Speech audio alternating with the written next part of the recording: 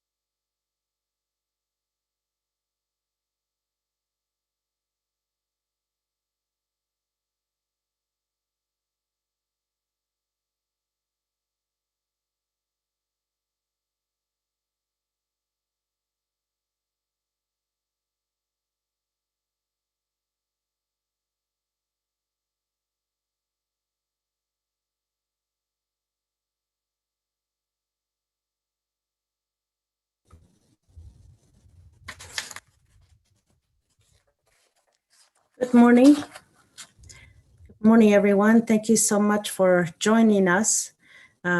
We've been waiting for Supervisor Ryan, Chair Ryan, and he will be joining us a little later. So I'm going to start the meeting. Today is a special session of the Coconino County Board of Supervisors. On this day, beautiful snow. I see snow outside in Tuba City, just at dusk, but it's beautiful. On this day, Tuesday, January 26th, we're going to start our meeting, and first on our agenda is call the meeting to order. And we'll start with the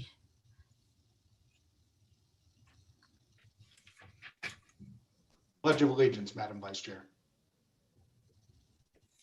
yes.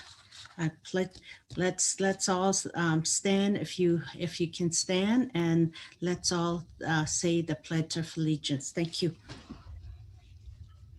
I pledge allegiance to the flag of the United States of America and to the republic for which it stands, one nation, under God, indivisible, with liberty, justice for all. Thank you.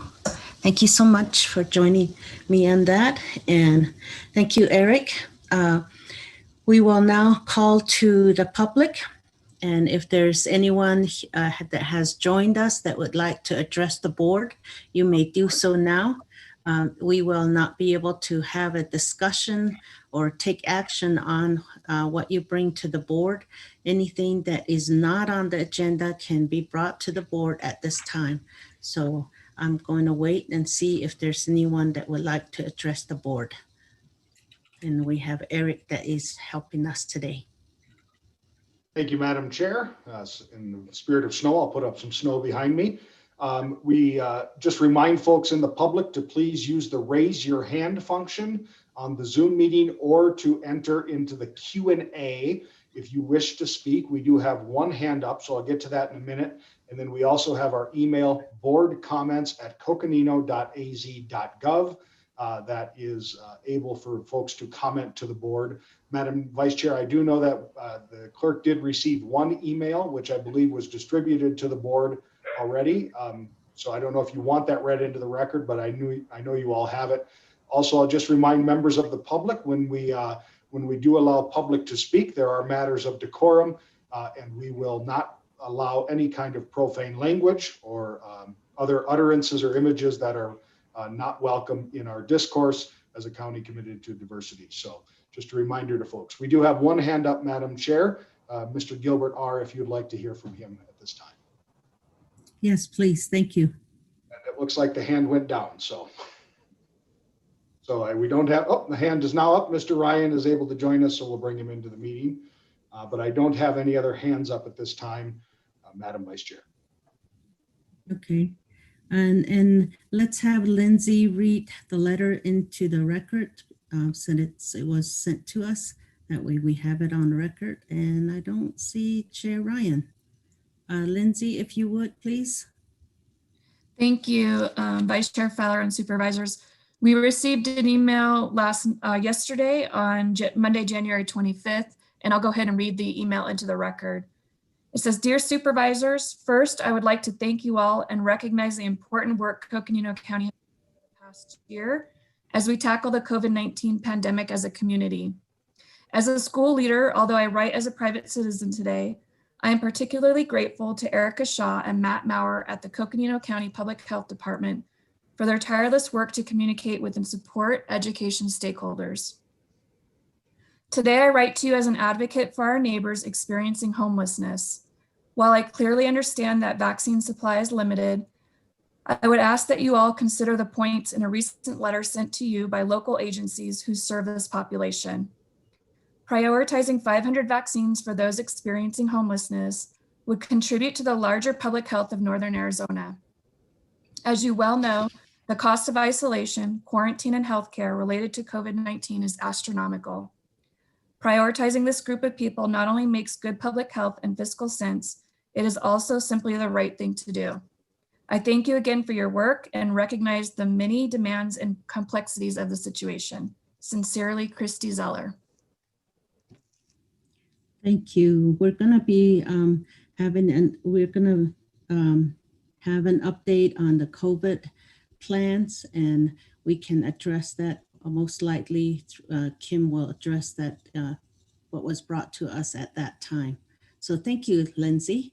And Supervisor, our chair, Matt Ryan, has joined us. So I'm going to turn the meeting over to him. So, Mr. Chair.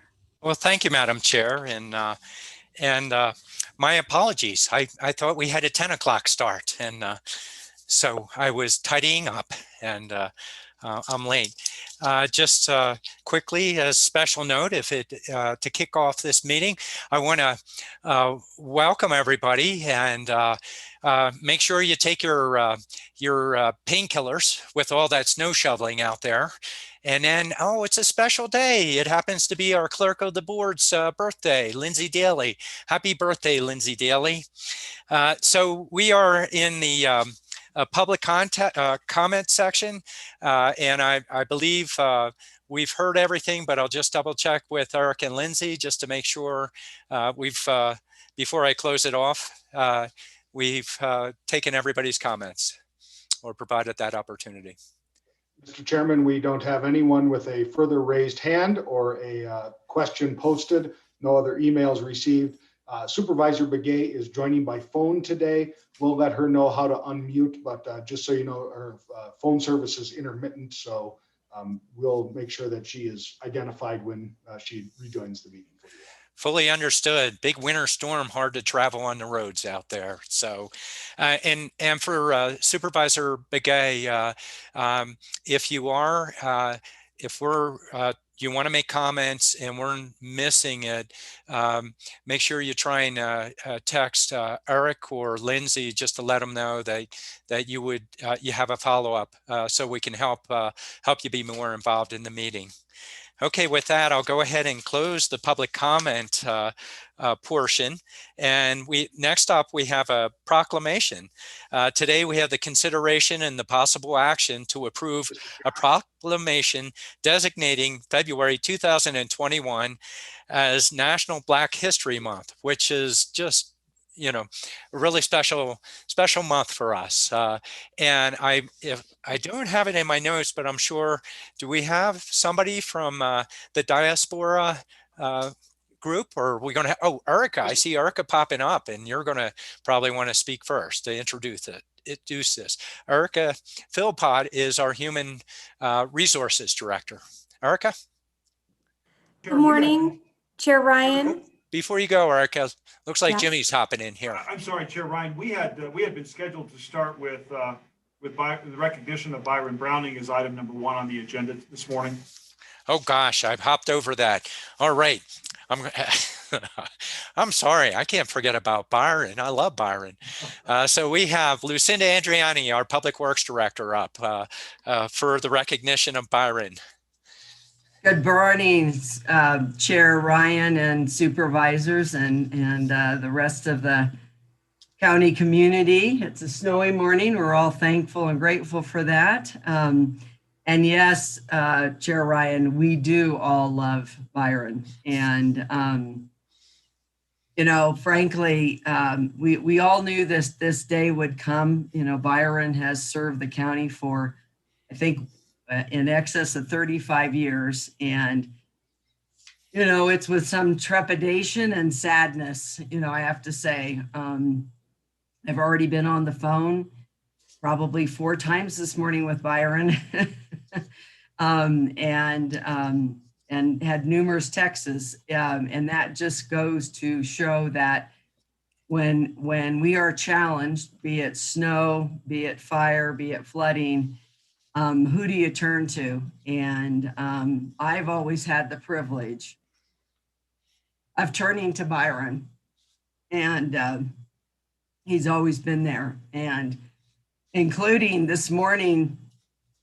you know, ensuring that even our own facility at Public Works, 2 of our facility people are stuck at their quite a ways from Flagstaff, and one is down off of, he's actually lives in Camp Verde, and he's, you know, 17 is closed, and the other gentleman is stuck in snow out away from town. And so anyway, so he was out with a shovel this morning, helping clear some paths, making sure people could get to the porta potties, all those essential things.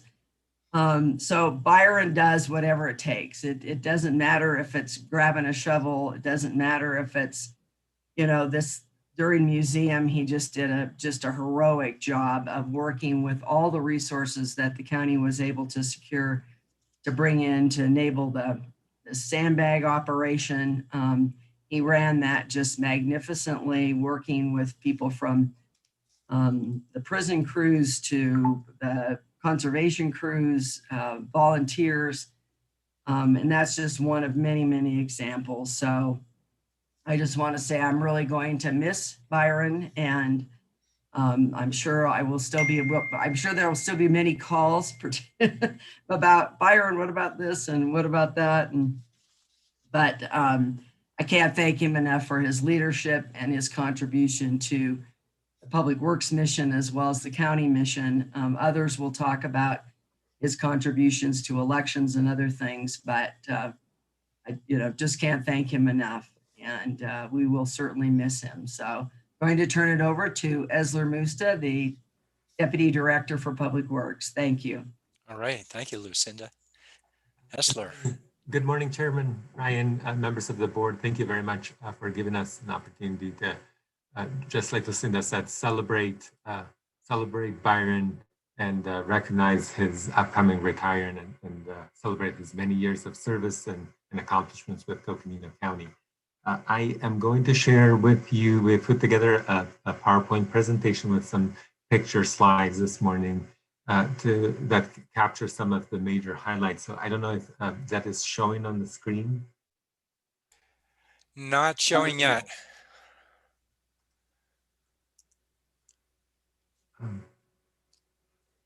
Is it?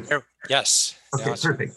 So again, Byron has plays a vital role for public works, and he gives himself to everything he does, no matter what the challenge and the in front of us. And he helps not just across public works and with all our initiatives, but he plays a pivotal role across the organization.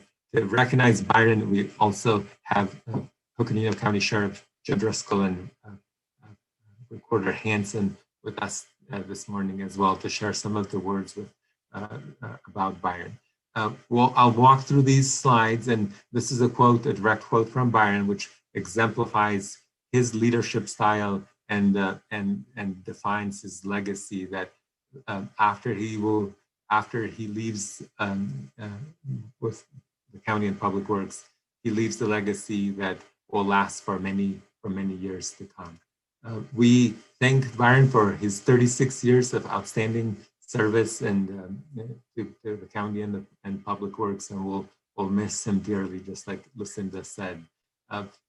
We just wish that Byron, that as he begins his new journey and a new adventure in life, that we are very proud of what he's done, and we will always deeply and sincerely appreciate all of his leadership in the fleet services and the legacy that he leaves behind. Byron has many interests and talents. He's been active in the community across with the Boy Scout troops, and throughout the years he's been bringing the Boy Scout troops to the board meetings to teach and for everyone to learn about civic responsibility. And we wish that his new adventure with his family that has supported him throughout these 36 years with Coconino County is a bright one. So thank you, Byron, for everything you've done with us, and congratulations on your next chapter in your life. And I'd like to now turn it over to Sheriff Driscoll. All right. Thank you, Esler. And we have Sheriff Driscoll on. All right. Well, Mr. Chairman, members of the board, thank you for this opportunity. Byron, we obviously go back a lot of years, and we've had some really interesting and some great times over those years. You know, when I recall back when we had mechanical services housed at several gas stations in town, and with a staff of 2 people. And, you know, the growth that we saw, the things that changed, and you were such an integral part of that change throughout those years. What a great time we've had over all these years. And Byron, I always considered you as that go-to guy. You know, when we needed something fixed in a hurry, when we had some emergency breakdown, when we had to purchase something to get back on the road, or when we just needed to make things happen in a hurry, you were the go-to guy to make all that work. And I want to let you know that I appreciate it, and the entire Sheriff's Department does, with what you have done for us and worked with us over all these years. I think on more of a personal note, over the years, I also watched you and Cindy with Parker. You know, those discussions that we had early on in both of our careers involving our kids, and how we dealt with our kids, or tried to, and you know, the successes we had and the letdowns as well with different things. And it was your involvement with Boy Scouts, like Esler mentioned, I think is really a sign of your dedication to youth in the community in Flagstaff and the surrounding area. It takes quite a person to devote so much time to that. And as a result, Parker is an Eagle Scout, and you have no idea how much I appreciated being asked to speak at Parker's Eagle Scout ceremony, and that meant a great deal to me, and I hope it did to Parker. That to do that kind of thing, that kind of accomplishment is incredible, and it just a tribute that you're not just a great person, but you're a great leader and a great father.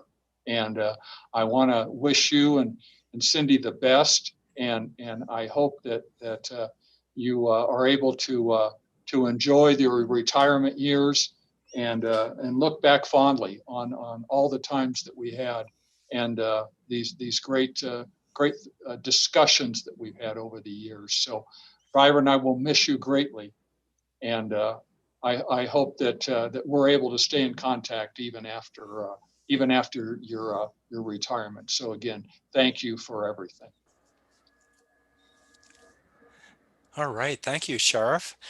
And also, I'm hoping we can have Byron speak up there. You can give me trouble about that, Byron. But before we do, I'd like to take a moment for the board just to comment. And I'll go ahead and start out and just say, I love Byron. Actually, it's interesting listening to Sheriff Jim Driscoll and Byron Browning, two people that have been around way longer than I have, helped me learn about the county. But I know the pride that went into the fleet services, going and seeing Byron amongst his peers as a leader in the state in that area, and well respected, and he would be a go-to. But just what the sheriff had been speaking about, Byron would bring scout troops to the board meetings, so they'd have their I think it's a public service badge. I wasn't a Boy Scout. I was a Marine, but not a Boy Scout, so I don't remember what the badge was called. But he'd bring us Boy Scouts in to attend the board meetings, and I'd often see Byron out helping people out in the community. And so just a wonderful person that has just been a backbone to the county, and really appreciate you, Byron, everything that you've done. And you have a great opportunity to spend time with your family now. I wish you well with that. With that, I'll turn to other board members if you'd like to make a comment. Thank you, Mr. Chairman. I would like to. Please, Liz. Okay, thank you. Well, first of all, Byron, thank you so much for all of your years of dedication and service to Coconino County, and for, really being just an exemplary leader. I want to tell you that you're one of the first smiling faces that I encountered at Public Works when I came on to the board 24 years ago. And you haven't stopped smiling yet.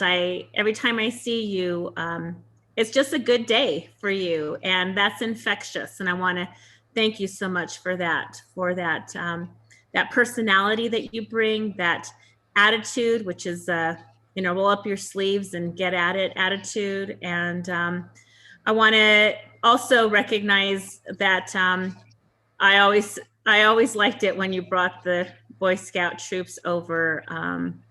I thought that was really wonderful, and really like to see how you volunteered your time there. But every emergency, I've seen you. I mean, it feels like every important moment at the county you've been involved with and have rolled up your sleeves and helped with. And so I want to again thank your family as well for their support of you and your professional career at the county. And I hope that you'll continue to see the county as your family, and that you'll let us know how you're doing from time to time, because you definitely have left a mark here at the county. And we want to see how you're doing and how you're enjoying your retirement. And so I wish you the very, very best. And I want to thank you, Byron, for not only touching my life, but touching the lives of many others here at the county and throughout our county communities. Take care, Byron. All right. Thank you, Supervisor Archuleta. Other board members? Yes, please. Okay. This is Supervisor Horstman. Yes. Patrice, please. Good morning, everyone. And Byron, I hardly got to work with you, but I've certainly heard nothing but wonderful things. And somebody who has a smile like yours is certainly someone that is going to be missed in our county. And I want to thank you for your longtime service here to the people of Coconino County. You've left a legacy. It's very apparent from the people who have spoken. Thank you for your service. I really, truly appreciate it. All right. Thank you, Supervisor Horstman. Other board members? Yes, Mr. Chair, this is Lena. All right, Lena. Supervisor Fowler, go for it. Yes, thank you. Thank you so much for your work. You work closely with my office. Your patience, your patience with us is just really been amazing, and just your outreach and just everything that you have done. I can't believe, I didn't realize you were retiring. So I don't know if we should bring this to the board and deny your retirement. But I know you mentored so many there at Public Works and throughout the county. So I just really want to thank you for everything you've done, just not just for my office, but the whole county. So thank you so much, and have a great adventure in your retirement, and best wishes to all you and your family. Thank you so much. And I want to thank your family for allowing you to spend so much time at the county. I know that there's a lot that the families do just to support all the employees. So thank you so much. All right. Other board members? Thank you, Supervisor Fowler. All right. And then, and I know Supervisor Begay is, she's on the phone, so it's hard to get on as well.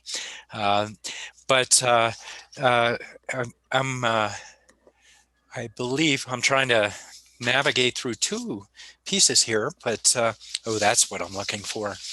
I believe Recorder Patty Hansen also would like to comment, and I apologize, Patty.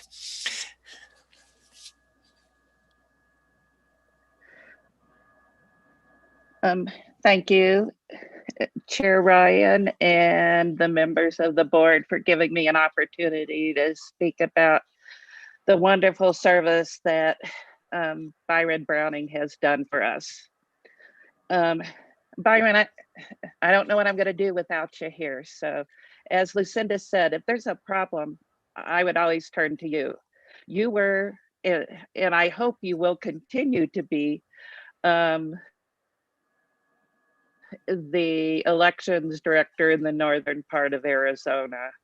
I know on election day, I don't have to worry about what's going on in northern Coconino County, because you're there and you can handle just about anything, whether it's a truck that was rented and it turned out it was stolen and it was gonna be repossessed, I think, by the police department, or a radio commentator and page saying that new voting equipment was shredding the ballots.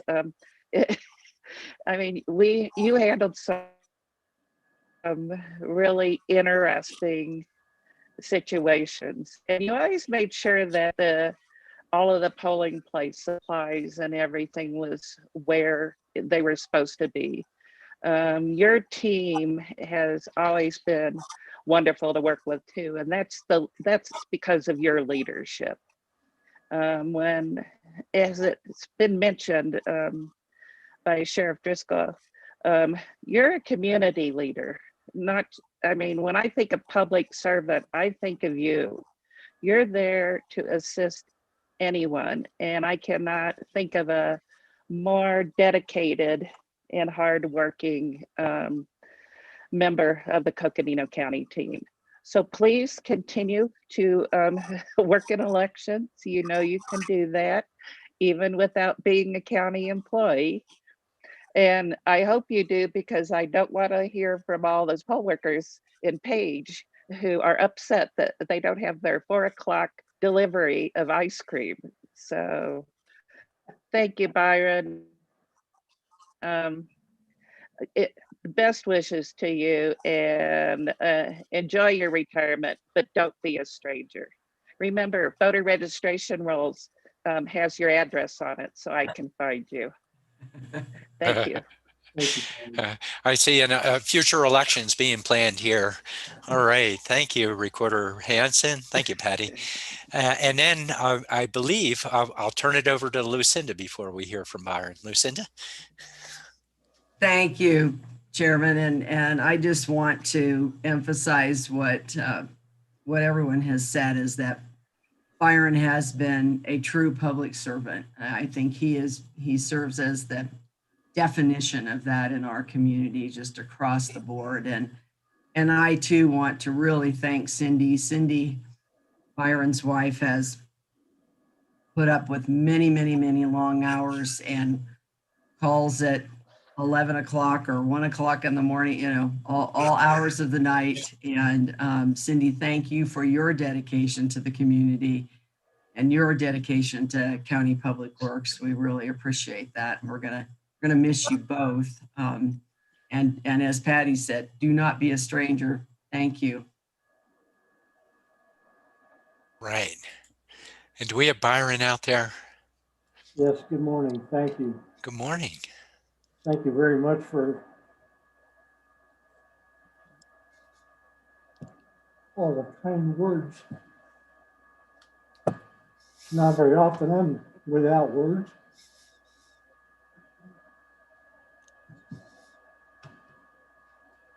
But it's quite a day. I want to thank all of you, because it's not just me.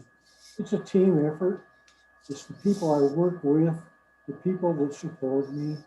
They make me look good. It's not me. It's a lot of people that we all communicate with. And that's really key. It's about communication and asking for help. And people are more than willing to help if you ask. And so people have been very good to me, and y'all have said very, very nice things about me this morning, but I'm just one of the team. There's lots of other people that have accomplished the work. I just get to be part of it.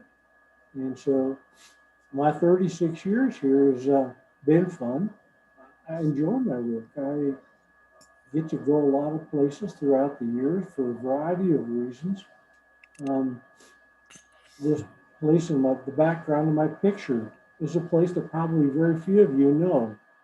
But it's in our county, and I've been fortunate enough to be able to go there and be there on a day when it was so beautiful, and I just couldn't stand it and I had to take a bunch of pictures. But our whole county is a beautiful place, and it's a beautiful place to see. It's been a great place to work and raise a family. And so as this becomes the next step in my life, in my journey, in my adventures, I don't know where I'm going to go, what I'm going to do. And I love it here, so I don't plan on leaving town. But I love the outdoors. I don't care if it's white or windy or hot. It's better than being in Florida, I got to tell you. So, and I spent some time there. So anyway, my thanks to all of you for providing a good, safe environment for me to work and to help raise my family. Thank you, Supervisor Ryan, Chairman Ryan. Oh, thank you, Byron. And your pause, it's what's so special about you. You always bring emotion and caring about others. And as the statement said, congratulations, good luck on your next adventure. And we also had a few comments that, Deputy Manager Joanne Keene, wishing you well in your future. Thank you, Byron, also from Lucinda. Incredible public service. And yes, it's all about the team, but it's also about leadership. Thank you for stepping in and up as a leader in so many ways. So thank you again, Byron. Good morning. Good morning. Good morning, Supervisor Ryan and the rest of the supervisors. This is Judy. All right. Managed to get on, and I've been pushing a lot of buttons here and there. I'd like to ask Brian something. How can he retire at the age, at the amount of years that he retired, when I was told that you worked only 46 years and you still have 2 more years to go? Well, anyway, being a new supervisor, I see a lot of good people, a lot of good employees that are out there that have really gone over and beyond working at the county level and helping, being public servants, and just enjoying their jobs. And when we did our orientation with human resources, they really told us that we need to be careful. We have to be sharing, caring, and also be very helpful and be courteous and stuff like that. So I think that has a lot to do with it. So I just want to say, Brian, I wish you the best of luck in the future and really enjoy your retirement. I know that your family has to be behind you in order to be working for X number of years. So thank you so much. Thank you. All right. Well said, Supervisor Begay. Thank you, Judy. And also thank you, Byron, for being an amazing human being. You are leaving our county a better place. And that came up on my screen and dropped off. A lot of comments. With that, we're going to actually have to move on to the next item. And I love seeing you out there. Where's the snow behind you, Byron, in your photo that you have behind you? Copper Mine Trading Post. Okay. All right.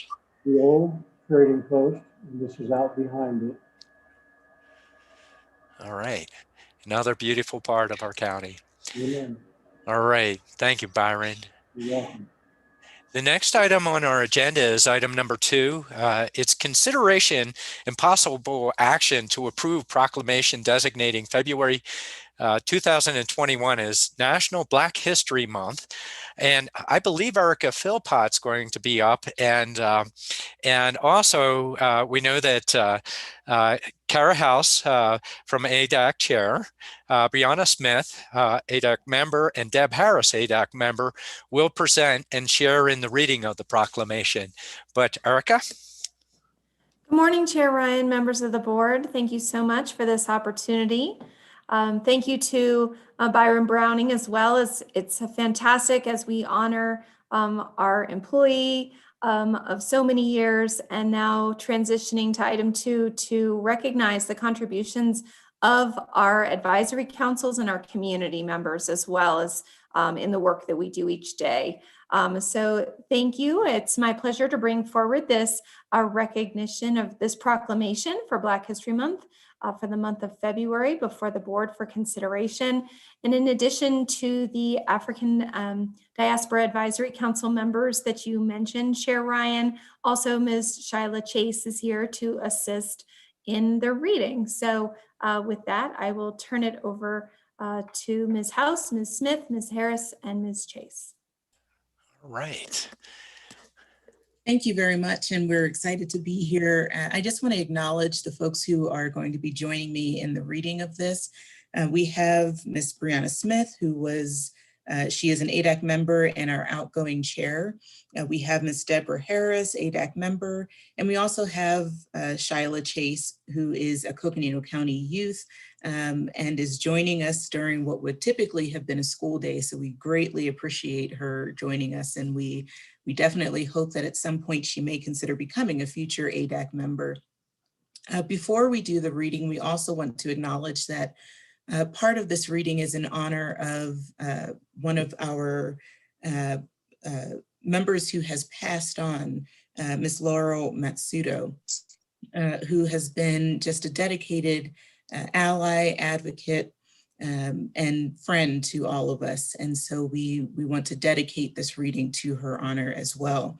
As we do the reading, Ms. Shyla is going to start us off with the first two, then Brianna will, or Ms. Deb, excuse me, will follow, then Brianna, and then I'll round out the reading. So Shyla, if you want to kick us off. Okay.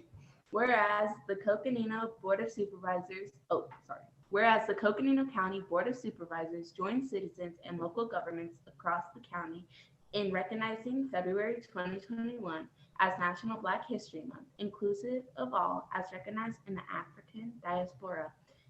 And whereas Coconino County recognizes the rich and diverse history of the African diaspora, a people who shaped continents all over the world, a people contributed and influenced history, culture, and achievements of the United States. And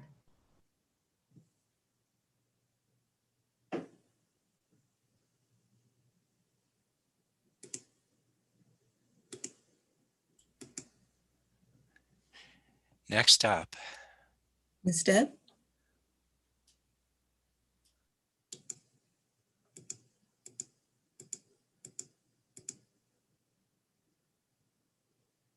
Ms. Deb, you're on mute.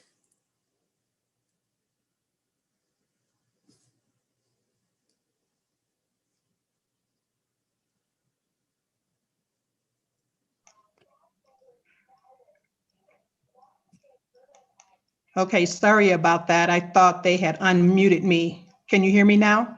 Yes. Okay, sorry.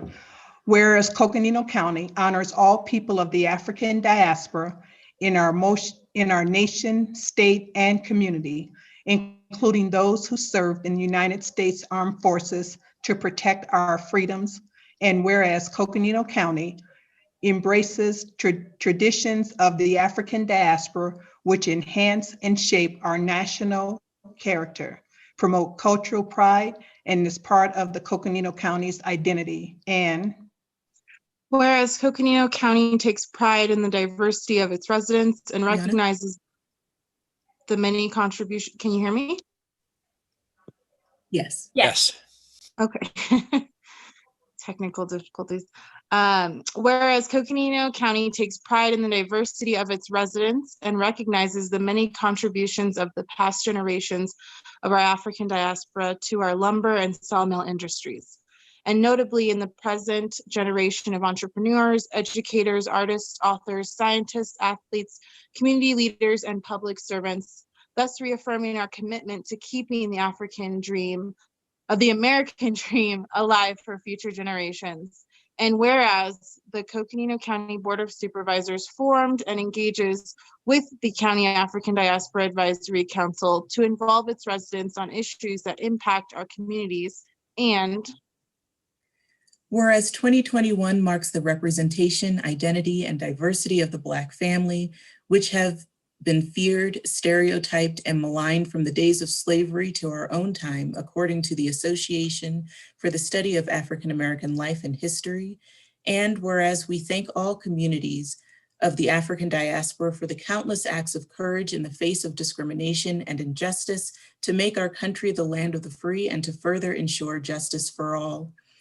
And therefore be it resolved that in the spirit of celebrating and honoring the positive contributions of all people of the African diaspora in our county, our nation, and our society, we do hereby recognize February 2021 as National Black History Month and call upon all residents to reflect on and embrace the diversity that strengthens us.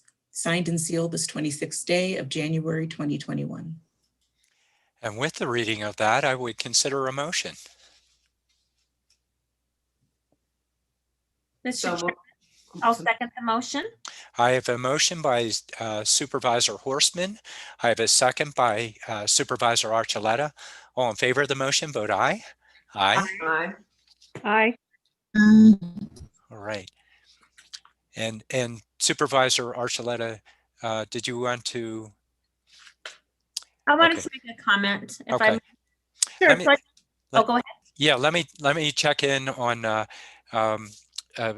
so we're all trying to do this with Zoom, and I want to thank everybody for your patience. A piece of us trying to let people in to speak is is just a process that we're working through. But first, I'll turn to Ms. Else. Kara, did you want to comment and take time for everybody that did the readings to comment before the board comments? Or do you want to wait until we go through that? I'll wait until you all have a chance. Okay. Oh, fantastic. Okay. And then we'll bring it back to you. So Supervisor Archuleta?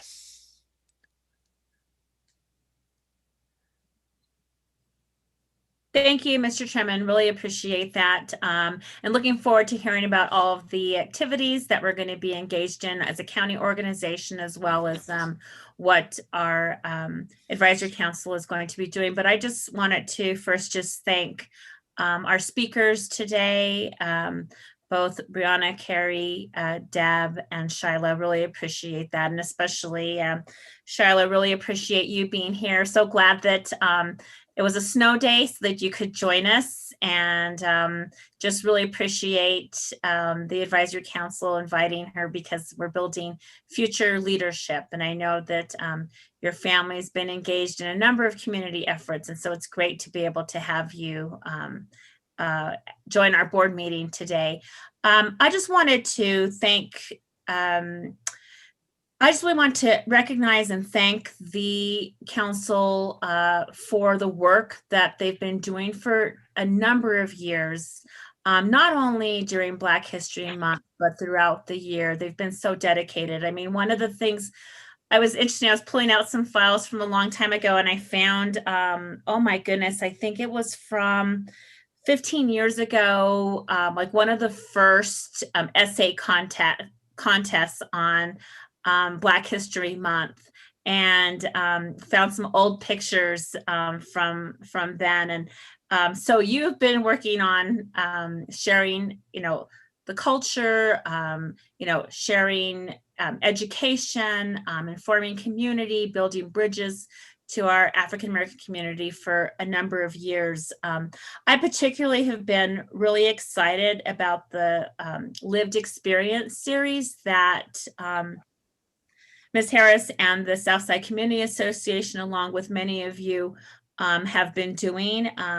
Today on the agenda, you'll see that that's on a community initiative agenda as well, for an allocation from my district. But that has been so meaningful and so educational, and I really want to thank you for being involved in that. Most of all, just each of you as individuals for what you bring to the council, for what you provide the county in terms of your perspective, in terms of looking at the policies that we're considering as a county to make sure that they're reflective of inclusiveness, of diversity. That's really important to me, and I hope that you'll continue to do that as a council, weighing in and helping us to make sure, just as you said, Ms. House, that we have a community, a state, and a country that is equitable and truly is just for all. So thank you so much. I appreciate your work. Right. Thank you, Liz. Other board members? Yes, if I may, just quickly. Please, Supervisor Patrice. Thank you. And thank you all for being here today and for the reading of that proclamation.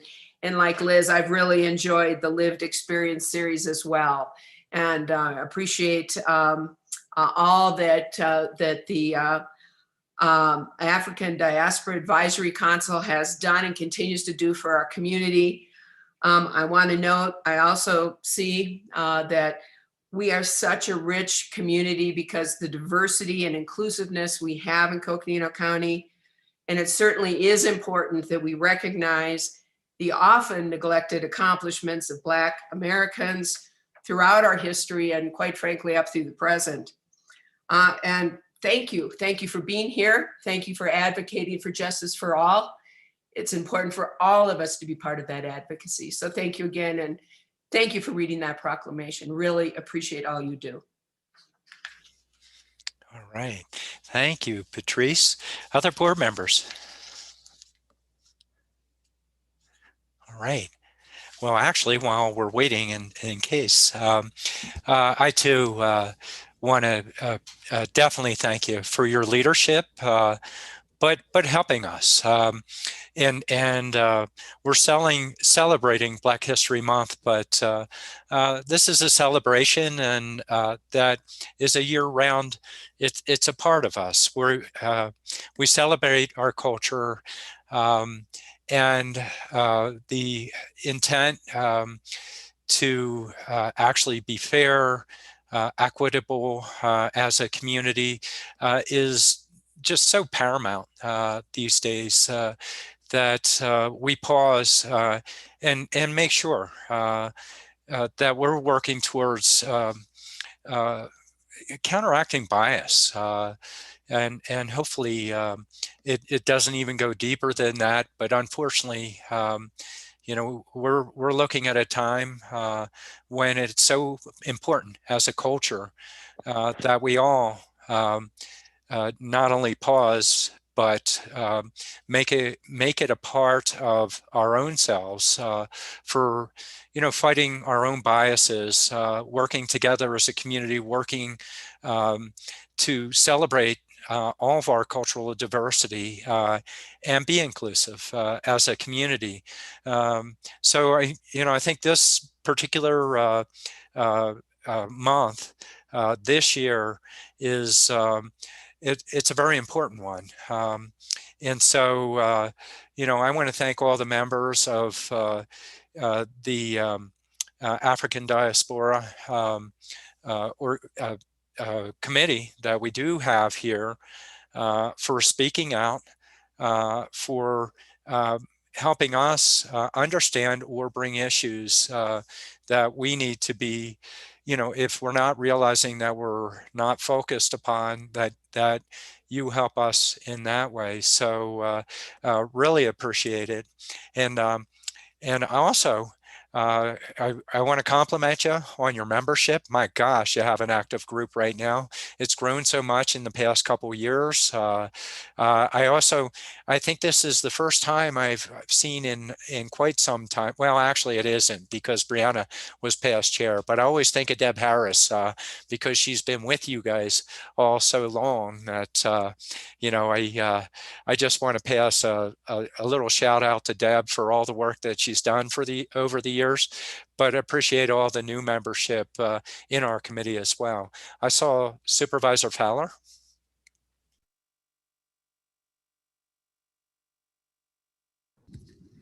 Yes, thank you. Thanks so much for bringing this to us again. And, I really like Coconino County, the fact that we as a county really recognize diversity, not only just through our advisory committees, but also throughout the county, just our statement about our mission, and just knowing what we value, which is diversity and inclusion. Those were not words that were heard just several years ago, and we as diverse people, minorities, have really endured a lot. And it's really good to now today. I never thought I'd see this day really these days, but it's been really very educational for me in one sense, to be able to recognize people's diversity, and also to honor and to recognize what they have gone through, what we have gone through. When we talk about this is Black History Month, but I think it's always a diverse culture all the time, and what we have endured, the laws that have been passed, and that we have to untangle just to get to where we can actually really be be able to really have everything to where we'd be able to do a lot more. I went to boarding school in Kaibito when I was young, and there was a teacher that came one year. He was Black and brought his son. It was just him and his son. Boy, Edward, he could outrun all of us. We used to run, and we could play baseball. We could go all kinds of. That's the first time I have ever saw a Black person when I was a little girl. And, we had a teacher that used to have every Friday, she would do a culture exchange. That's what she called it. And we would tell our story about ourselves, every one of us. And that's the first time too in her class I ever taste fish, all kinds of different kinds of cheese. She was from back east. And I really learned a lot. She opened our eyes. So teachers are really important through these proclamations that we're doing. It's an opportunity to teach each other, to learn from each other. And that's what our counties were trying to ask the citizens to do. And that's what you're doing. So I want to just thank you for your volunteerism to be able to really represent the county in this way. So I just want to thank you, and really very good just how you're how you're putting the education that is out there in the community. So I just want to thank you, and then I want to recognize Supervisor Archuleta for starting the Diversity Council before I came on board. But it's just really, I think, important aspect of our work as a county. So thank you. Did you want to comment, Supervisor Archuleta? I see you smiling out there. Yes, definitely recognition of all that you have done, Liz. I just did thumbs up, thank you. That's great. You bet. All right. Can I add? Yeah, go ahead. Please. This was the first time, Edward, this was the first time he saw Native Americans. He walked in, he was touching our skin. We're touching his skin. He's touching our hair. We're touching his hair. Oh, how about that? And I want to, oh, good. Supervisor Begay, Judy. Hi, Chair Ryan and other supervisors. I also want to make a little comment. I know a lot of what I want to say has already been said, so I'm just going to elaborate a little bit more on it. I think diversity is a good thing, and because I think it's going to really strengthen all of us if we, respect all, if we all respect and promote our cultural and traditions that we have. And I think that no one should be living in fear or be stereotyped and also maligned. And also, I think we have to make sure that we are all equal and to ensure justice is done for all, because that's what's going to make us a better place to live, and also to strengthen us to to move on in life and to make things greater and bigger for all of us. And it will help us to get along, and more so than as it is. But I just want to say I want to thank the I want to thank Shyla and Brianna and Deb also. If you're, when you do a project and you're serious about things, and you want to make things work and get through, then like this I'm really thankful that it came before the board, because I, for one, always talk about you need to treat people the way you want to be treated. And I always stand by that.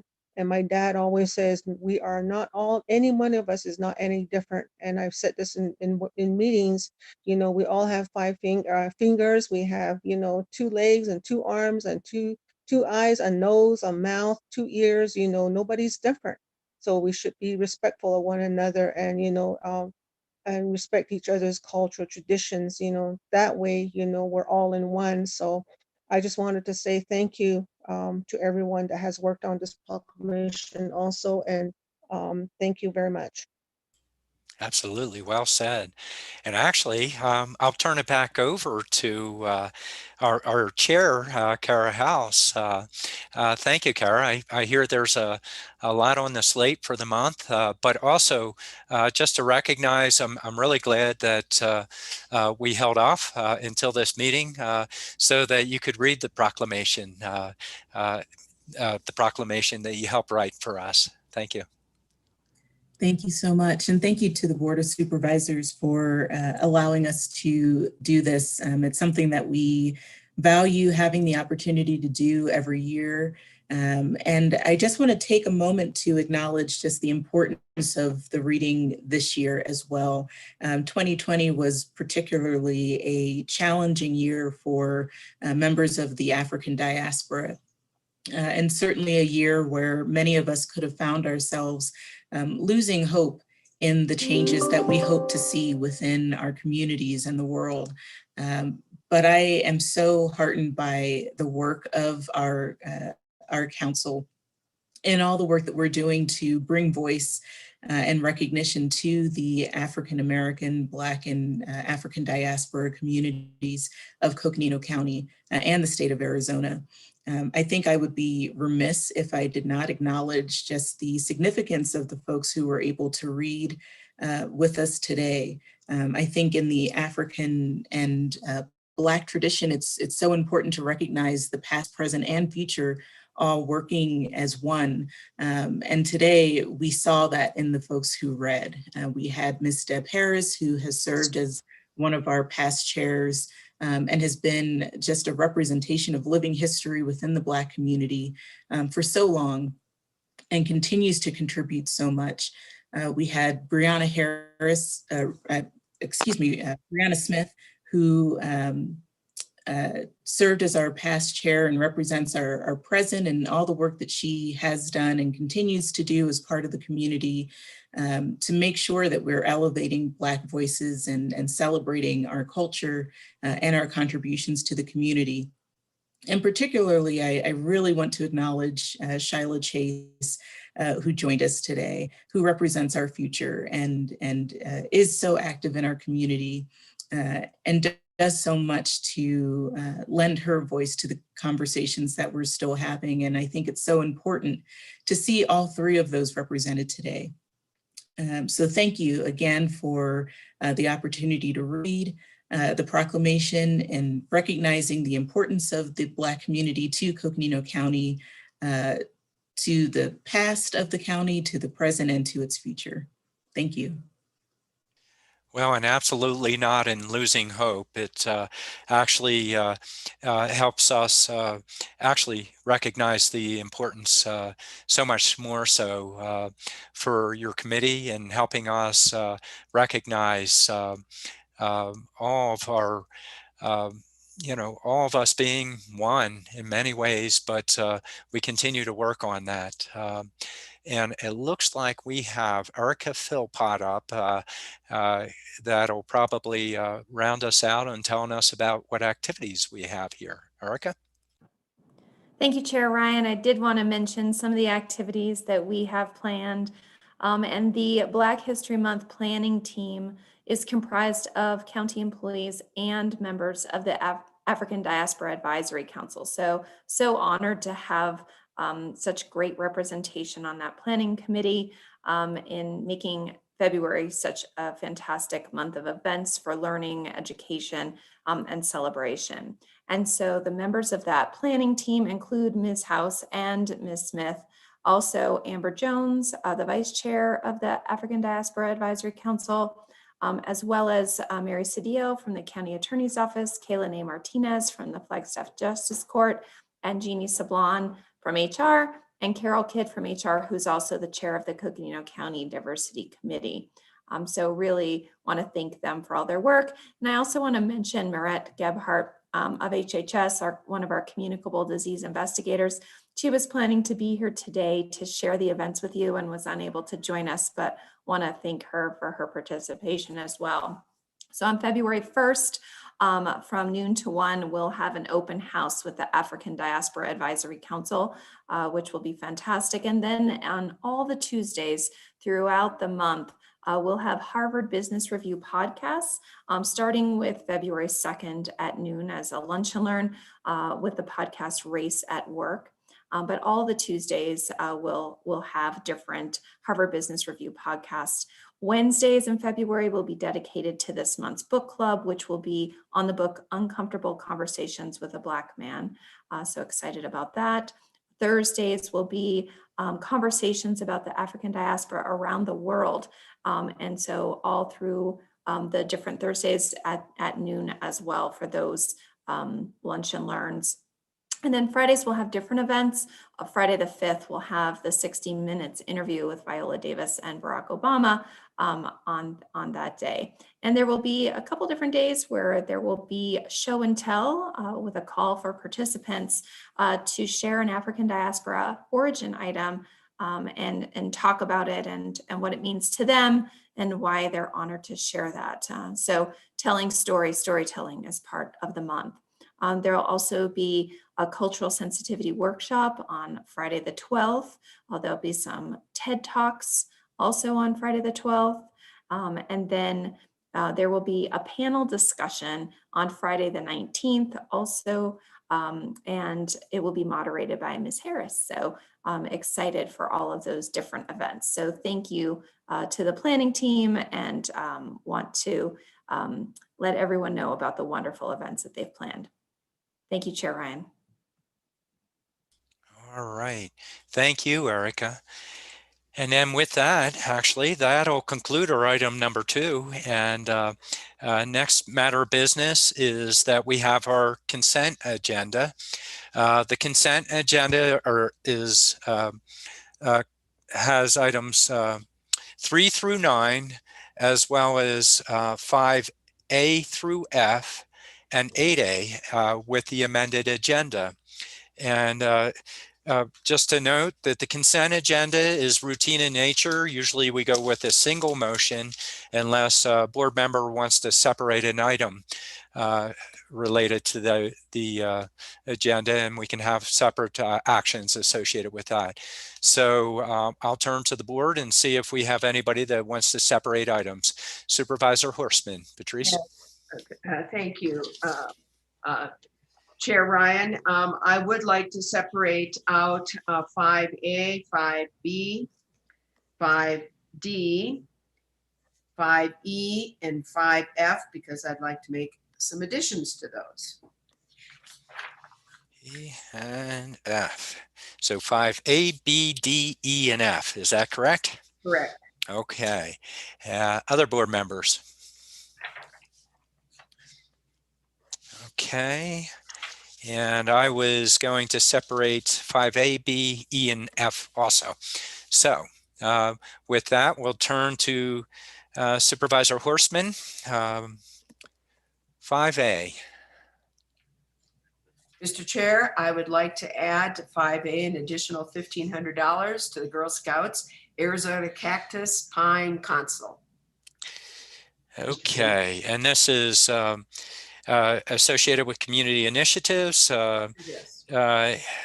Okay, to provide leadership programs to keep girls ages K through 12 engaged and supported during pandemic.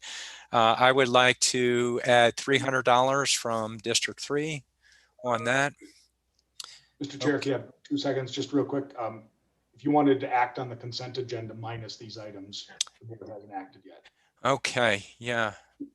Yeah, well, we have, I will, I'll come back to that. I have this item separated, so let's finish this item off, and thank you, Eric, I appreciate that.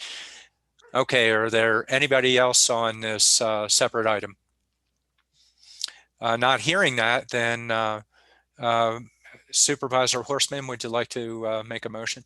Yes, I will. Thank you very much. I would move that we accept item 5A, and that is to approve the community initiatives as set forth to fund the Girl Scouts Arizona Cactus Pine Console.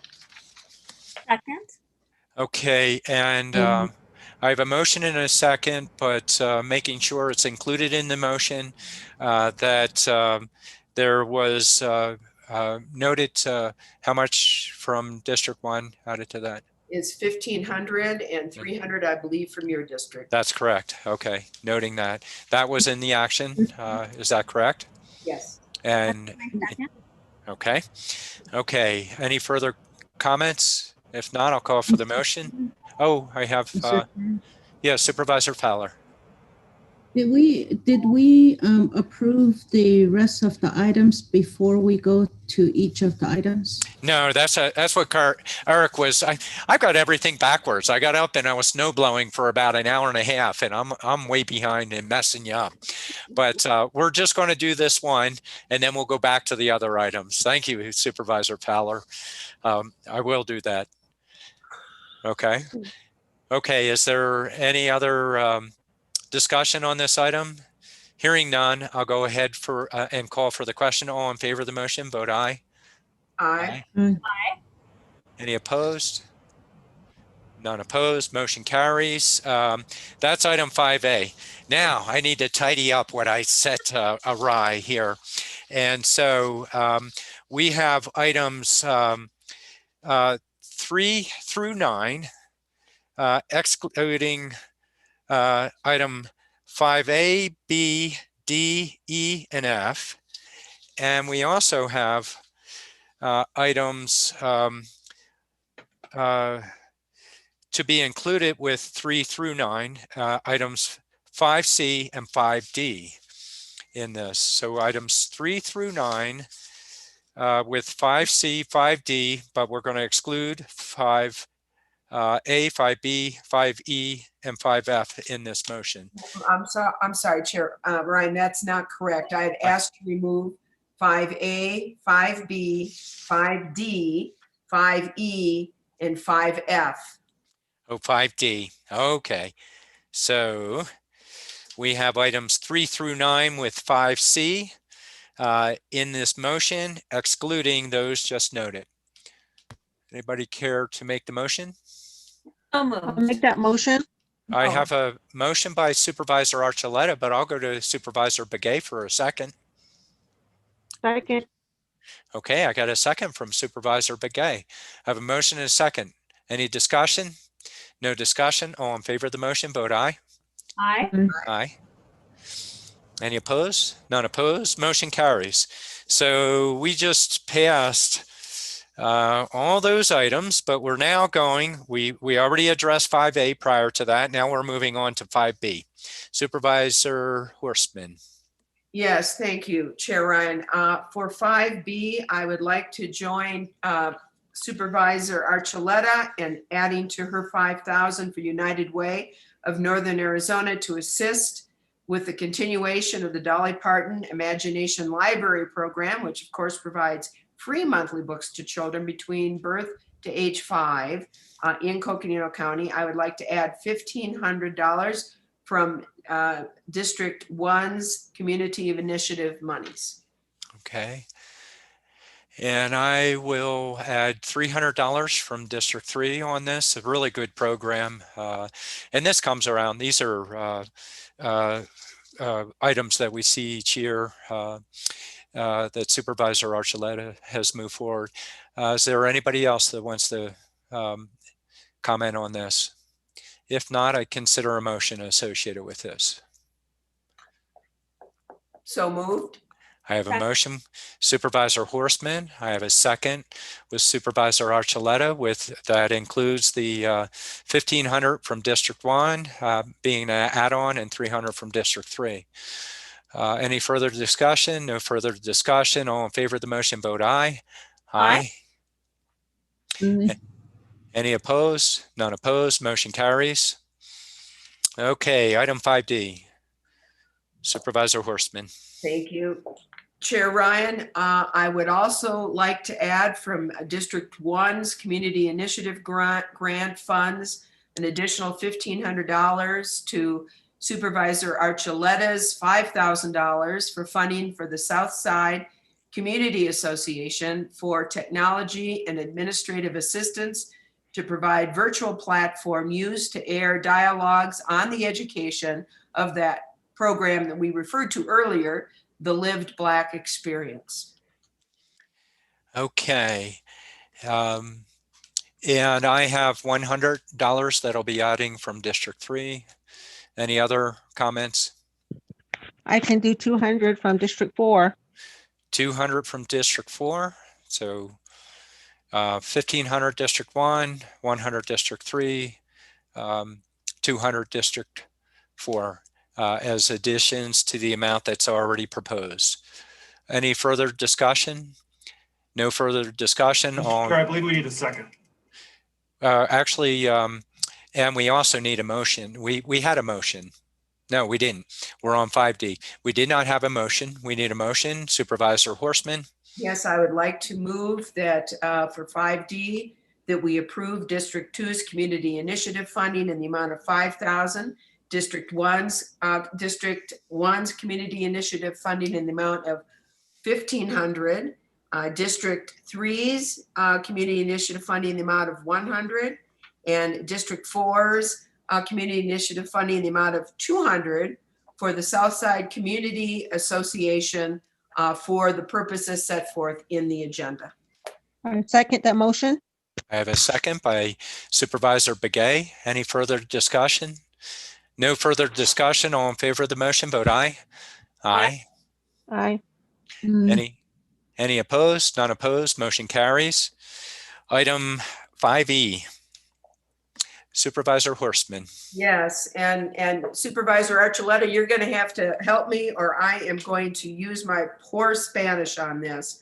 I would very much like to add District 1's community initiative grant in the amount of $1,500 to join the $6,000 for costs associated with providing cultural and educational programming for the summertime. And this is where I need your help, Supervisor.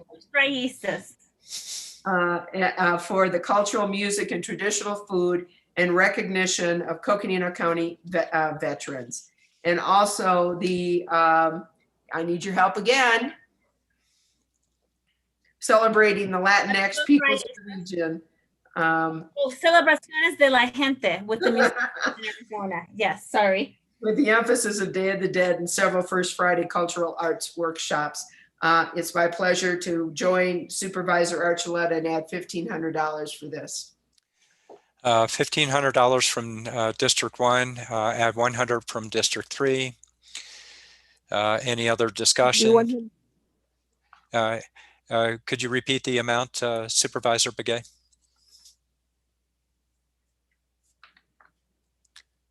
Supervisor Begay, you're muted. I like to do $100 to the initiative. So Okay. I'm going to use the initiative funds. Okay, $100 from District 4 on that. Any further discussion? Okay, with no further discussion, I consider a motion. Supervisor Horstman. I'd be happy to move that for District 2 Community Initiative to join the $6,000 for costs associated with the cultural and educational program as set forth in the agenda, and an additional $1,500 from District 1, an additional $100 from District 3, and a District 1 and an additional $100 from District 4. All right. Any further discussion? No further discussion. All in favor of the motion, vote aye. Aye. Aye. Aye. Any opposed? Aye. I'm going to call, I'm going to have to point of order. I don't believe I had a second associated with that. I'm going to have to call the question again. That was a motion by Supervisor Horstman. I need a second on that. Second. Second by Supervisor Archuleta. Okay, now I'm calling the question. All in favor of the motion, vote aye. Aye. Aye. Aye. Okay. And anybody opposed? No one opposed. Motion carries. Okay, item number 5F. If I may, Chair Ryan. Please, Supervisor Horstman. I would like to use District 1's community initiative funding to add to the funds provided by District 2 and in the amount of $500 each for each of the 3 of the counties advisory councils. And so that would be 500 for African Diaspora Advisory Council, 500 for the County Hispanic Advisory Council, and 500 for the Indigenous Peoples Advisory Council for the purposes as set forth in the agenda. Okay. I'm looking at that, and from District 3, adding 200 to that item. Any further discussion? I'd like to add to the indigenous one. I'd like to add to $300 to that one. Okay. More specific to one of the committees, Supervisor Fowler, it looks like you want to comment. Yes, thank you, Supervisor Archuleta, for bringing these items to us. I'd like to add 200 for each of the committees. Thank you. Okay, so we're going to have to check our math on this. Supervisor Horstman, how much did you state? 500 each, $500 each for the 3 advisory committees. And Chairman Ryan, I'm not sure, you indicated 200. I'm not sure. Yeah, I was adding 200 for the 3, just 200 as a total amount to be split among the committees there. Thank you. Okay. And then Supervisor Fowler added, how much per committee, Supervisor Fowler? I added 200 each. Okay. To the committees. Thank you. And then Supervisor Begay, you had a specific committee. Could you note that again? How much? The indigenous for $300. Okay. All right. Got all that together? So Supervisor Horstman, would you like to make the motion here? I will try. Ryan. Good. I would like to make a motion for, as set forth, 3,000 to be divided up with the 3 different county advisory councils. Added to this would be an additional $500 from District 1's community initiative for the 3 advisory councils, and from District 4, an additional $300 for each of the advisory councils, and from District 5, $200 for the Indigenous Peoples Advisory Council, and from District 3, a total of $200 to be divided among the 3 advisory councils. That would be my motion, Chair Ryan. All right, I have a motion. And who was that, Supervisor Archuleta? Yeah, I think that's switched around a bit. So I think you just switched 5 and 3. So may I take a stab at it? Oh, I'm Okay. sorry. Did you? So Supervisor Horstman's withdrawn her. Go ahead, Supervisor Archuleta. Okay. There's an acknowledgement. Mr. Chair and board members, I'd like to make a motion to approve item 5F. F in the following amounts: District 2, $1,000 for each advisory council for a total of $3,000 from District 2. From District 1, $500 for each advisory council for a total of $1,500. From District 3, an allocation of $200 to be split amongst the 3 councils. From District 5, $200 for each council for a total of $600 from District 5. And for District 4, an amount of $300 specifically allocated to the Indigenous Council. And I will second that motion. All right. Well done. Okay, I have a motion and a second. I think everybody's had a chance to discuss, so I'll go ahead and call for the question. All in favor of the motion, vote aye. Aye. Any Well opposed? done. Thank you. Well done, as Supervisor or Vice Chair Fowler stated. So It's this higher math, Chairman Ryan, this higher math gets to me. okay. Okay, now you got to catch me up. Did I get call for the vote there? Yes, you did. It's done. Okay, good deal. All right. Yeah, yeah. There we go. Well, we'll try everything today. Okay, that completes our consent agenda. And, you know, the next items that we have coming up, we'll be starting with item 10, which are action items where we get into discussion. We've been, well, most of you have been going since 9 o'clock. It is 10:37.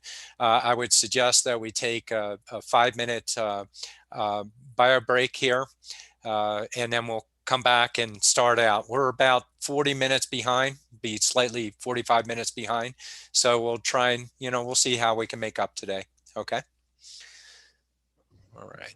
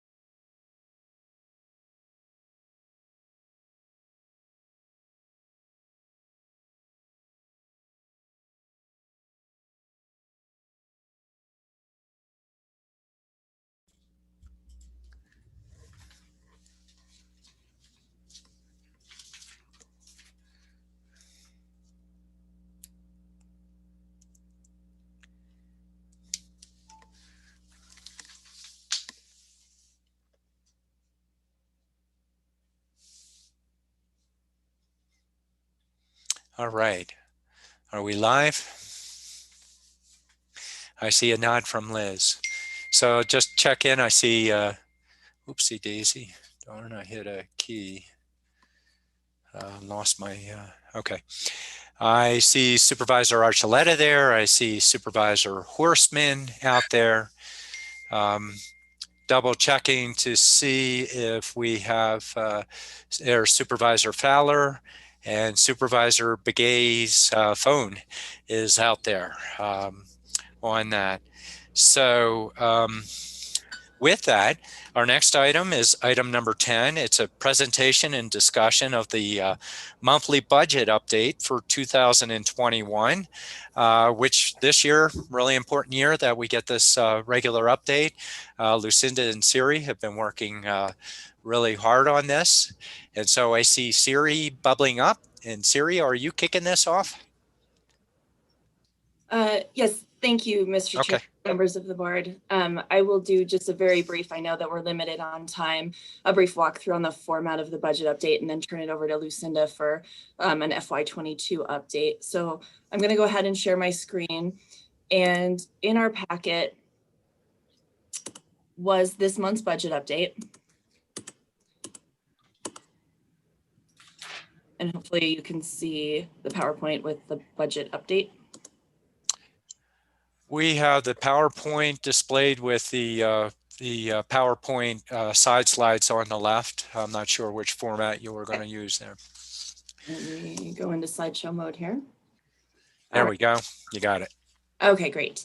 So I'm going to skip the summary for just a minute and come back to it. I just, for the benefit of the new members, wanted to let you know that typically we provide a budget update on a monthly basis, and we use not the exact same format every time, but a very similar format from time to time. And so I just wanted to walk through one slide of each to familiarize you with that. And then I'd like to offer that if you have any questions on any of the materials presented, please feel free to call or email me and we can talk through any of it, any questions you may have. But we provide our major revenue update, which is really just trend information on our major revenues. So this information looks similar for all of the major revenues presented. I'm going to focus on the local sales tax just to, again, to explain what the slide is showing.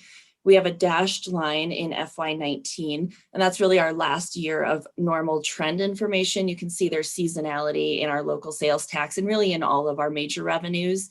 And so that's the typical pattern we might see in terms of how the ebbs and flows take place within the different months of the year. Then that red solid line represents fiscal year 20 information. And we can see that it was following a very similar seasonality or trend line, really mirroring that fiscal year 19 with some growth until we hit the shutdown period of the pandemic. And then we really had that trend shift significantly lower and then return more to a baseline level. Then the fiscal year 21 bubbles are shown in orange, and these are actual data points for sales made during that time frame. So the most recent information we have for fiscal year 21 is the November information. So that's represented in this orange bubble. And we can see then that we have exceeded fiscal year 20 for November. What we'll see in our local sales tax and our state shared sales tax is a few anomalies in the data points as we've moved beyond the shutdown period because we have also a new taxation source that's being included in here. So we were up for November sales for our local sales tax, but a large portion of that is a new sales tax base that has been added that was not previously included. And so it's not always a true indicator of the economy itself when we factor in this new sales tax base. So we include that on our next slide where you can see really the impact of the marketplace or remote sales. So these are online sales, retail sales that are now being taxed that previously had not been. And so one other thing just to point out as we look through each category and how it's changed over time, that really, again, we were up because of this new remote sales tax base, prime contracting, and retail. And so we don't expect this is a trend that will hold until we really see, again, growth in some of the more impacted categories. Restaurants and bars, amusements are still, again, down because of pandemic activity. And so we have similar slides for our major revenue sources that you can look through. Again, if you have questions, there's different trend information that's impacting our revenues in these different areas. And then we have a section on our major fund expenses. We do focus a lot on our general fund, but we have other major major funds that make up a lot of our activity. When we look at them together, we cover the majority of our financial activity through our major funds. And so we're just giving a status update. And again, just to walk through the format of this slide, and you can, again, review the information on your own, but we show the full budget for the year in our various categories. So salary and benefits together, then operating, travel, and capital. And then we break that budget down into year-to-date spending. So how far are we through payroll for the year? If we were to take this budget and just evenly distribute it, we would have spent $23.5 million in the general fund of salary and benefits. But through period 6, we had $22 million of spending. So we're trending below. We can see that in our operating. We can see that significantly in travel. And so as you go through, we have different major funds where we're showing the exact same information. So you can see where we're capturing savings in different categories and what our trend activity looks like. So I do want to go back from that. We've done a few summaries. So just the takeaways from this information that we found as we were analyzing it. On the revenue side, we did have a strong November. Again, prime contracting and retail are the major categories driving that increase. Everything else was really below those pre-COVID levels when we compare November sales this year to November sales last year. And then that marketplace impact is important to remember. When we look at vehicle license tax revenue, those are high. We've seen a lot of information on that. People buying more expensive cars, larger cars, and really the incentives and there's different things going on that have incentivized the purchasing activity and vehicle license taxes. That does flow through into a portion of the transportation or HERF distribution formula. And so we are also seeing some strong numbers there. On the expense side, we are on track to meet the budget targets that we built in for vacancy savings, salary savings in the general fund, and really in all of our major funds. We have savings, mostly in salary, and then travel is also still continues to be a significant source of savings. And then just, an update on COVID expenses to date have exceeded $4 million in the general fund. So that's looking at last year and this year since the start of the pandemic. So just an update on expenses that the general fund has fronted for the pandemic that we hope to, receive at least partial reimbursement on. So those are the takeaways we saw. I'm going to go ahead and stop sharing my screen. And my Zoom seems to be frozen, so I can't tell if there are any questions, but I'd like to open it up to questions, and if not, pass it over to Lucinda. Okay, right now we have, let me just pause for the board members. So you have your piece up there that shows the slides on the side. There we go. There we go. Hello, okay. everybody.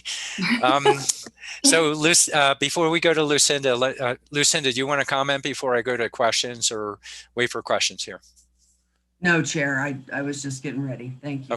Okay, so pause for a moment for the board members on this item.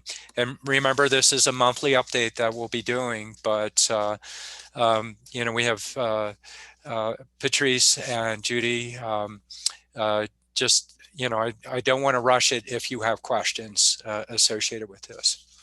No questions. Okay. Okay, and I'm not hearing or seeing from anybody else on this. So go ahead, Lucinda. Good morning, Chair Ryan and members of the board. And again, just wanted to provide a very quick update on the fiscal year 22 budget process. Chairman Ryan and I have been meeting with the constitutional officers, and we've met with 3 so far, and those meetings have gone very well. In that process, we have received input relative to the board budget policy for fiscal year 22. So far, comments have been positive in terms of those key, I'll say, statements or messages that are in that policy statement. We will continue to meet. The snow has delayed a couple of those meetings, but those are, one has been rescheduled and another is in the process of being rescheduled. So we will continue those meetings. We also had a discussion with the elected officials and leadership team last Wednesday and solicited comments, and I have not received any further comments from them as well. So with that, what I'd like to do is quickly share my screen. This should show, is the draft policy statement showing? It appears to be on my end. It is now, yes. Right, thank you, Chair. So let me move this out of the way. Get back over here, thank you. Just want to, again, typically annually, the board sets out a policy statement, which we initially went through a few weeks ago. I believe it was on January 5th. And this kind of provides guidance to leadership and the departments as to the direction for the next year and the approach to the budget process for the next year. And certainly with COVID, we had to step back and take a look at this. Last year, we seriously abbreviated the process given the COVID dynamics, which was to be expected. This year, as I have indicated before, we will be having the budget meetings with county leadership as well as the finance team the end of March, early April, as well as the board budget hearings, which take place the end of April in early May. And those were on that schedule that I shared with you before, and I can certainly get out again. So with that today, I want to focus on this board budget policy. I just want to capture a couple of quick highlights and then turn it over to you for any comments and your consideration for approval of this. So with that, the first couple of items here, I'll say 2, 3, and 4 really focus on a long time philosophy that the board has held, which is that through downturns that we maintain our service levels. And of course, we're a service organization that involves people. We need people. People are out today on snowplows. People are out today conducting business. And it's people. So you'll see references here to making every effort to avoid layoffs, furloughs, reduction in base budgets, that type of thing. Then I want to call your attention to item number 5, and you should have this in your packet.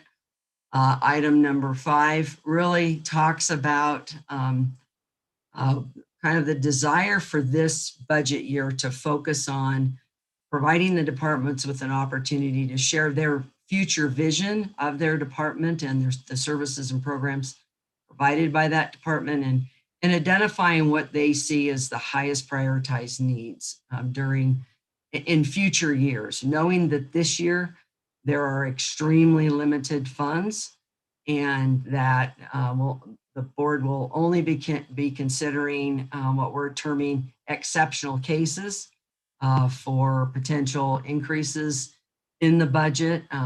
Again, we're not calling for, and nor is Siri, we're not expecting to need to call for or will be calling for reductions in budgets beyond those things that we may, departments may be able to volunteer for reductions, but we're not calling for reductions, nor are we expecting any increases. And so again, there may be a handful of exceptional cases. Those I would think, frankly, would relate largely to COVID, but there may be a handful of others that the board will need to consider. So with that, we want to focus on this opportunity to be aspirational, to be visionary for this next year, which will then help the board set have a context for future budget discussions for fiscal years 23, 24, 25.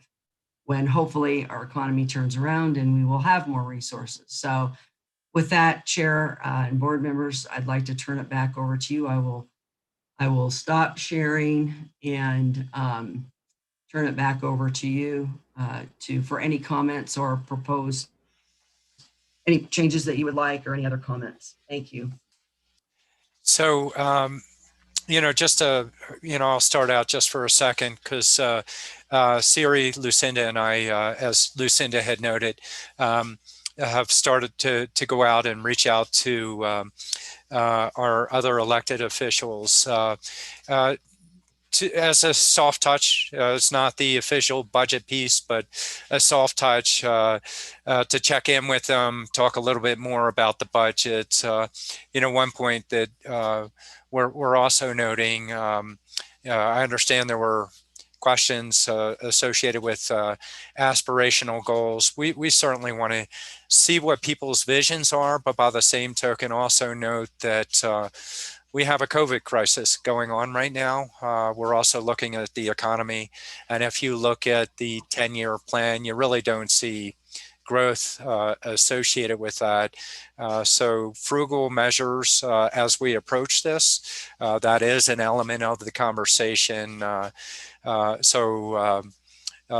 if we don't know what the challenges are, as well as successes or desires, I think it's more important that the board sees that, hears that during the budget process, and they'll also have the opportunity as they work together with management and with Lucinda and with Siri in the budget process. So there are additional elements that we've touched on associated with it.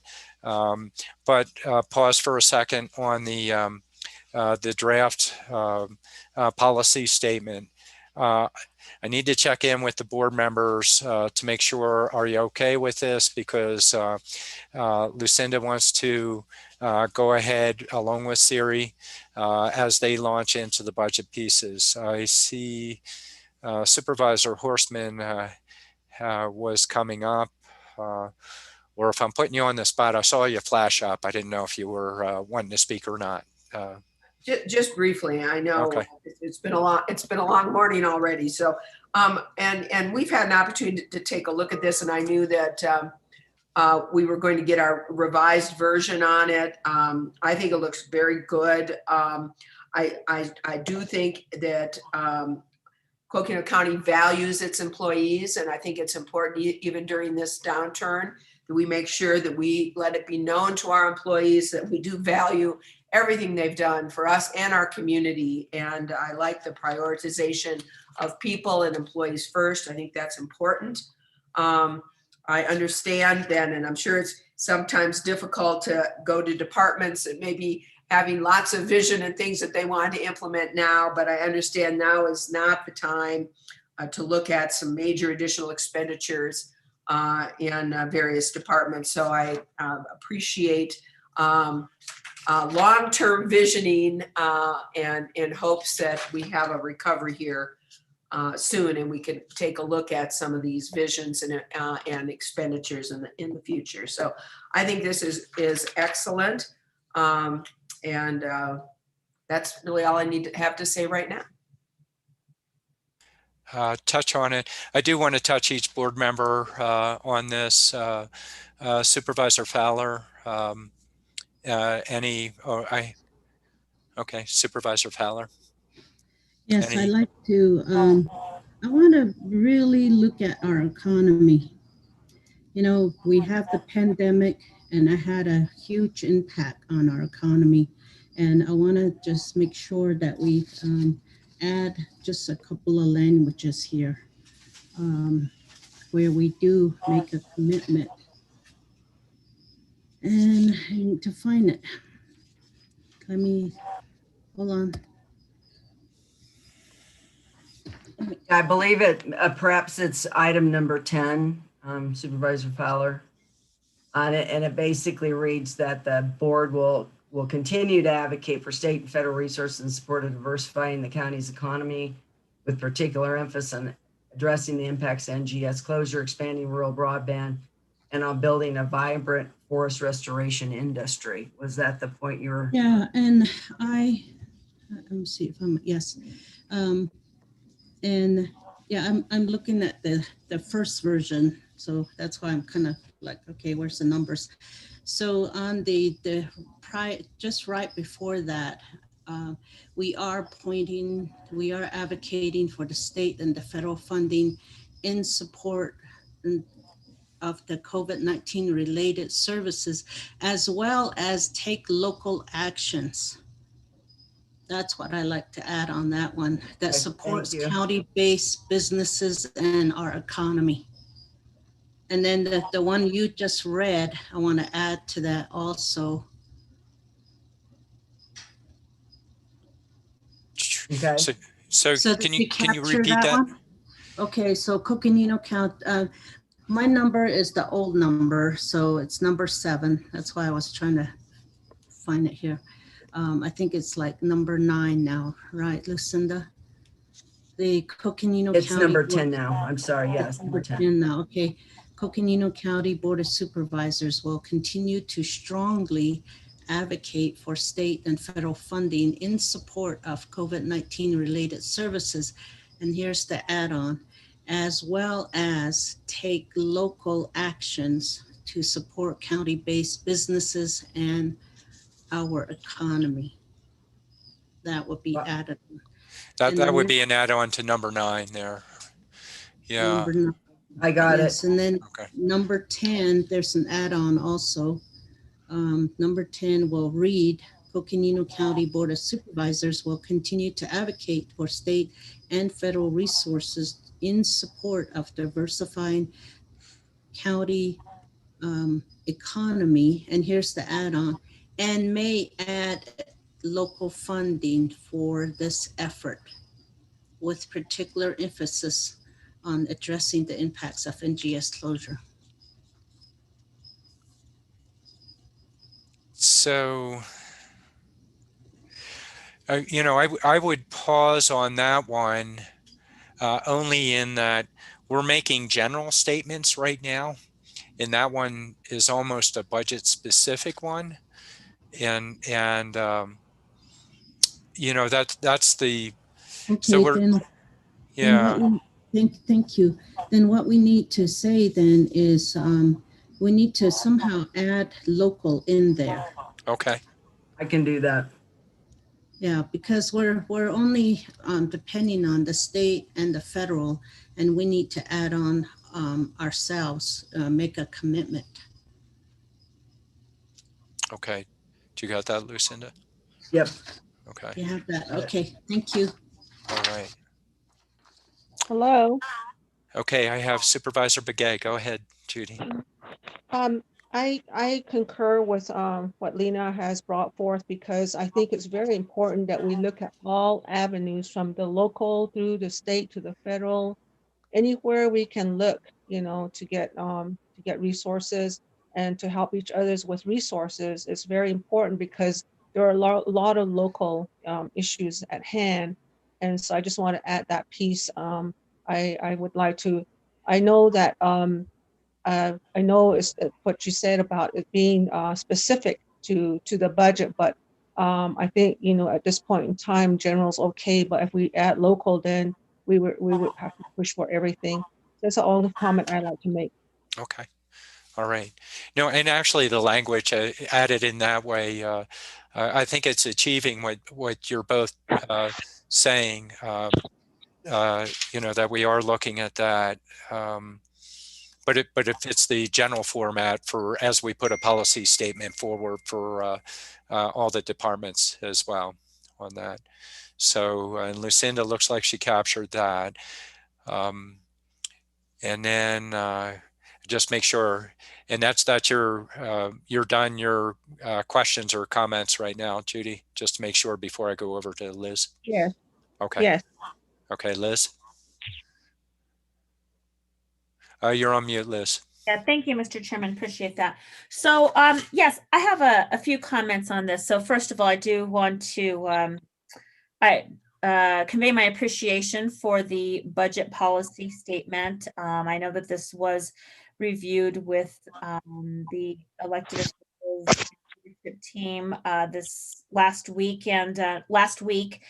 And I know that you've been doing some individual rounds as well, having individual meetings. For me, I feel like this statement does communicate to Coconino County's values, whether we are in years where we have more flexibility and have more funding to allocate, or years like now where we find ourselves in needing to put this pandemic and crisis first and find funding for that, as well as continuing our county operations and obligations. And so I want to point out just a couple of things that I really value that's in this board budget policy statement.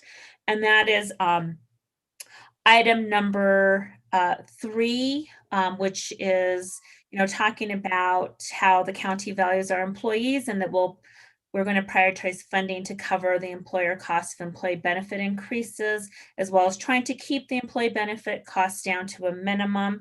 I think this is great. Trying to keep our employees whole or as whole as possible is really something that I value.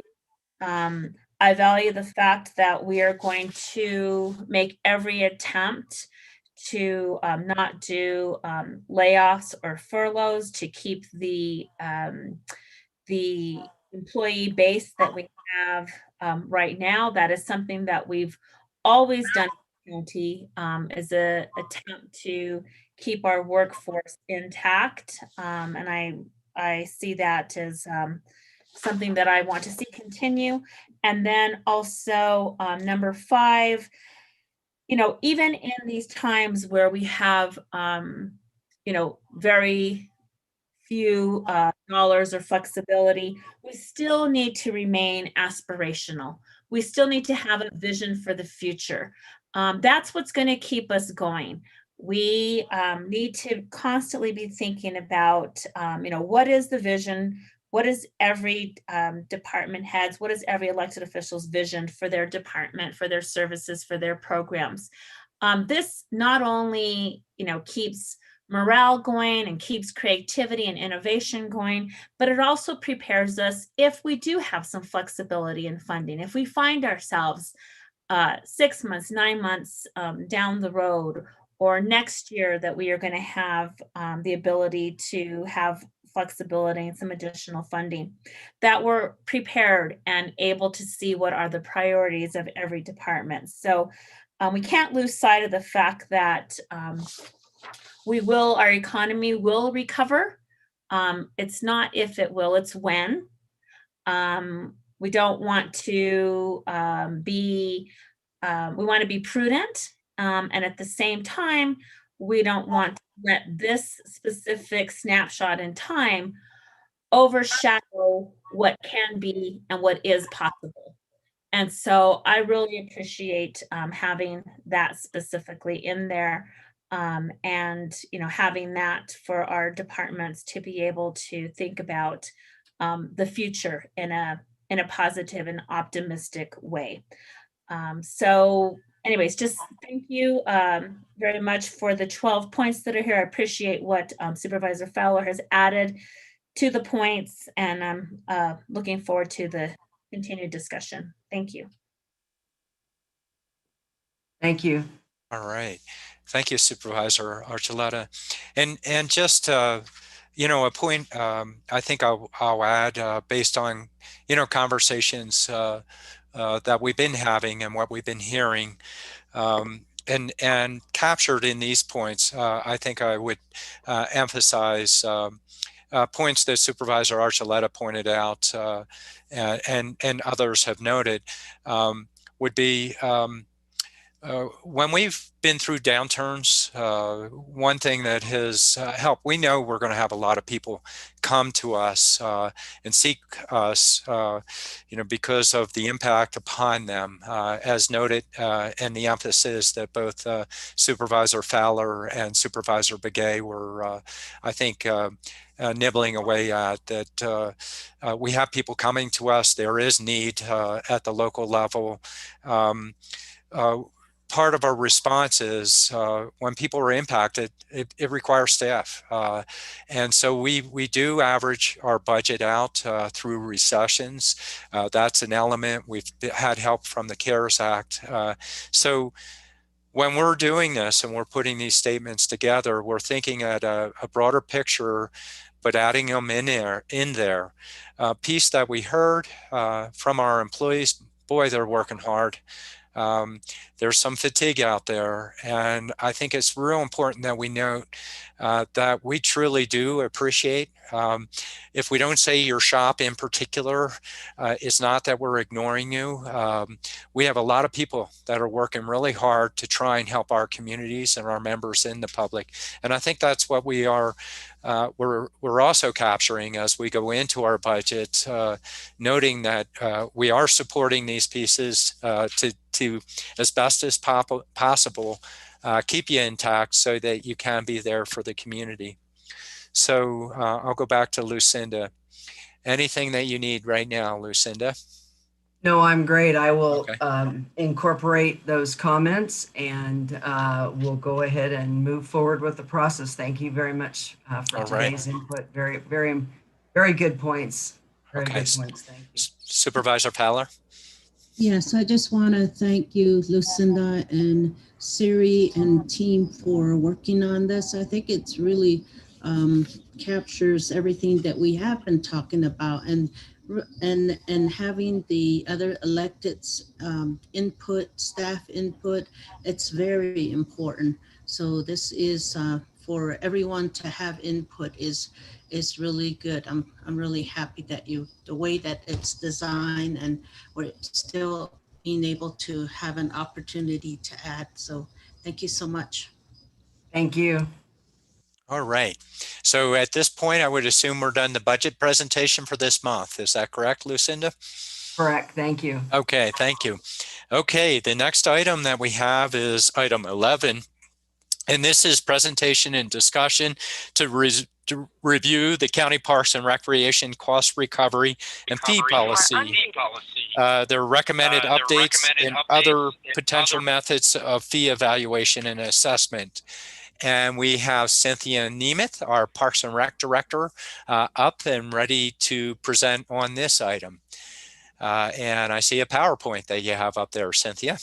Great, fantastic. All right. Thank you, Chair Ryan and supervisors.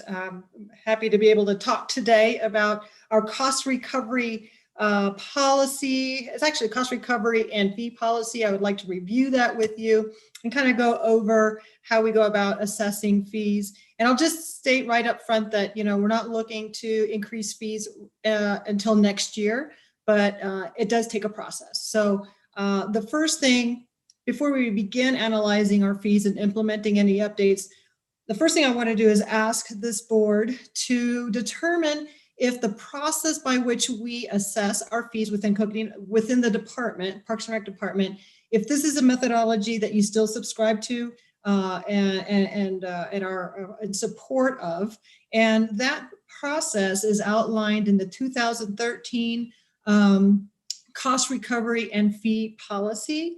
And it just outlines how it is that we assess fees based on varying levels of cost recovery and balancing that with subsidy, okay? And so this policy that we have in place right now has provided a very transparent and accountable guide as to how we develop fees and pursue any sort of fee update evaluation. And so the question for you today is going to be, are you still supportive of this existing policy and the recommended updates? Because I have a few updates that I'd like to recommend. Or is there another method or process that you would prefer other than this policy that we have in place today? So how we'll go about this discussion is I'll begin by reviewing the existing services and programs that are offered by this department. And then I'd like to go over the current policy, just touch on some highlights. It is in your packet, but kind of go over a few of the highlights of it. I'll talk about how we go about evaluating and approving fees. I also want to touch on other options that you might have. If this methodology or this process is not something that the board would like to continue to subscribe to, then there are other fee assessment options that I'll review with you. I'll provide you an outline of the recommended updates if we are to continue with the existing policy, talk about next steps, and then we'll conclude with this question that I have for you that I just put, do we continue with this methodology or some other method? And we'll talk about that at the very end. So I'd like to start with our programs and services. And these are the ones for which we do charge for. We have facilities that we rent out for special events, ramadas, that could be for events or private rentals. We have fields, courts that are also rentable, as well as a stabling area. We offer recreation programs, senior programs. While we haven't done that in a while, that is still on our radar and definitely within our wheelhouse to be able to do. Adult programs we offer, youth programs. We sell archery permits, day use permits for that. And then we have special events, as the one you're very, very familiar with is the county fair and community events, though we haven't done any of that since, basically the horse races. That is one that I want to keep on our radar because I do think it's definitely within our ability to do that. So, but those would be the things that we charge fees for. Now, we also offer a variety of programs and services that we don't charge for. And those are our natural areas that include the wildlife viewing areas, interpretive signage and paths and our trails and our parking areas. We also have developed parks that within them, you'll find courts and fields and courses, such as like the disc golf course, playgrounds, the ramadas, the picnic areas. We have community arenas in some of our parks, and we have bike parks and skate parks. We also have trails at various levels of skill or need required in various locations. And those trails oftentimes come with trailheads. So that's a review of the programs and services provided by the Parks and Recreation Department. So now I'd like to switch gears and just review the actual cost recovery and fee policy. So the policy involves evaluating costs for delivering programs. So that's how it's outlined, and determining what programs and services and at what level do we recover the cost of providing those services. We then make conclusions based on the services that are most deserving of subsidies or tax-based resources, and those that the end user should bear the burden of funding through fees mostly. That's not to say that fees are the only way. You can also fund programs through grants and partnerships, sponsorships, things like that, but they're not as sustainable or reliable as a user fee would be. And then just to be clear, we talk about subsidy, but we also use the term resource allocation. And then so that resource allocation is that amount of tax-based resources that are deployed towards a program or services and do not rely on a user fee or some other funding mechanism. So our existing cost recovery and fee policy is based on what is called the pyramid methodology. It's a tool that is used throughout the Parks and Recreation industry. It's a well-accepted tool. And the methodology or process, however you would like to think of it, as it's outlined in our policy, it was vetted through our Parks and Recreation Commission. It was vetted through our actual users, our facility renters, other department stakeholders. The general public had an opportunity to comment on it through public hearing process, as well as the County Board of Supervisors, who eventually approved this policy in 2013. And the purpose of the policy is to serve, again, as a guide to promote transparency and accountability to the public and to policymakers for how and why it is that we develop fees and implement them, and conversely, where is it and how is it that we allocate tax-based resources. The policy also provides us with some guiding principles. And so as we think about fee development or evaluation and this whole concept, that we think about what we know based on our guiding principles, that we're only trying to recover direct costs. And the reason why this decision was made back then is it's an easier determination. It's easy to say, okay, here's the service, and here it is how these are the resources that we have to expend to provide that service, and it's an easier fee to get to. And then also we discovered that if we began to implement, talk about indirect costs and overhead costs and things like that, the cost of service and program delivery just became too far reaching and far beyond what the market would bear. The guiding principles also talk about the level of benefit and exclusivity that a user receives. It's that contemplation. It also ensures that the impacts of facilities and programs and services are covered through fees that are fair and reasonable. Again, a reason why we didn't tackle or include indirect costs. Another guiding principle is that parks and natural areas shall remain free and accessible for the public for drop-in use, and that we provide equitable access to facilities, programs, and services through those fair and reasonable fees. And then also that the fees reflect market value for similar facilities, programs, and services, so that we're not undervaluing what we provide and we're not overvaluing it. And then the policy also, the guiding principle also states that we'll evaluate our fees every 2 years. And I will say that we have fallen short on that guiding principle, hence why we're here today. In terms of fee development and how we go about that, I'll say that the county, and as some of the veteran supervisors know, the county routinely conducts a user fee assessment with using a consultant.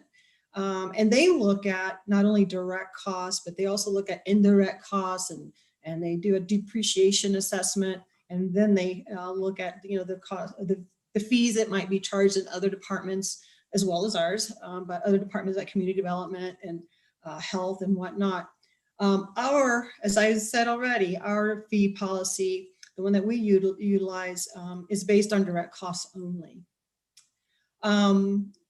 Typically, we would be evaluating our fees every 2 years and then make adjustments and recommendations as needed. Some years I would expect that there wouldn't be any need to change anything, but as salaries increase and cost of living increases, there may be services that we see that happening in. Another important aspect of developing fees is once we've come up with a recommended fee, or we feel like something, a cost to us has increased, and so we're evaluating a new fee, we also have to filter that new fee through lenses of the market. What is the market doing today? And again, back to that, will the market bear this new fee? What are the trends within that service or that program? Obligation, I mean, does the county have an obligation to provide said program or service? So we have to think about it through that lens, as well as political and historic realities.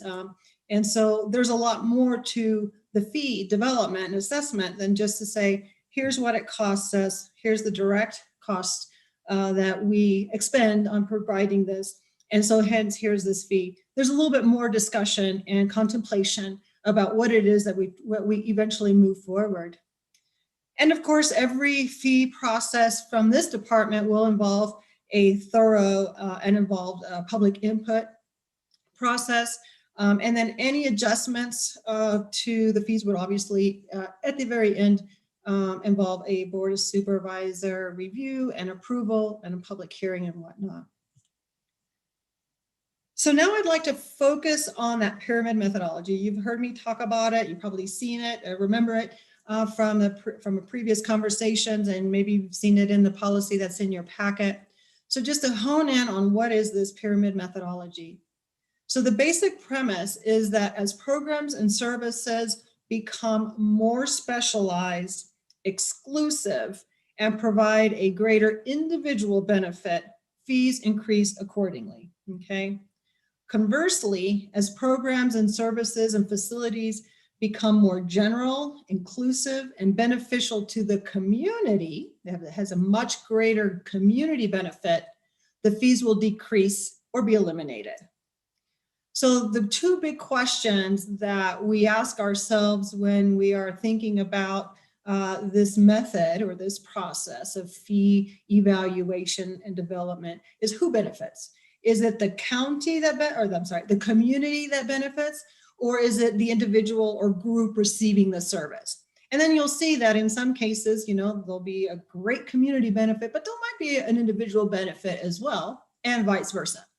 Another question that we ask ourselves when we think about this method is who generates the need for the service and therefore the cost. And so this is a visual representation of the pyramid methodology. You can see here at the bottom, this is a community benefit. You might think of this as our parks and our trails that are open to the public for drop-in use. And then you have this continuum on the right or the left side of the pyramid. So where the community benefits the most, you see the no cost or the full subsidy. And then as you go up the pyramid to the very top where it's something it's highly individual, a highly individual benefit, you might see this then as a 100% cost recovery or more. And just to kind of give you ideas of what each of these, I said this was maybe like like a trail or a park, and a community individual benefit. You might think of this as swimming lessons, especially if you live, like in Page near, Lake Powell and whatnot. It's a community benefit that kiddos and adults know how to swim. There's an individual benefit, but the community from a public health perspective really benefits, right? If we move up the pyramid and we think about something that has a greater individual benefit, but there's also a community benefit, I think about youth programs and senior programs. That senior is really benefiting from a senior program, an ability to socialize and maybe it's a meal that's provided. But the community benefits from our adult public, our adult residents, having a place to be and having better mental health and that sort of thing. When we get to mostly individual, I think about adult recreation, adults who have discretionary funds. They can decide to join a softball league or they can take a trip someplace. So there's a mostly individual benefit because I have a choice of what it is that I want to do. And then when we get to that highly individual benefit area, we're thinking of opportunities where we have people utilizing public spaces for their benefit, right? They want an exclusive use of a facility for, it could be a family reunion, or it could be to raise funds for a nonprofit, or it could be for their own, we see that a lot at Fort Todd Hill. People rent facilities for their own, it's their business, basically, for their own benefit. So now here is the pyramid model translated or superimposed with Coconino County Parks and Recreations programs. And so down at the very bottom, we lose a level here because we don't have, for example, swimming lessons and that sort of thing. And this is where we landed back in 2013. So we have parks and natural areas at the very bottom with a 0 to 25% cost recovery. That 25% cost recovery is there because we also put in special events, drop-in events. If we were to have a community event, we may not charge anything, but we might seek sponsorships and partnerships and that sort of thing to help offset some of the costs. When we move up to the next level, we have our recreation programs for youth and seniors. Like I said, we have in the past provided senior programs. We do continue to provide youth programs, and we try to achieve 100% cost recovery when it comes to those programs. And then as we move up, our individual community benefit, so that we're talking a program that has a higher individual benefit, but the community, there's also a community benefit to it. So we feel when we did this evaluation, we placed the county fair there, right? So as an individual, I benefit, but the community as a large benefits from having a county fair, a place where we can come together and celebrate our diversity in our community. Athletic rentals, field rentals are in there. ticketed events are in there. Adult recreation programs also fall within that 100% cost recovery, but there is a little plus sign there because again, we take these fees and we filter them through those filters that we talked about. And then at the very top, at a higher rate of cost recovery, are those very highly individual services that we provide, like stables. If you want to rent a stall, you can rent it. The stables are also used for special events that then, we charge our rate, but the event producer will charge a different rate because they might throw in shavings and whatnot, cleaning of the stall. So they're benefiting from providing that service to their event attendees. Ramada rentals are in there. Athletic fields at the nonprofit rate, at the standard rate. Facility rentals, again, for special events, mostly concessions, merchandise, things like that. So that is how the Parks and Recreation Department services superimpose on the pyramid methodology or the pyramid model.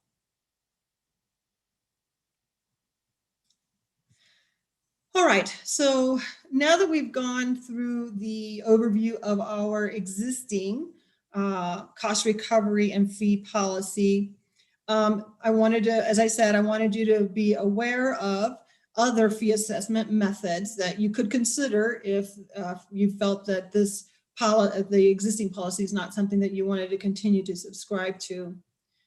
So as I mentioned, the county hires a consultant, and every year the consultant comes in, but every 2 years they evaluate a different department's fees. So it's the county's user fee assessment. So we could just follow whatever recommendation comes from that evaluation. I will say that in the past I found that it doesn't assess for like market, for example. And in the past we've always aligned. We've always been in compliance, if you will, with the consultant's review. That consulting firm is familiar with our policy, by the way. I'll mention that at this point. But there are other methods. The board could decide that they wanted to establish some sort of a flat percentage rate, and fees are increased at a certain interval of time, 2 years, 3 years, 5 years. We could utilize an inflationary factor every so often at whatever intervals we decide, such as the consumer price index. We could do market studies and comparisons and adjust fees according to that evaluation. Or it could be a combination of our existing policy and one of these others. You notice that the last 4 bullets are asterisks, and that is because in consultation with Siri, and how do we, and in this conversation of how do we make sure that we're balancing the consultant's work with this policy. And so the fees, as long as they do not end up being in excess of what the county user fee study, that would be fine. So in other words, we could deploy any of these, the existing policy, any of these other methods, but as long as whatever fees we determined were not above of what is calculated by that study, we would be in compliance. So I was able to present this to the Parks and Recreation Commission this month at their January meeting. And they provided some comments and recommendations, which I do want to share with you. Generally, and I mean all unanimously really, the commission was in favor of continuing with this existing cost recovery and fee policy with recommended updates. They also felt it was important to note that parks and recreation facilities are used for county emergency response and often at no charge. They also wanted to see the private partners aligned somewhere on the pyramid. They felt that was, I thought that was an interesting comment that they made. And then they also spoke about how through this cost recovery policy, Is there a way to recover some cost or assign some level of cost to capital needs, to future capital needs, repairs, replacement, things like that, and basically integrate that concept into cost recovery, and or maybe it's a sliding scale with a flat rate or something like that. So that's what our Parks and Recreation Commission had to say. So now, and this is assuming that that you're interested in pursuing, continuing with the existing policy, regardless, but I do have some recommended updates and I wanted to share those with you because that might be important as you contemplate the questions that will come here in a minute. So some of the recommended policy updates involve including a guiding principle that would have us recover utility costs, especially at the highly individual benefited services and programs. As we've talked about water advisory committee work and utility, electric and whatnot, and water being the primary one, there's been a lot of discussion from the board about including utilities, ensuring that we are recovering costs of utilities. And that wasn't clearly stated. We have, in the work that we have done in terms of assessing fees, we've tried to do a good job at that, but this will make sure that that is a guiding principle. Another recommendation is to include language that aligns with the county's user fee study, such as quote unquote, fees shall not be above the fully burdened allowance as determined by the most current county user fee study. So that also ensures that we are aligned with the county's other fee assessment procedures and that we don't lose sight of it. And also recommending just real minor cleanup, like removing references to the campground, because currently and for, I don't know, the next 15 years, we have a contract with a partner who's operating that. So we would remove that and then add a couple of new assets that have come on board since 2013.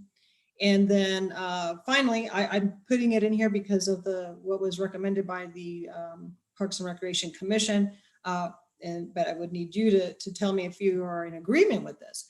But to include some sort of method, which we haven't determined what that could be yet, but include some sort of method for collecting and reserving funds for future capital needs. And you might have some other policy update or recommendations. And we can go back to that, or I can stop here, but it's up to you how you would like to proceed. And we can always go back, I suppose. All right. Go ahead. All right, time to pause just for a second. That was a lot, and I know, but that's okay. Everybody had their agenda package also to have an opportunity to read through this. But pause for the board members if they have questions or comments before Cynthia moves on here.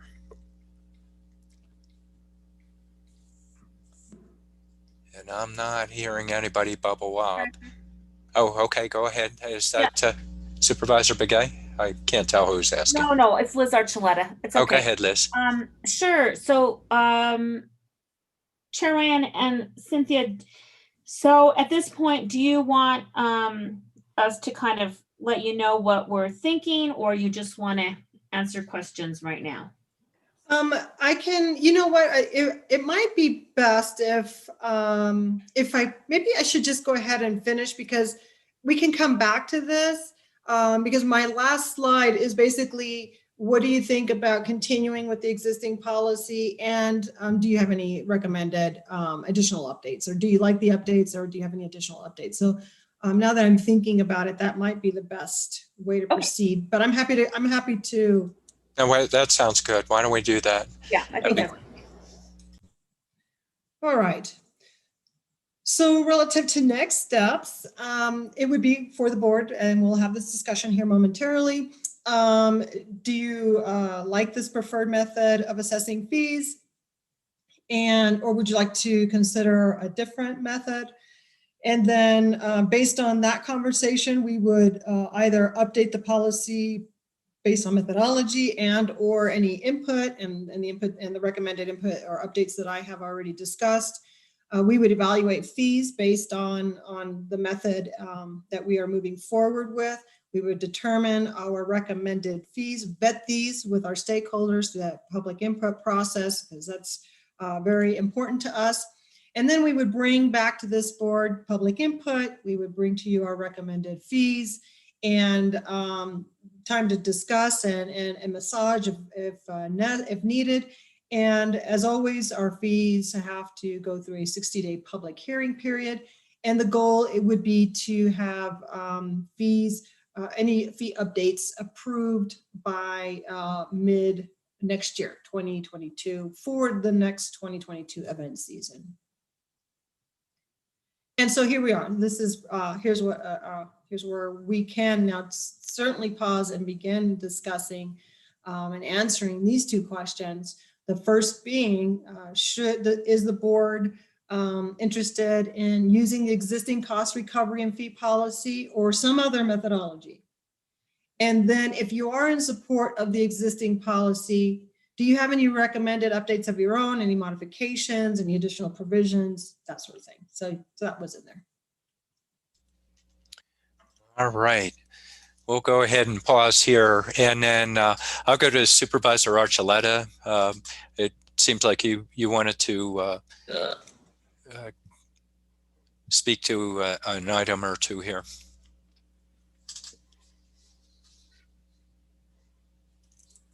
Thank you. Yes, I do. So, yes, and so I was wanting just to start the discussion. So I think I do agree with the recommended policy updates. I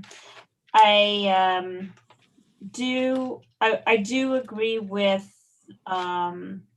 keeping the existing policy with those updates. I am particularly interested on, let me find that area where we were speaking about the utilities. Shoot, I lost that. Hold on one second. I think it was guiding principle. Utilities. Cynthia, do you remember that part? Yes. Would it be this top bullet right here? Yes, yeah, right. Including guiding principle to recover impacts on utilities from highly individual benefit services and programs. So yeah, I think that what it sounds like, Cynthia, is that you're incorporating some of the things that we've learned along the way, like some of the lessons learned. And I mean, we've been obviously, as each year goes by and as we have more and more users and demand on our facilities, we find we learn each time. And so I really appreciate that about recovering impacts on utilities from the highly individual benefit services and programs. I would also say that the reference to campgrounds, so basically what we're saying is remove that because we already have a provider. We already engage in a contract with somebody who takes care of our campgrounds. Is that the reason for that one? Yeah, that's correct. I mean, when the policy was first written, the department was managing and operating the campgrounds. And since then, we have Recreation Resource Management as a private partner who is managing that. And that's why I'm recommending that be removed. But it would, if we take into consideration what the commission has recommended, that we, somewhere incorporate or talk about the private public partners, then, the campground would still be in there, but under the private public partner discussion or comments or provision that we could add.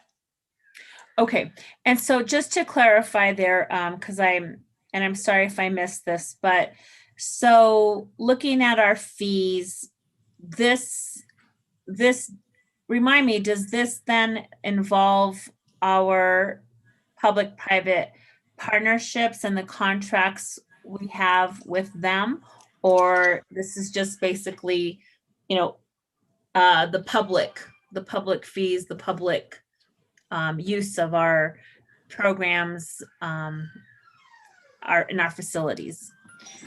Correct. The policy is intended strictly for the fees that this department charges for the services that we provide, not our partners. Okay. All right. Super. Well, that's great. Thank you for the clarification. And yes, as I mentioned, I'm supportive of the update, supportive of going with the fee, updating the policy, but going with the existing fee methodology that we have with the updates. Okay, great. Thank you. Mm-hmm. Okay. Other board members on this looking for direction.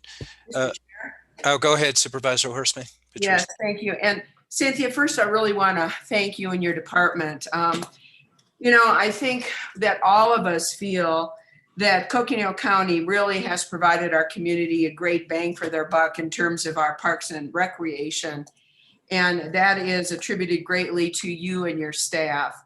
So I want to thank you for your work on this. I've had an opportunity to talk to Cynthia a little bit about this because I'm excited about our parks and recs as it exists, but also the future of Parks and Rec. I do want to say that I do agree with the pyramid methodology as you've presented.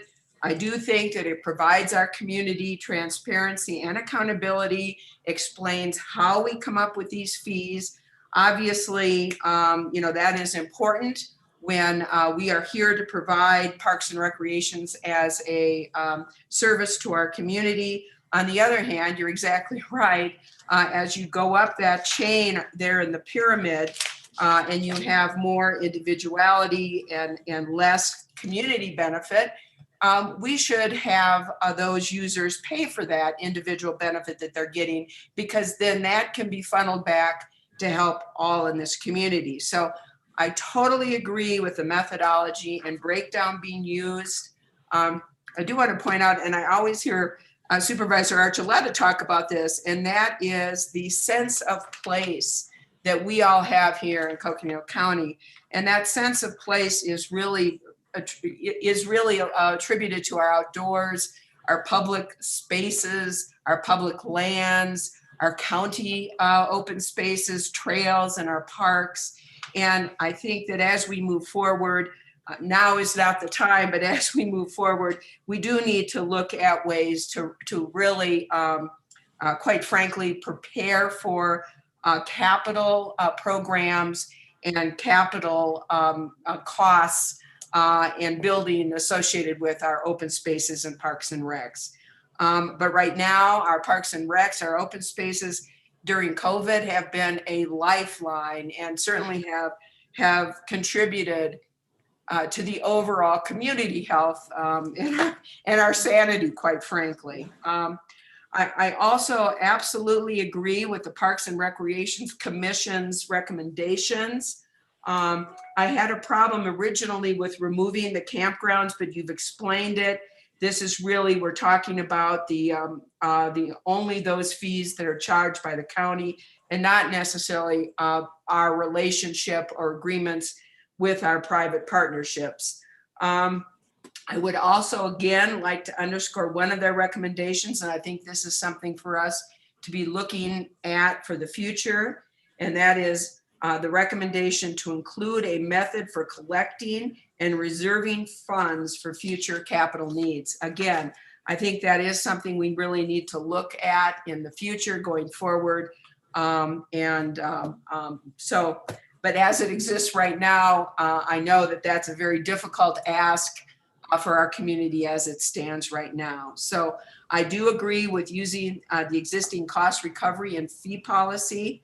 And I also agree with the recommendations of the Parks and Recs Commission. And I want to also thank those community members who sit on our Parks and Rec Commission, who give so much time and energy to look at our parks and recreation and our public spaces and give the Board of Supervisors input. So thank you, Cynthia, and those are my comments. Mr. Chair. Thank you. Thank you, Patrice. Lena or Judy? Thank you. Thank you, Mr. Chair. Okay. And Cynthia, you know, every year I think it's just about every year we go through this process. I like how you have introduced the pyramid. I really like that. I think that is really, you can just look at it and anyone can look at it and it looks really self-explanatory. And I wanted to, a couple of times you said that if you want another way, another methodology to use, what could that be? Could you give an example? Because we've been with this fee schedule for some time. What could it be that it may be if there's another methodology out there? Yeah.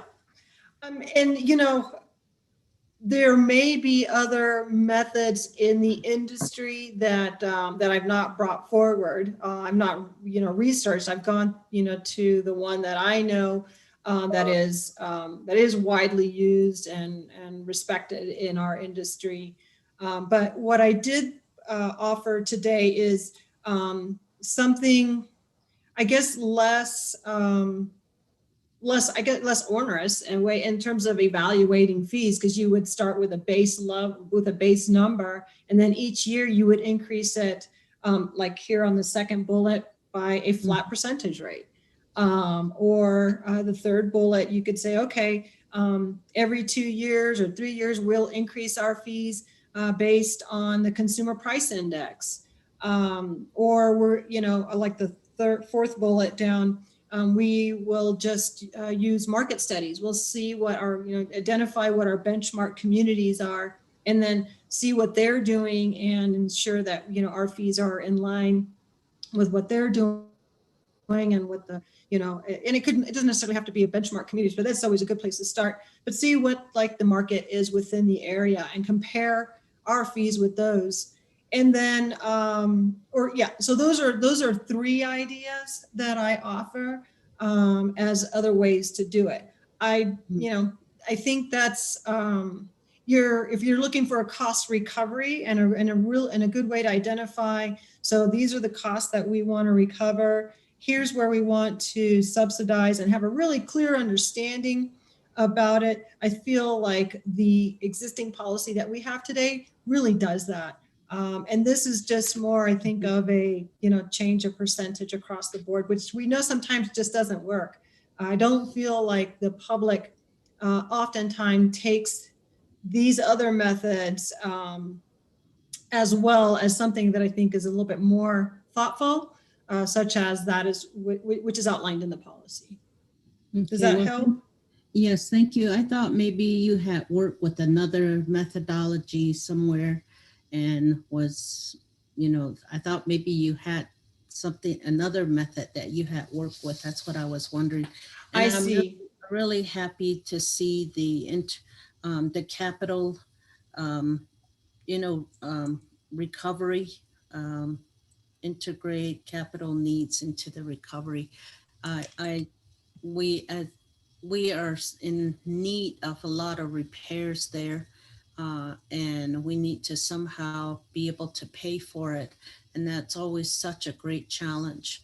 So I think that just the way that this is all, that you have put this together, I want to thank your team. And it's really well done. So I want to just thank you, and I think that you have covered it. So thank you so much. And it's really important that people and our communities understand. And I think this just outlines how it will be and how it has been. So I want to just thank you for that. Thank you. Well, thank you. Thank you. Turn to Supervisor Begay.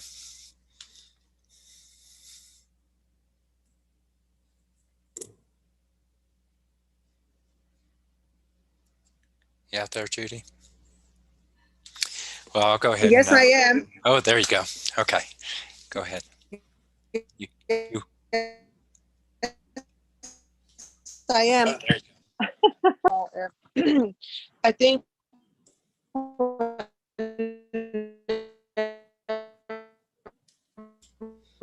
Okay, you came in clear just for your first words. We're getting feedback that. That's put on the table, get a lot of input, even from the end users.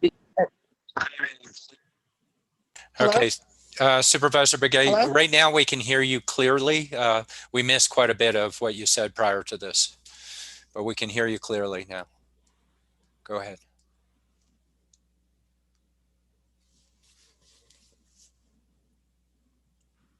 Oops, we lost you. Okay. Hey, can you hear me now? Yes, we can.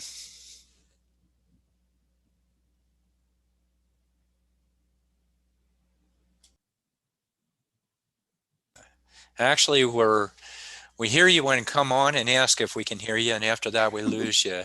So, and actually, I'm going to, Supervisor Begay, we're getting feedback that we can't hear you when you go audio, and unfortunately, we do want to include your input, but we're not hearing you clearly. So we do have a chance to follow up with Parks and Rec staff to get your thoughts, your comments associated with this. I'm going to go ahead, and I also need to manage our clock right now. My last piece is just for myself, adding on to the board. Cynthia, I think you have direction right now in terms of consistent with the policy, consider the capital elements, your recommendations, and the Parks and Rec Commission comments. So that's very consistent. My only piece that I would add on is always watch it to make sure that we don't start to lose a view of when it does become too onerous. Say we have users, we definitely want to recapture costs where people are getting very specific benefit that it's only their benefit, obviously, and that's part of the pyramid, but always look at the numbers. But I'll keep my comments short. I want to make sure, because of Supervisor Begay, we can't hear her clearly. Please check in with Supervisor Begay, make sure we have her input with this. Anything else, Cynthia, on this? That's it. Just really appreciate your thoughts and your comments. So thank you. All right. Excellent.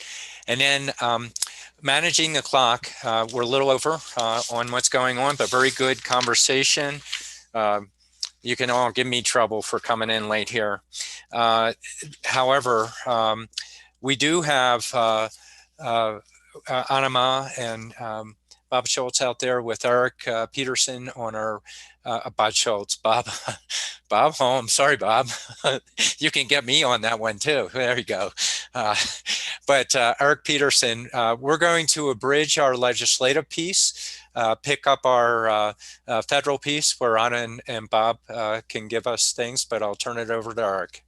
And then after that, just real quickly, what we're going to do is we're going to have a shortened lunch. We do have to be back at 1:15 because we have a lot of outside groups coming in. The other pieces in the agenda leading up to this, the roundtable, the manager's report, we'll carry to another part of the meeting. Go ahead, Eric. Thank you, Mr. Chairman. Eric Peterson, Public Affairs Director. Pleased to be joined by my good friends and folks you all know, Anima, Bob Holmes from Nexus Consulting, our federal advocates. We will abridge our piece as well, but our point here today, board members, so you know what we're looking for, we're going to be working on scheduling virtual meetings with our delegation in the end of February. And we need, obviously, we're in a different world than our normal NACO legislative conference when we can be working on materials right up to the moment we walk into an office. We'd like to get leave behind and the priorities identified so that we can get them printed, mailed out to Bob and Anna. They can be in hands of our legislators as we have virtual and phone conversations with them. So today this is about the priorities that go on the paper. It doesn't necessarily mean everything we need to talk about, but the bullet points that when we are out of their hair, virtually, and they are sitting there and they're like, what did Coconino County want again? They can go back to that document, have it, and know what we're looking at. So that's our goal today. Bob and Anna are with us. The Senate has seemed to broke a little log jam with the movement on the organization of the Senate, which should help roll bills down. I'm going to keep it short. Before we hop into the priorities, Bob and Anna, could you just give us the overview? The Biden America Rescue Plan, big COVID bill, affects us with vaccine availability. That is our #1 priority that we're going to talk about later. What do we expect now that the Senate is getting organized and hopeful action from the congressional side? Board members, I've also sent you an analysis of the executive orders. The one sentence top line: great things happening in the Biden administration to get us organized and prepared to really ramp up things, but it's going to take time to ramp up the flow of funds and vaccine. So I'll turn it to Bob and Anna for a brief overview. Well, thanks, Eric, and always appreciate seeing you guys. I wish I could see you guys in person, and to Supervisor Horstman and to Supervisor Begay. We haven't met you yet, except here virtually. We look forward to seeing you in the county here soon. We look forward to working with you. The Senate, as Eric alluded to, the Senate organized late last night. They finally came to an agreement, the majority leader and the minority leader.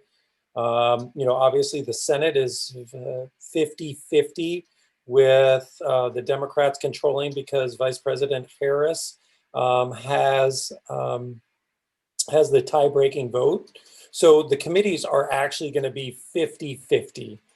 So you'll have 7 on Republicans and 7 Democrats. So it's going to be very hard to pass legislation.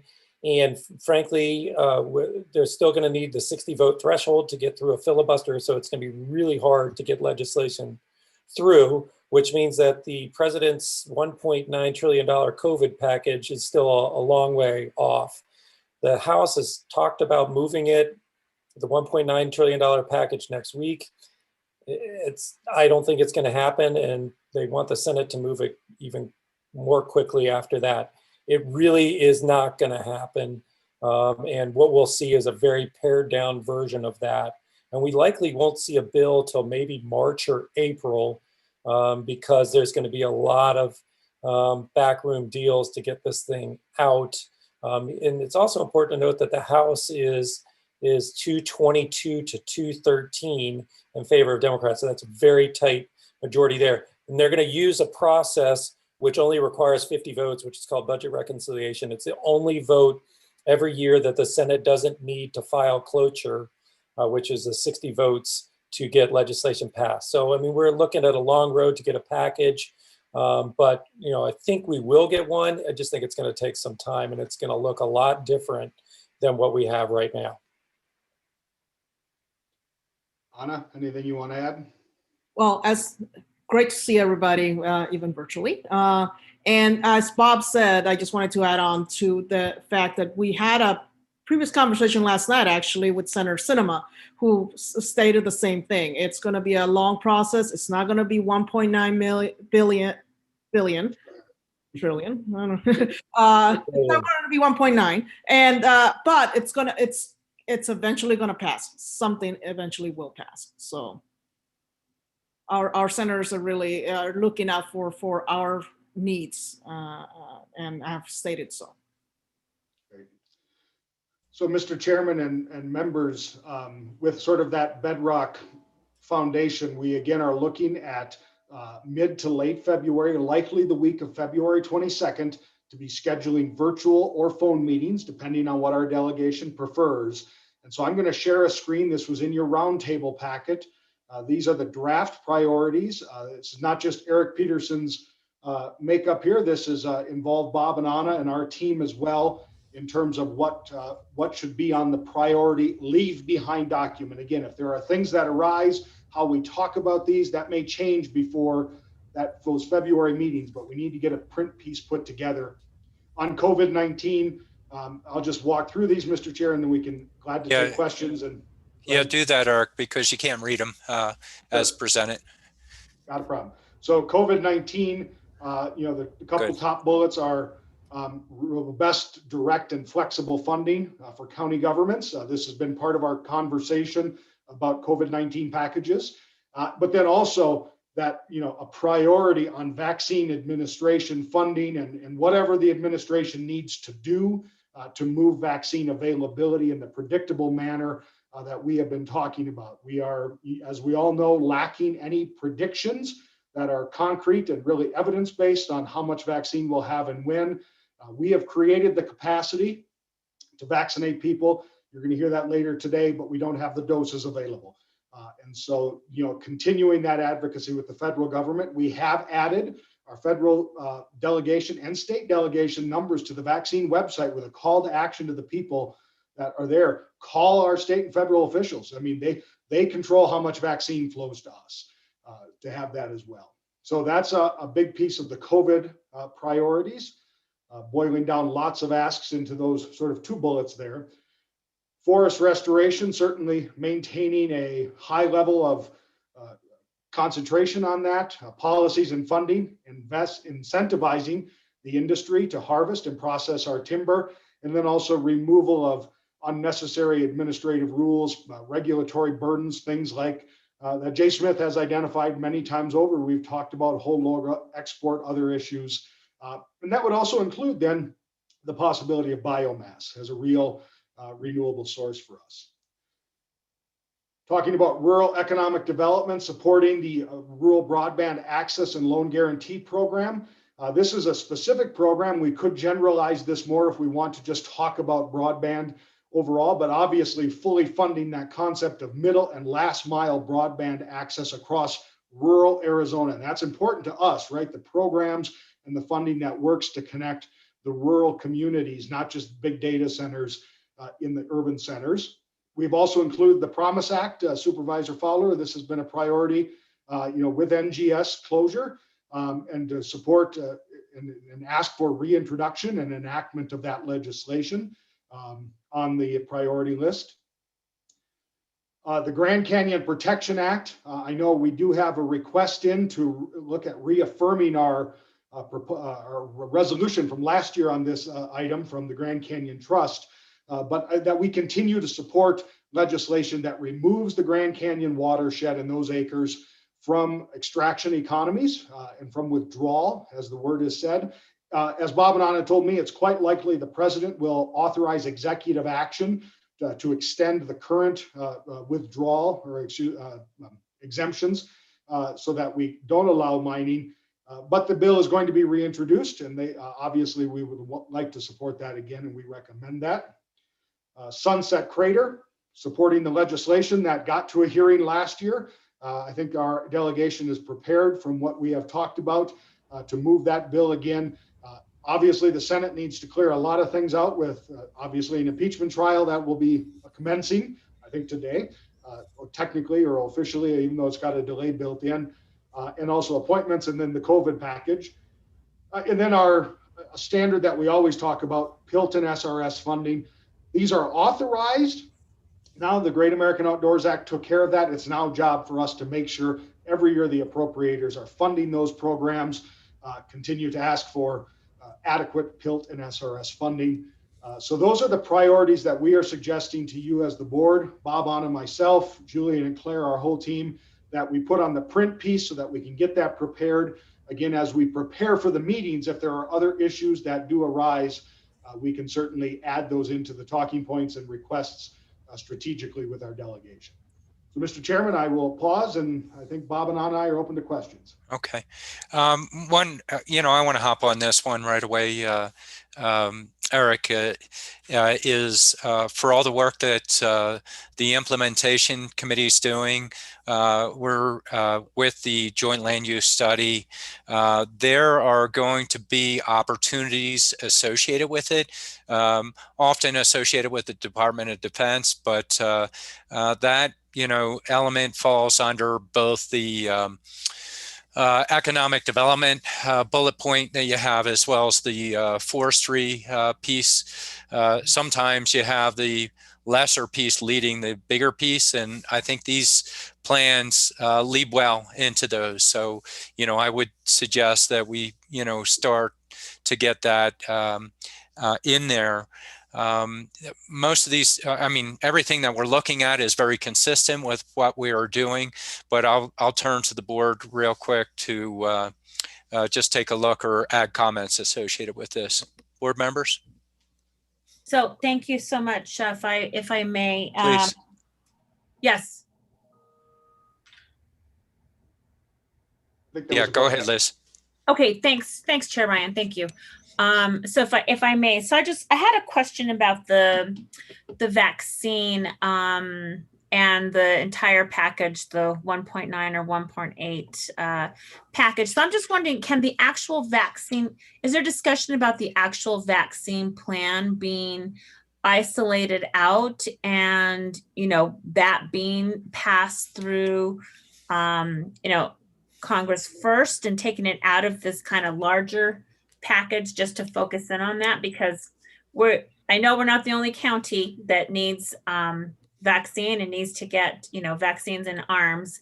Everybody across the country, every county across the country is dealing with this. And so that is the priority. And so I wanted just to get, Bob and Anna, your take on that and where is that discussion going?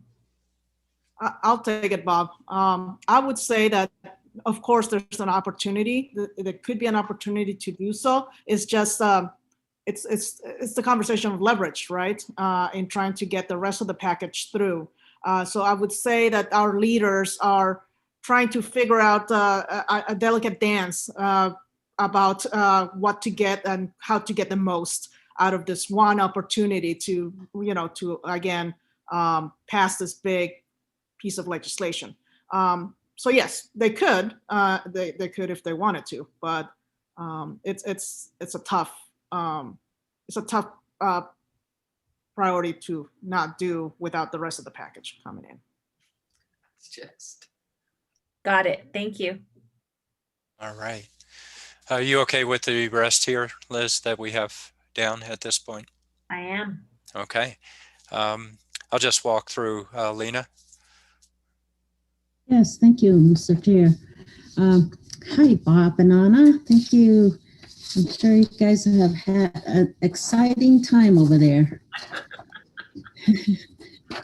So thank you so much. Hey, I love the wave. You're at the wave. All right. I'm gonna bring that up. We all talked about the wave is a wilderness area, and last year, as you know, we went through the formality of public hearings and I guess there was a study done of some sort, and the conclusion came out and the decision came out from the Interior. It was the Interior Secretary that ordered that the wave number of permits be increased. So now we have 65. And there is no support for that. They may get a, like another restroom at the state line there, where the parking spot. So that is still an issue. I think we need to bring that to the attention of our delegation and also to the Interior Secretary and really, if the increase is going to happen, then what kind of support and resources come with that? It is a wilderness area, and we have the option of reducing the number from 64 back down. So that is still an issue. I think we need to keep that on there. The other one is the North Rim year-round opening that we've been working on for some time. Right now, the new superintendent has been supportive, and we need to make sure the Interior, the new administration, understands it and also support it, and also needs infrastructure support out there. So that's the other one that we really need to keep our eye on. And then, you know, USDA has the power grant there. And there are other grants. Like to see what kind of grants are coming through with the economic development and just the support on bringing redeveloping, or how, I don't know how you say redevelop, fuse some dollars into communities to be able to, you know, do for themselves. What kind of dollars are there? And that's what the community needs. You know, this pandemic has really affected the schools, as we all know, the economy, families, jobs, businesses. I mean, it's gone through our whole community. And how do we support just even our local, organizations? That's what I was thinking. And then USDA is going to be really important. Of course, you already mentioned broadband. I'm really happy that's there. We have great opportunity to really implement the study that Matt Fowler and his team did, and be able to maybe possibly get some partnerships there. The middle mile, I know the state also has some dollars, but Craig was going to get back to me as to see if there was some middle mile dollars in there, because that specifically had last mile in that one. So I think that's what I would add. And I really, this is good. You know, I think we just have to continue our advocacy. And just the only other one, and I think this is just for a discussion maybe.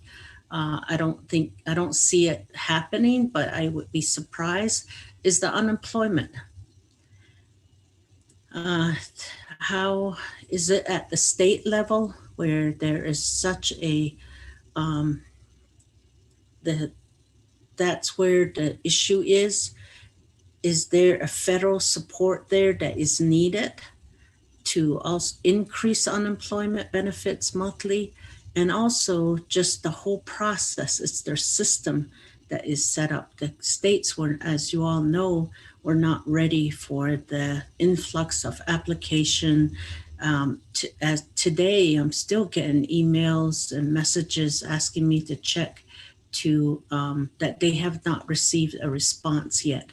So it's not for just our state, but it's across the state. There's one from Ohio, California. You know, those are really issues that we need to understand.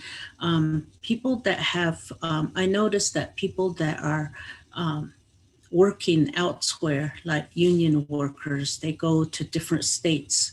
They'll be assigned 6 months to one state and they go to multiple places. And then when it comes to unemployment, they have to apply at those places. And it's really difficult. How does that get addressed? Is that at the federal level, or how do states work together to help those individuals? So I just bring that up as something I think we should be thinking about. So, all right, thank you. Thank you for all you're doing out there. Really good to see you. And thank you, Eric, with you and your team. Don't go away, Madam Vice Chair. Mr. Chair, if I can just respond. Yeah, please. I fully believe the wave is ripe to put on here. What I want to propose to you, Supervisor Fowler, about the North Rim is that the Great American Outdoors Act is going to provide a lot of potential deferred maintenance money to the infrastructure you're talking about, which is necessary to get the North Rim open.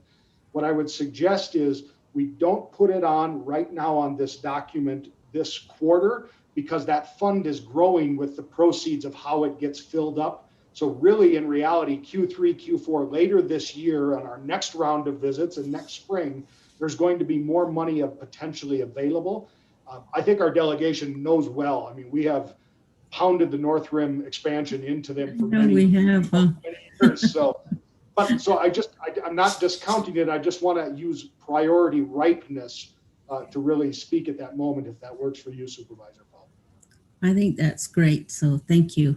Yeah, we really did make sure that we cleaned out people's ears with that one. So thank you.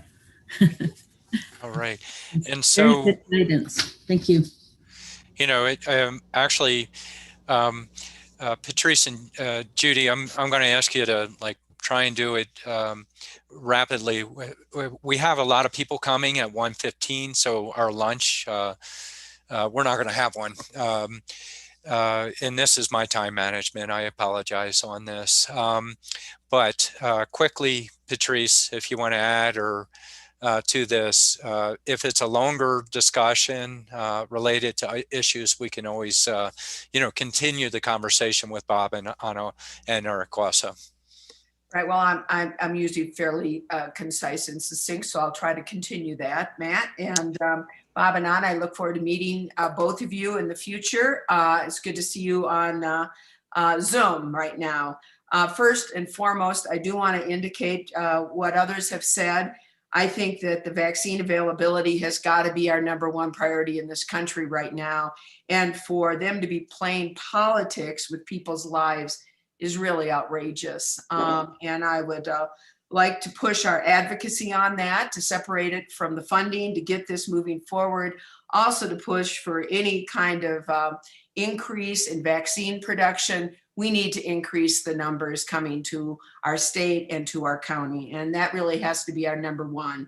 And then my concern, just real quickly on 2 other matters, forest restoration, which is something that is near and dear to our hearts here in Coconino County, and the importance of incentivizing harvesting low-value timber in order to help to pay for our forest health and management. So I would definitely be pushing that.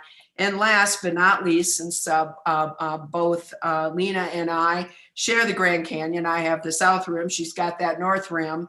The Grand Canyon Protection Act is just, we've got to promote that. It has affected the health and safety and of our community, and especially those residents who live within tribal lands. So that would be my comments. And with that, Chairman Ryan, I'm finished. All right, thank you. And Judy? Mr. Chair, I don't see Supervisor Begay on the list. Okay, yeah, with this storm, it's hard. So we definitely want to check in on that. Just any, Bob and Anna, gosh, I'm messing up here. Bob or Anna, do you have any final comments here, or Eric? Bob, Anna? Yeah, well, first of all, Mr. Chairman and Supervisors, we really appreciate your feedback on all of these issues. And, a couple I want to address quickly. I know time is of the essence. Obviously, with Camp Navajo, that was a big win we got in the NDAA. Absolutely, thank you. That's really a game changer in terms of potential, forest products and biomass and things like that. So I'm really excited for the county to utilize that. Broadband, Congressman O'Halloran has been huge on this issue. He's going to do a ton of work on his committee, the Energy and Commerce Committee, and I expect that we'll have a good advocate. He was able to put some $5 billion in this last package that really addressed rural broadband. I mean, the only way, we're not the Googles and the AT&Ts of the world are not coming to Northern Arizona. So this is the only way we can do it is through federal help. Forest health. Well, one other thing I want to mention, appropriations and part of this COVID package, Senator Sinema is trying to get on the appropriations committee. If she gets on the appropriations committee, she's going to have a real voice in all of this, which is critical. Forest health, Nick Mattiella, who worked for the Senate E&R committee, is transferred over to Senator Kelly's office. So he's going to be a wonderful support and advocate and outreach there.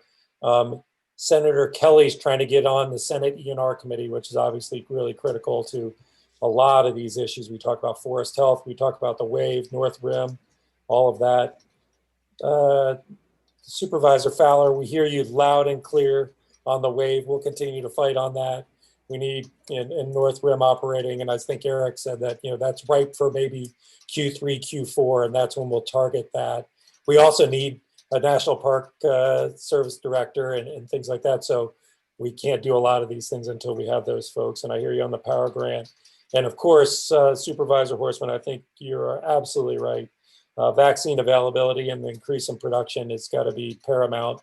We're working with the administration that they have used the Defense Act to kind of speed up some of these things. And we've seen a ramping up in the last month or so towards the end of the Trump administration, now the beginning of the Biden administration.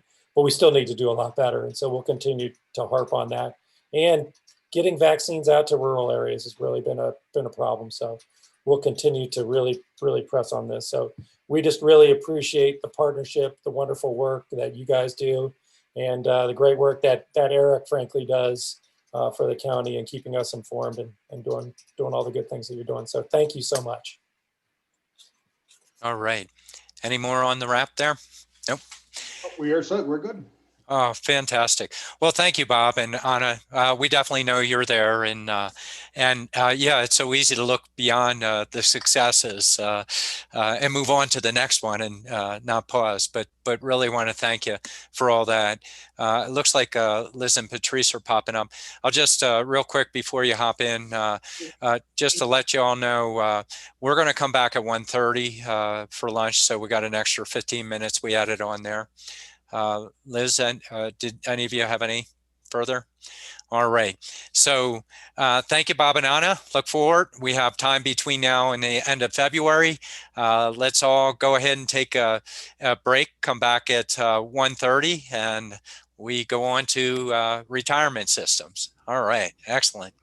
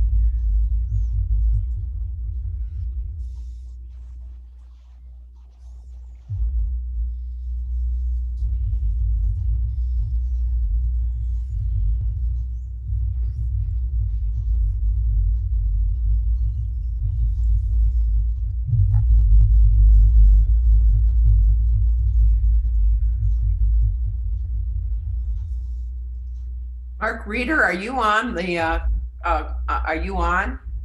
Oh, Patrice, how are you? Yes. I wonder, I just said, is this the Mark Reeder? My God, it's been a long, long time. Oh, yeah. Well, thank you, Patrice. So good to see you. Good to see you too. Glad to see you here. All is well with you, I hope. Yeah, still working up north. Mark Reeder, are you on the, are you on? Somebody's. Oh, Patrice, how are you? Yes. I guess we got an echo. Good, great to see you. My apologies, that was on my end. Oh, okay, Eric. I thought you were trying to cut us off. No, it seemed like we were getting ready for a concert, you know, the bass rumbling first. No, and we are. Matt, you don't want me to sing. I will guarantee you, you do not want me to sing. Yeah, I learned the same thing. I'm good at listening. You guys perform, you know. But Or dance. Mark is someone I have probably not seen or heard from in 20 years. Oh, so great to neat. see. Oh, that's great. Yeah. How we doing, Eric? We are close, sir. I'm just, Supervisor Begay is on the phone and just waiting on Supervisor Archuleta. Okay. So let me reach out to Judy for a second here. And Judy, just to let you know, we lost you during the Parks and Rec. We asked Parks and Rec staff to reach out to you and get your comments that you were trying to, we just couldn't hear them. So Cynthia Nemeth will be reaching out to you just to make sure that we included your comments. Yeah, I can hear you guys, but from here, when I'm trying to respond, it won't, it just goes in and out. So I'll just keep my questions to myself if I have anything. I think I texted you earlier regarding that, but I'm listening. Okay. And then, yeah, don't hesitate to feed it. If you text or use the chat or email Eric or Lindsay, they can pick up and try help convey your ideas too. We'll try and make it work for you. Wonderful. Okay. And Supervisor Archuleta has joined us, Mr. Chair, so we are all present. Fantastic. And I'll just note, I was just so acknowledge that Supervisor Judy Begay, District 4 is here. We heard Supervisor Patrice Horstman reminiscing here. And we have Supervisor Liz Archuleta. I can see you on the screen there, Liz. So you're out there, District 2. And Lena, my gosh, I almost forgot Lena, our vice chair. There she is. With no, absolutely not. The second best district, I hear, behind mine. Anyway, so I should get us going. And the next item that we have on the agenda, just a note, we've rearranged the agenda that we will come back later on to finish off item 12, which is legislative, item 13, county manager's report, and then have our roundtable when time permits within the meeting. We'll try and accommodate in that way. The other piece of note is since I snowblowed this morning, I have another 8 inches. So hopefully we'll see what happens here. So the item that we have, we're going to item number 15. Item 15 is a presentation, discussion, and possible direction to staff regarding public safety personal retirement system funding options. And Siri's going to introduce, but I hear we have this guy that used to work here, Mike Townsend, out there too. So he'll be presenting, and memory lane, Mark Reeder with Stifel Managing Director and Stifel staff. And I hope I pronounced Stifel correctly. So Siri, I'll pass it over to you. Great. Well, thank you, Chair Ryan and members of the board.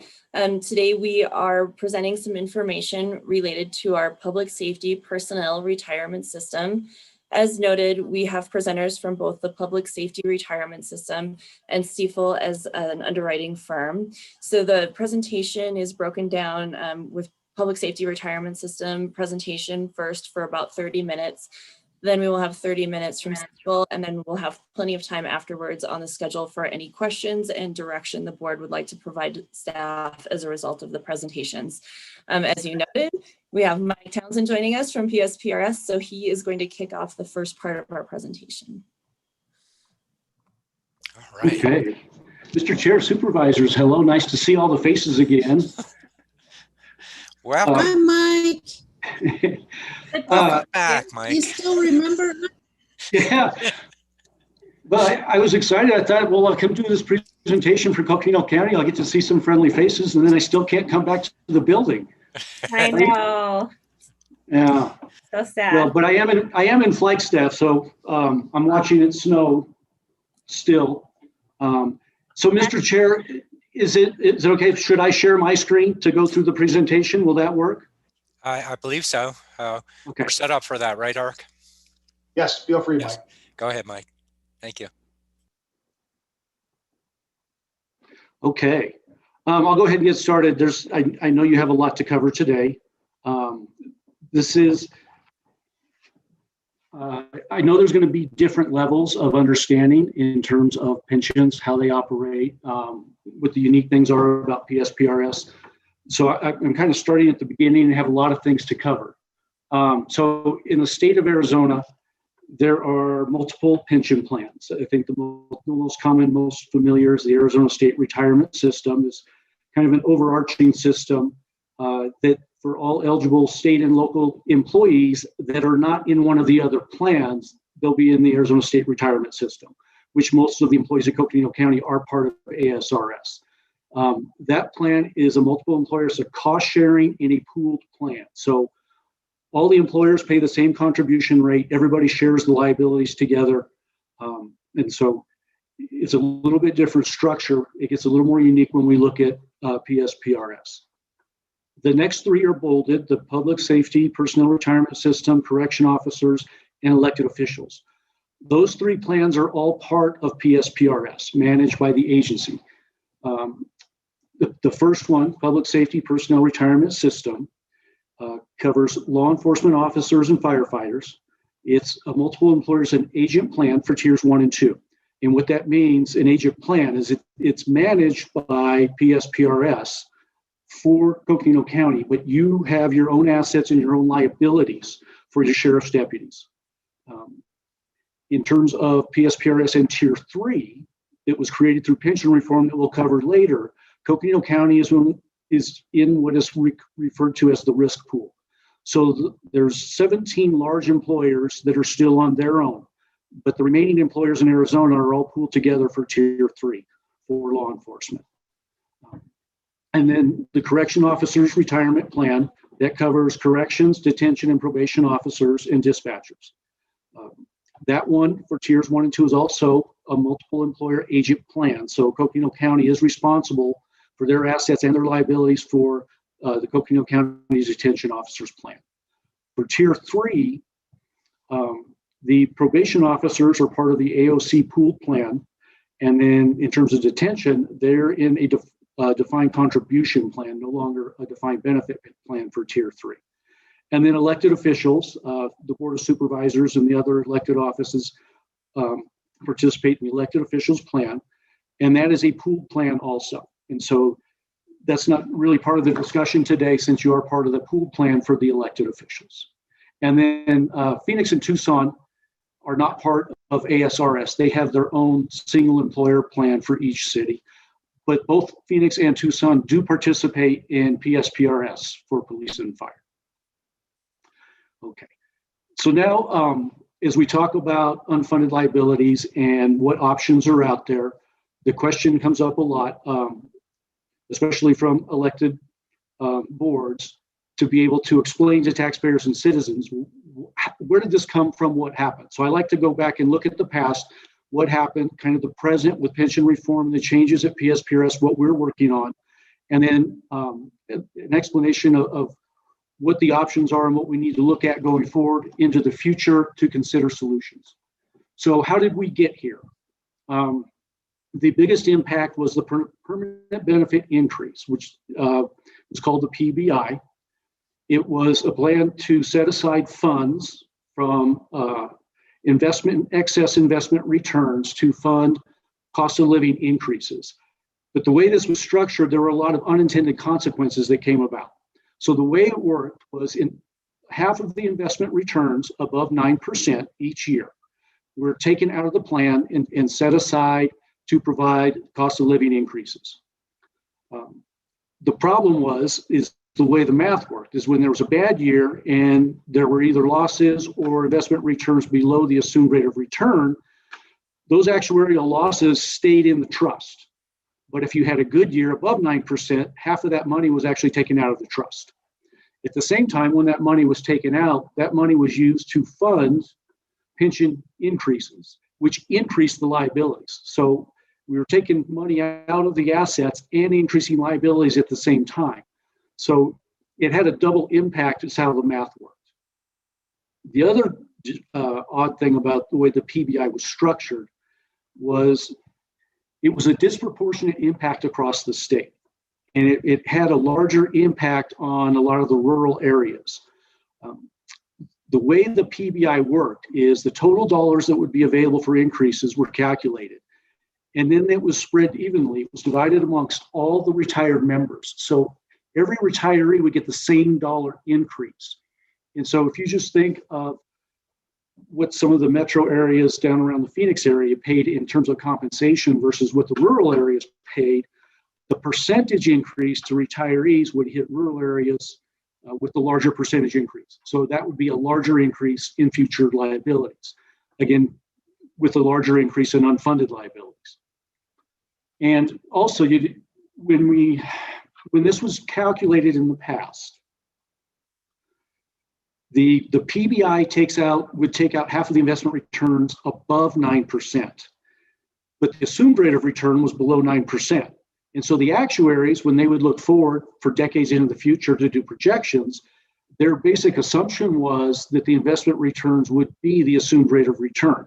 So they were actually estimating that there would be no future PBI funds set aside in the future. But what we know from past history is we actually went 28 consecutive years with PBI increases. So it was not being accounted for correctly in the actuarial valuations, and the unfunded liabilities continued to grow. The other thing that happened was once this was realized what these impacts were, the investment portfolio was actually changed to reduce volatility. And that reduced volatility actually resulted in lower investment returns. So we already had a large unfunded liability, and then we're restricting the opportunities in terms of investment returns. So in terms of that PBI, so what happened and what changed? So in terms of the PBI, back in 2016, 2017, the legislature put on the ballot for the voters to consider Prop 124 and 125. Prop 124 related specifically to PSPRS to eliminate the PBI. And that was replaced with a new COLA that has a 2% cap. And also the way it's defined is now it's included in the actual valuations and gives us more certainty going forward so that we have an understanding of what it's going to be. And it's included in the actuarial valuations. We have also, in terms of the actuarials, we've hired new actuaries. They just finished their second valuation for PSPRS, and we've worked with them and the advisory committee and the board of trustees to do some assumption changes. And so those are also taking place to make sure that we're on a consistent path of paying down unfunded liabilities going forward. In terms of the investments, a lot of changes. We changed the investment allocations so that we're getting back to, we're not concerned about volatility year to year, but we want to make sure that we have those opportunities for investment returns over the long term. And we also had a lot of changes to staff in terms of the investment staff and the investment committee made up of the board of trustees. So a lot of changes taking place. Getting back more to the present, since I started a little over a year ago, there's been a lot of changes. We had a lot of problems with the accounting systems, the general ledger.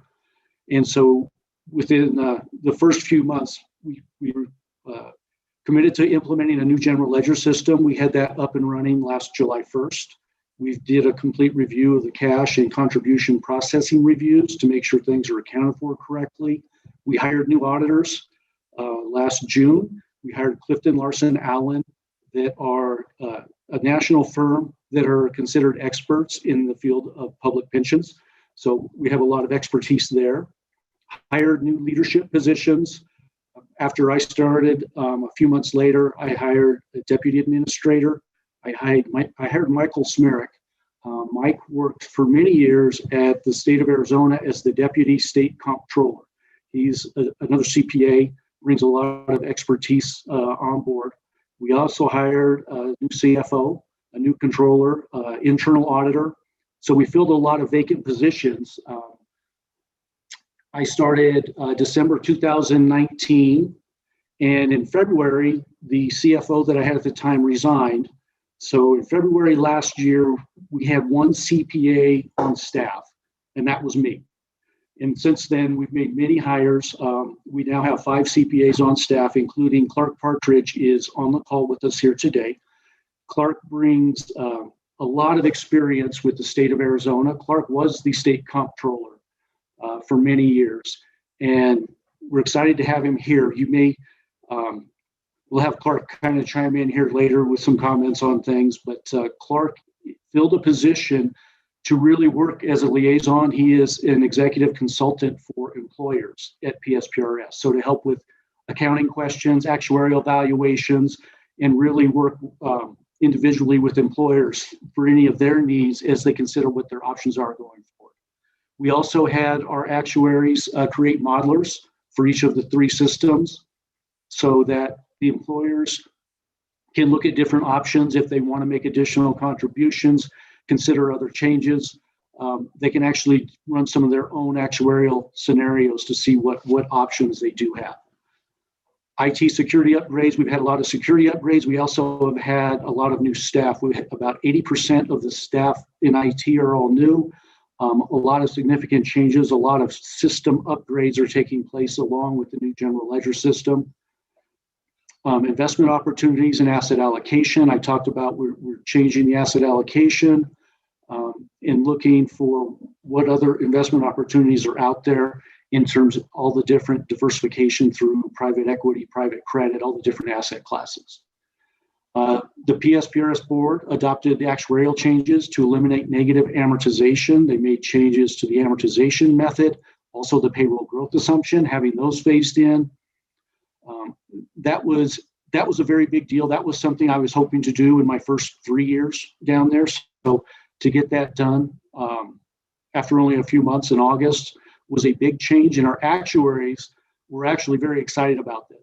They said that this is not very common to make these types of significant changes to actuarial assumptions for any pension plan. So to get those done in short order was really a big accomplishment. The advisory committee, this is one that I committed to. This is really one of the reasons I wanted to take this job in leaving Coconino County. It was important. The things that we were able to do at Coconino County in terms of paying down the unfunded liability and being on a more certain path are things that other employers needed to do also, but there was not an understanding of how pensions work. We re-engaged the advisory committee, which includes employer representatives, including Craig Sullivan with the County Supervisors Association, and member groups, so that we're engaging them and communicating. And they really, what we did was we took the actuarial assumption changes through the advisory committee to get input from all of the stakeholders ahead of having that considered by the board. So we had a unanimous decision from the advisory committee and unanimous decision at the board to make those changes. So that was a really good process. So now it went through kind of the past, what created the problem, a lot of the changes that have taken place so far. So what I want to look at now is, as we start looking towards the future and looking at options for solutions, I'd like to go through and explain a little bit and make sure we have everybody on the same page and we're all using the same terminology. So when we're talking about pensions, we're talking about defined benefit. So when we're talking defined benefit, what we're doing is we're not defining the amount of the contribution that comes in up front. We're talking about the benefit somebody's going to receive at the end of their career. So we're defining the benefit at the end. And the thing that we really need to understand is it is an actual benefit at retirement, and it will be paid. There is a formula. And so I have an example for a tier 1 employee, works 25 years. They will earn 62.5% of their average compensation. And the average compensation, depending on which tier you're in, is usually for tier 1 would be the highest 3 years of their last 10. And so you can see I go through a formula here, 62.5% of a hypothetical $80,000 a year position would earn a $50,000 annual pension. And so that's just an example of the formula. The formula is in statute. It cannot be changed. It is going to be an actual benefit that will be paid. The hard part of pensions is we're trying to estimate what that liability is going to be out in the future. So that estimated future benefit, we need to consider how long are people going to work? What's their compensation going to be? How long are they going to live in retirement? How many of this workforce are going to have a disability and not work to the end of their career? And so all of those different estimates are constantly being revised, and those actuarial assumptions are what we use to estimate what that liability is going to be in the future. So this brings us to the unfunded liability. So what is an unfunded liability? So when the actuaries do their evaluation, they look at the assets and we say, what is the value of the assets today? Because we can't tell you what it is in the future. We can estimate. We know what that value is today. And so we need to compare that to a similar calculation on the liability side. So the actuaries go through and look at all of those future streams of payments that are going to go out to your employees, your deputies in the future. And what are all of those pension payments going to be?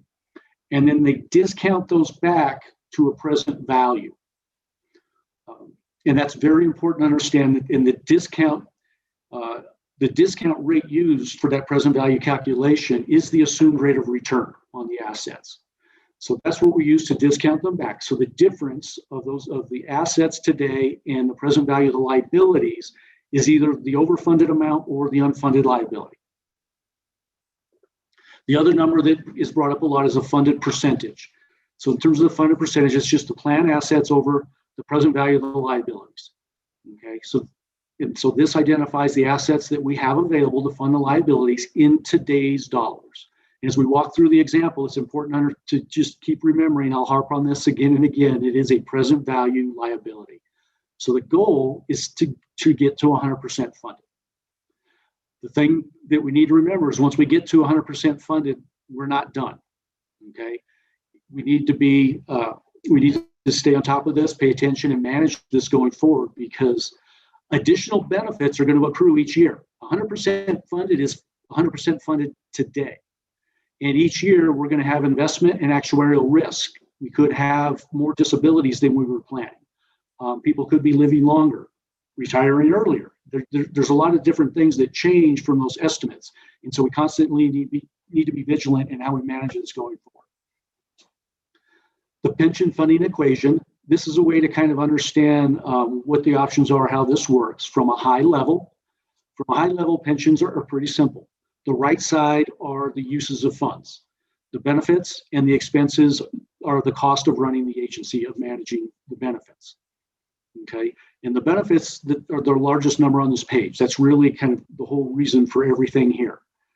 The left side of the formula are sources of funds. And so the I is the investment income, what's earned on the assets that comes in. And then the C is the contributions. And so the investment income, we can do changes, manage the asset allocation, do what we can to increase that. But we'd have to work really hard to even get a 1% increase above the assumed rate of return. So we can only have so much impact on that investment income. The one that there's really control over and that we can really make determinations about what we're going to impact are the contributions. So that's really where we can have an impact on this whole formula. That's the biggest driver, the biggest lever that we have to manage. So the thing to remember about unfunded liability is it is a debt. Okay. So everyone in PSPRS are separate. All those liabilities, the 264 plans are all separate. So the Coconino County Sheriff's deputies have their own plan. And those unfunded liabilities have been earned, and they are subject to the pension clause and to legal precedent. There's some misunderstanding out there. So just to be clear, that the reforms that created Tier 3 did not reduce the Tier 1 and 2 unfunded pension liability. And that's why we refer to it as a legacy cost. What it did was it closed Tiers 1 and 2 to new members, but that liability is still there. And from the previous slide on that pension funding equation, the amount and the timing of contributions directly impacts the funded status of the plan, which I have some examples of what Coconino County has done in the past. But every additional dollar that gets contributed today can earn investment returns over the long term. So there's the opportunity. But the opposite is also true. Every additional dollar not paid is a lost opportunity to earn investment returns.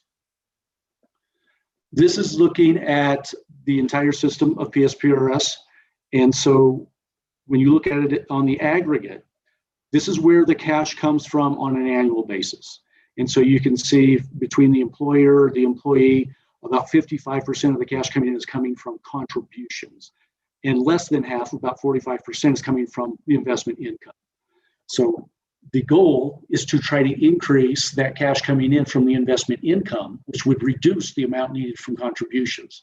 So just from a real high level, that's what we're trying to accomplish. So we have some numbers here for Coconino County Sheriff's deputies on estimates. On the detention side, the detention math would work the same. We just use the numbers for the sheriff's deputies to be able to put these slides together. This is on the aggregate for PSPRS as a whole, just to kind of give you a perspective on where does Coconino County fit in. Coconino County is just under 75% funded, so you can see Coconino County is more towards the high end of most of the employers in PSPRS. So much better funded than most. And also, so this is kind of a history going back about 5 years. So Coconino County has a better funded status than most of the employers in Arizona, but that was due to the actions taken by the board over the past 5 years. If you look here at fiscal year 2015, you can see the funding ratio there, that percentage was 25% back in 2015. That's significantly low, but you can see the unfunded liability decreased from 30 million down to 20 million. That was the year that the additional $10 million contribution was put in. And then again, between the valuations from 2018 to 2019, you can see another $10 million decrease. So Coconino County has taken significant steps to get that funded percentage to over 70%. So a lot of progress made. It still has about 14.5 million of an unfunded liability. On the detention side, there is still a little bit of an unfunded liability, but again, that between the valuations from 2018 to 2019 made significant contributions to get that funded status in a much better position. Okay, so this is to give you kind of a picture of what I've been talking about with the unfunded liability and how that present value changes year to year. So the total of the two bars together, so the total stack, the gold and the blue together, are the total present value of the liabilities. In terms of your sheriff's plan, you have $38.9 million in assets, which leaves the unfunded liability about 14.5 million, that gold section up there. So just to kind of give you a visual of how we calculate the numbers. So the thing to remember, I mentioned, those investment returns, there's an opportunity over the long term, but anything not in there is a lost opportunity. So if we just think about fiscal year 21, in the investment returns, if we earn 7.3% are going to be earned on the 38.9 million in assets. If this plan was 100% funded, then the assets would be over 53 million. And the investment returns would be earned on that 53 million. So that's that opportunity over the long term on the investment return side. So this last bullet is the key point, is regardless of whether you have $39 million or $53 million in assets. The total liabilities are going to increase each year because the liabilities are going to be discounted one less year going forward, which in essence will have them increase by 7.3%. So looking at this slide, I'm on slide 18. The left side here, the increased assets. So that where's the cash come from to increase the assets each year? And remember, from the pension funding formula, it's contributions and investment returns. That's the only place money comes into the plan. So the investments and contributions together, about 4.3 million, estimated to come in fiscal year 21. And then the right side, the increased liabilities. And remember, it's because it's that present value is being discounted one less year. So the actuarial accrued liabilities would increase from 53.3 million to over 57 million. So although it was good, we increased cash by 4.3 million. We also increased the liabilities by 3.9. So when you consider you have 14.5 million you're trying to pay down, 4 million sounds good, but when you consider that really all you're changing is between $400,000 and $500,000, it's not a huge change to that unfunded liability. And so this is to visualize what I just walked through. So the left side is for 2020, that 14.5 million unfunded liability we covered a couple slides previous, and go to 2021, where we are today. And you can see that the gray and the orange are the increase in the assets, right? So you can see how that changed, but also the total liabilities changed. And so this whole thing changes. So even though we're adding additional cash to the plan, we're chasing that calculation on the present value of the liabilities. And so this pie chart kind of demonstrates what the opportunities are. So for fiscal year 21, we're estimating that between the employee and the employer normal cost, 6 and 8% together, about 14% of the cash coming from the normal cost contributions coming in. And then in terms of the unfunded liability contributions, there's 21%.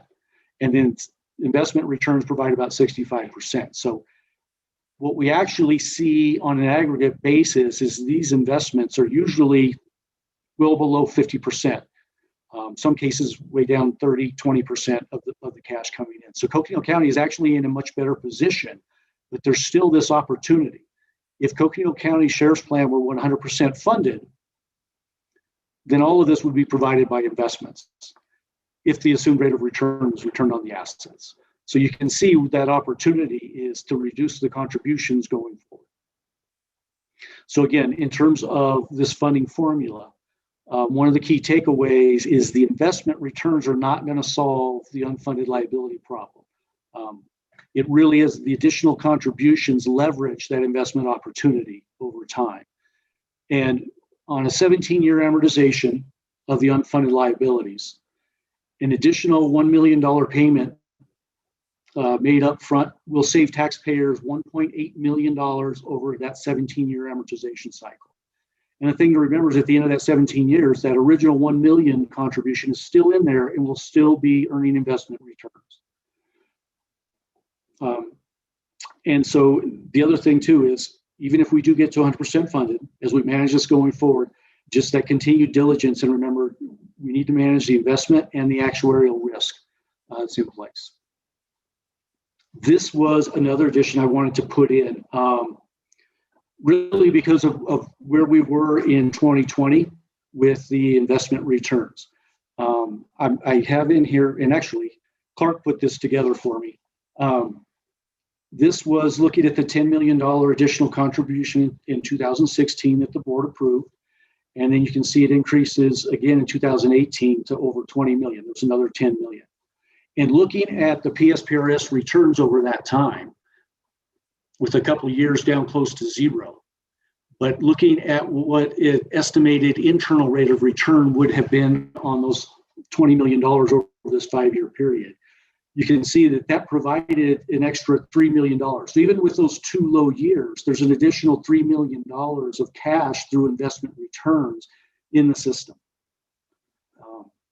So in terms of having that in there, there's really a significant increase in the assets that Coconino County has available because of those decisions made over the last 5 years by the Board of Supervisors.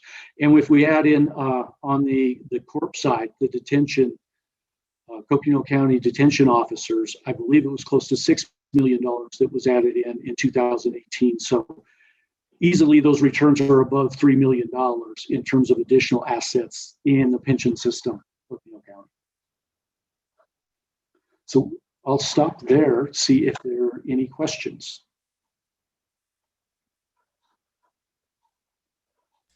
All right.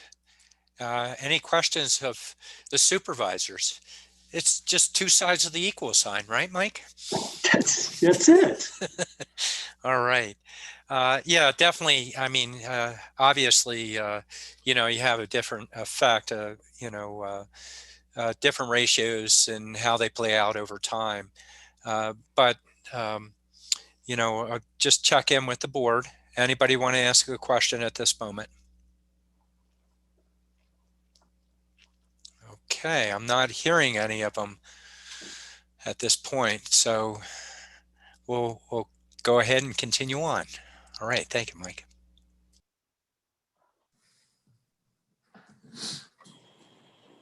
Okay, great. Well, Mark, are you and your group ready to move on to your part of the presentation? We are. Can you bring that up, Siri? Sure. Or I can bring that up as well if that's easier. Okay. Let us know, Siri.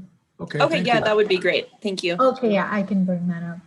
Thank you, Rushta. Thank you, Siri. Mr. Chair, members of the board, this is Mark Reeder. Good afternoon. While Siri's bringing, Rushta's bringing that up, we wanted to thank the board for inviting us into the room here and for retaining our firm to assist the county with your tier 1, tier 2 unfunded liability, the legacy liability that Mike just went over.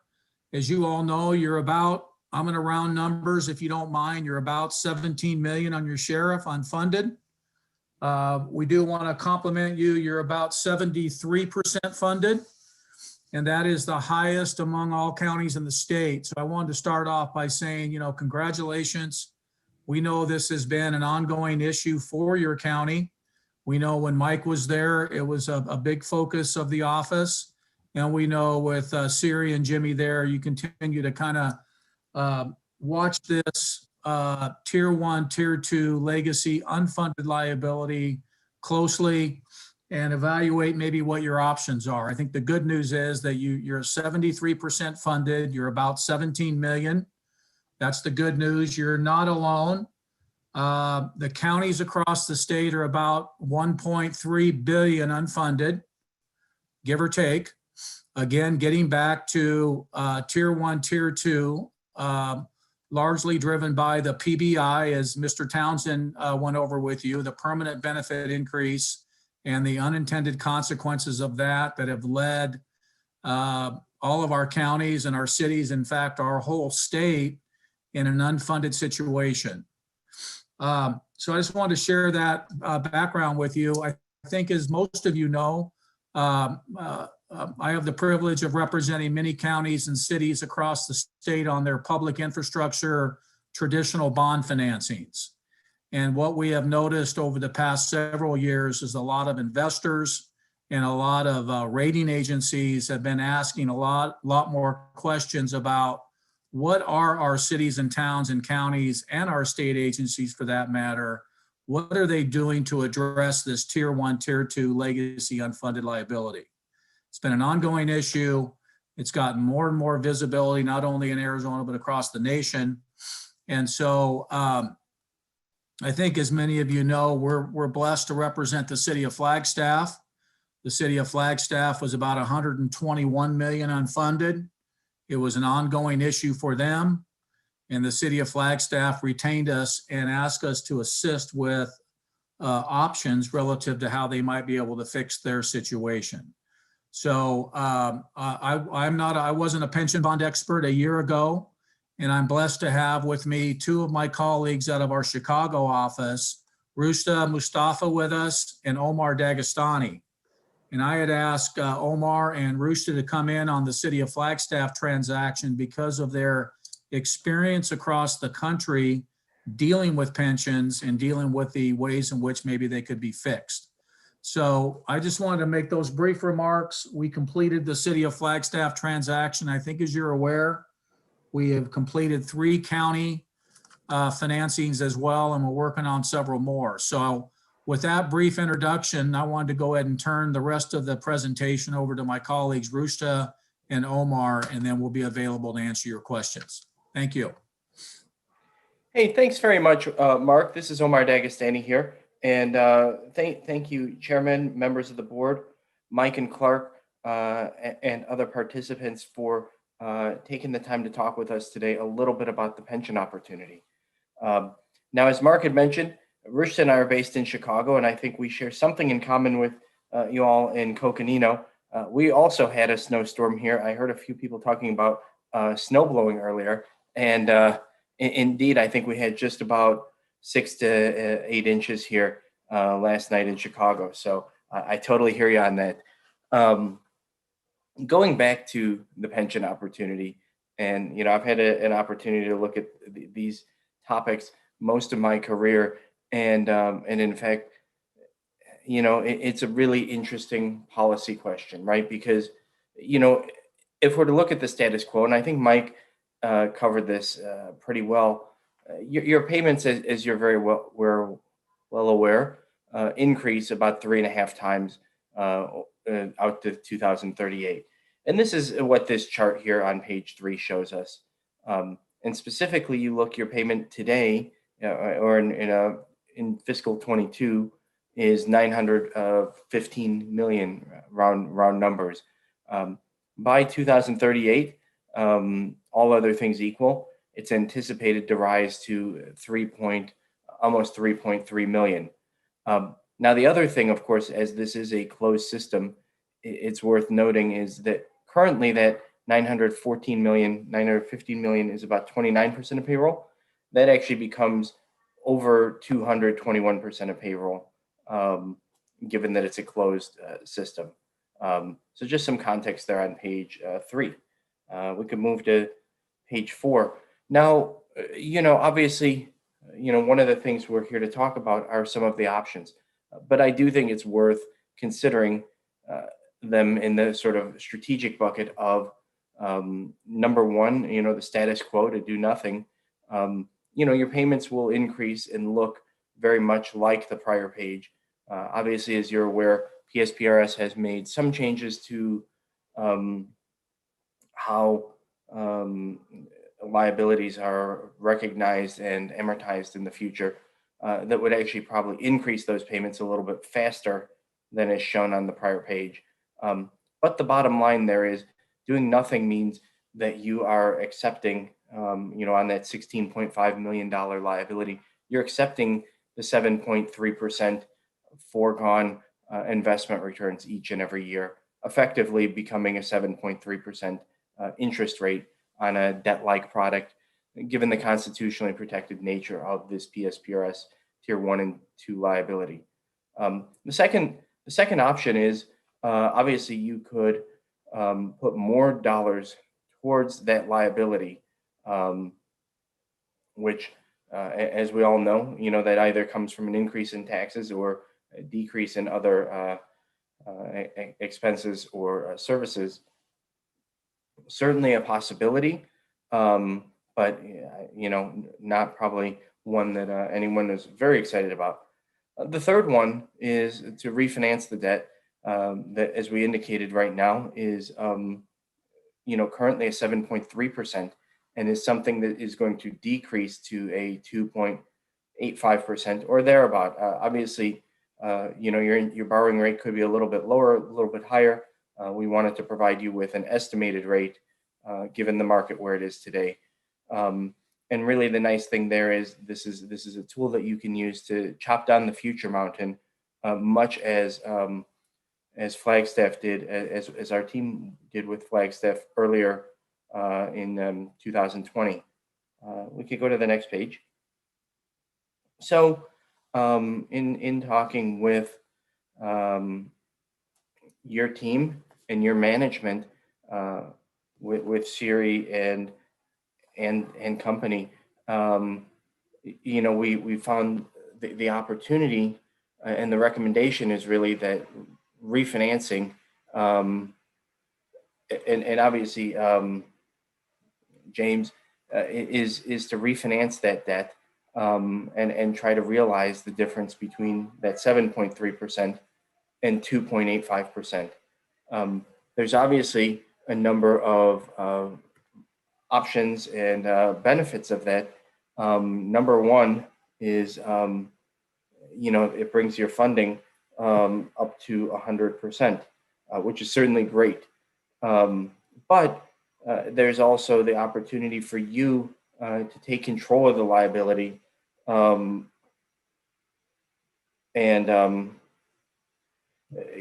doing that, in taking control of the liability, you're able to take some of the anticipated savings and put that in places that make sense to you.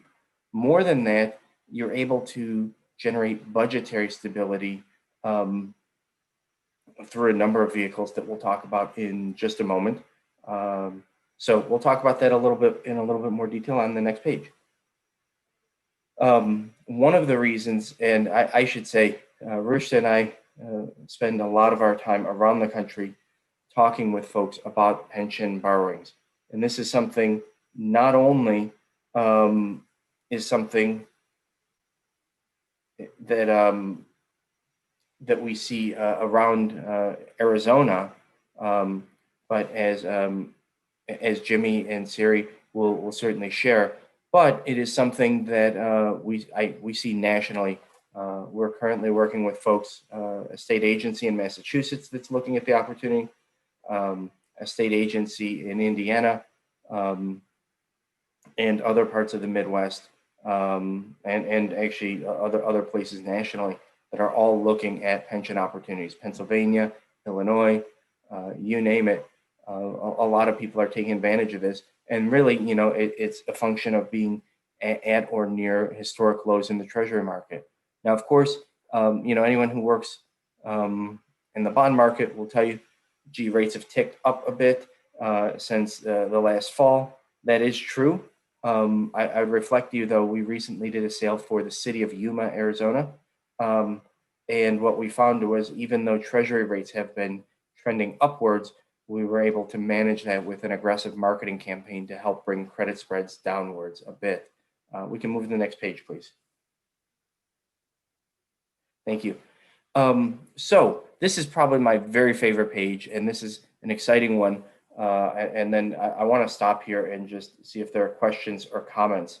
But, if we're to look at the proposed debt service, the idea is really to take your UAL payments and fund the entire liability, but then make sure that you're never paying more than you otherwise would have been scheduled to pay, while leveling out the debt service. And so the chart on the left bottom side reflects that difference.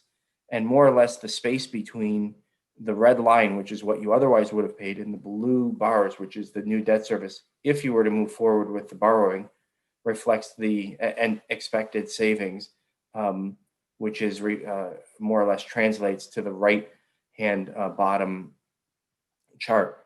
All said and told and done, that results in a borrowing cost, again, estimated at 2.85. Hopefully we can do a little bit better than that. I feel really good, obviously, given your strong credit and story, the Coconino story, that we'd certainly like to beat that. But, when you consider everything, by entering into this, you're able to generate economic value in the form of expected savings in the amount of $8.1 million, or about 48%. As a means of comparison, typically, if you were to look at a debt restructuring or refunding, you would normally be doing something that would do this at a, look at a 3% threshold.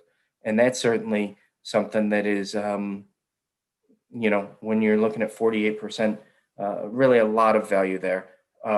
So that's something we're really excited about. And we'll just turn to page 8 really quickly before I turn it over here. One of the things that's important from a rating and sort of market perspective is the fact that you are backloading the expected savings. If you look here, the way that we've been asked to look at this is in 2022, your savings is substantially zero, and or $4,200. So again, that's just sort of rounded to bonds and so forth. The real expected savings occurs further out. Really, it doesn't start to hit until 25, 26, 27. And it keeps increasing all the way up to saving you about $2 million by the time you get up to 2038. And that's really, looking at a long-term vision for how do you stabilize your payments and frankly, reduce the burden of this legacy pension cost on future generations. I want to just pause there for a moment and see if there are questions or comments or things that we could amplify. Okay, questions of the board here? I see a hand raised, or do I? No, that's the hand on the PowerPoint there. Okay, I'm not seeing it. I'm going to hold my questions until we get through the process, but nobody's responding, so go ahead. Well, thank you, Mr. Chairman. And considering that, I will turn it over to my colleague, Rishta Mustafa, to talk a little bit more. Mr. Chair? Oh, I'm sorry, yes. Supervisor Fowler, Lena. Yes, so I am, you're talking about the market and the return. With the uncertainty of the market right now, this seems very positive to me. What you're reporting back to 7.3%. How does that look into the future? I mean, so the market, it'll be stable all the way through? Well, Supervisor Fowler, no, and in fact, you've really seen forward in the presentation. You're going exactly where we're going, which is to talk about some of the risks. The sense that investment returns are going to vary year over year. And Rishta will talk a little bit about that in just a moment to address your question. And okay, that's so good. I'll turn it Thank to you. Rishta, and then she can address your question directly and cover some of the other risks as well. Thank you, Supervisor. Thanks, Omar, and thank you, Superintendent Lena.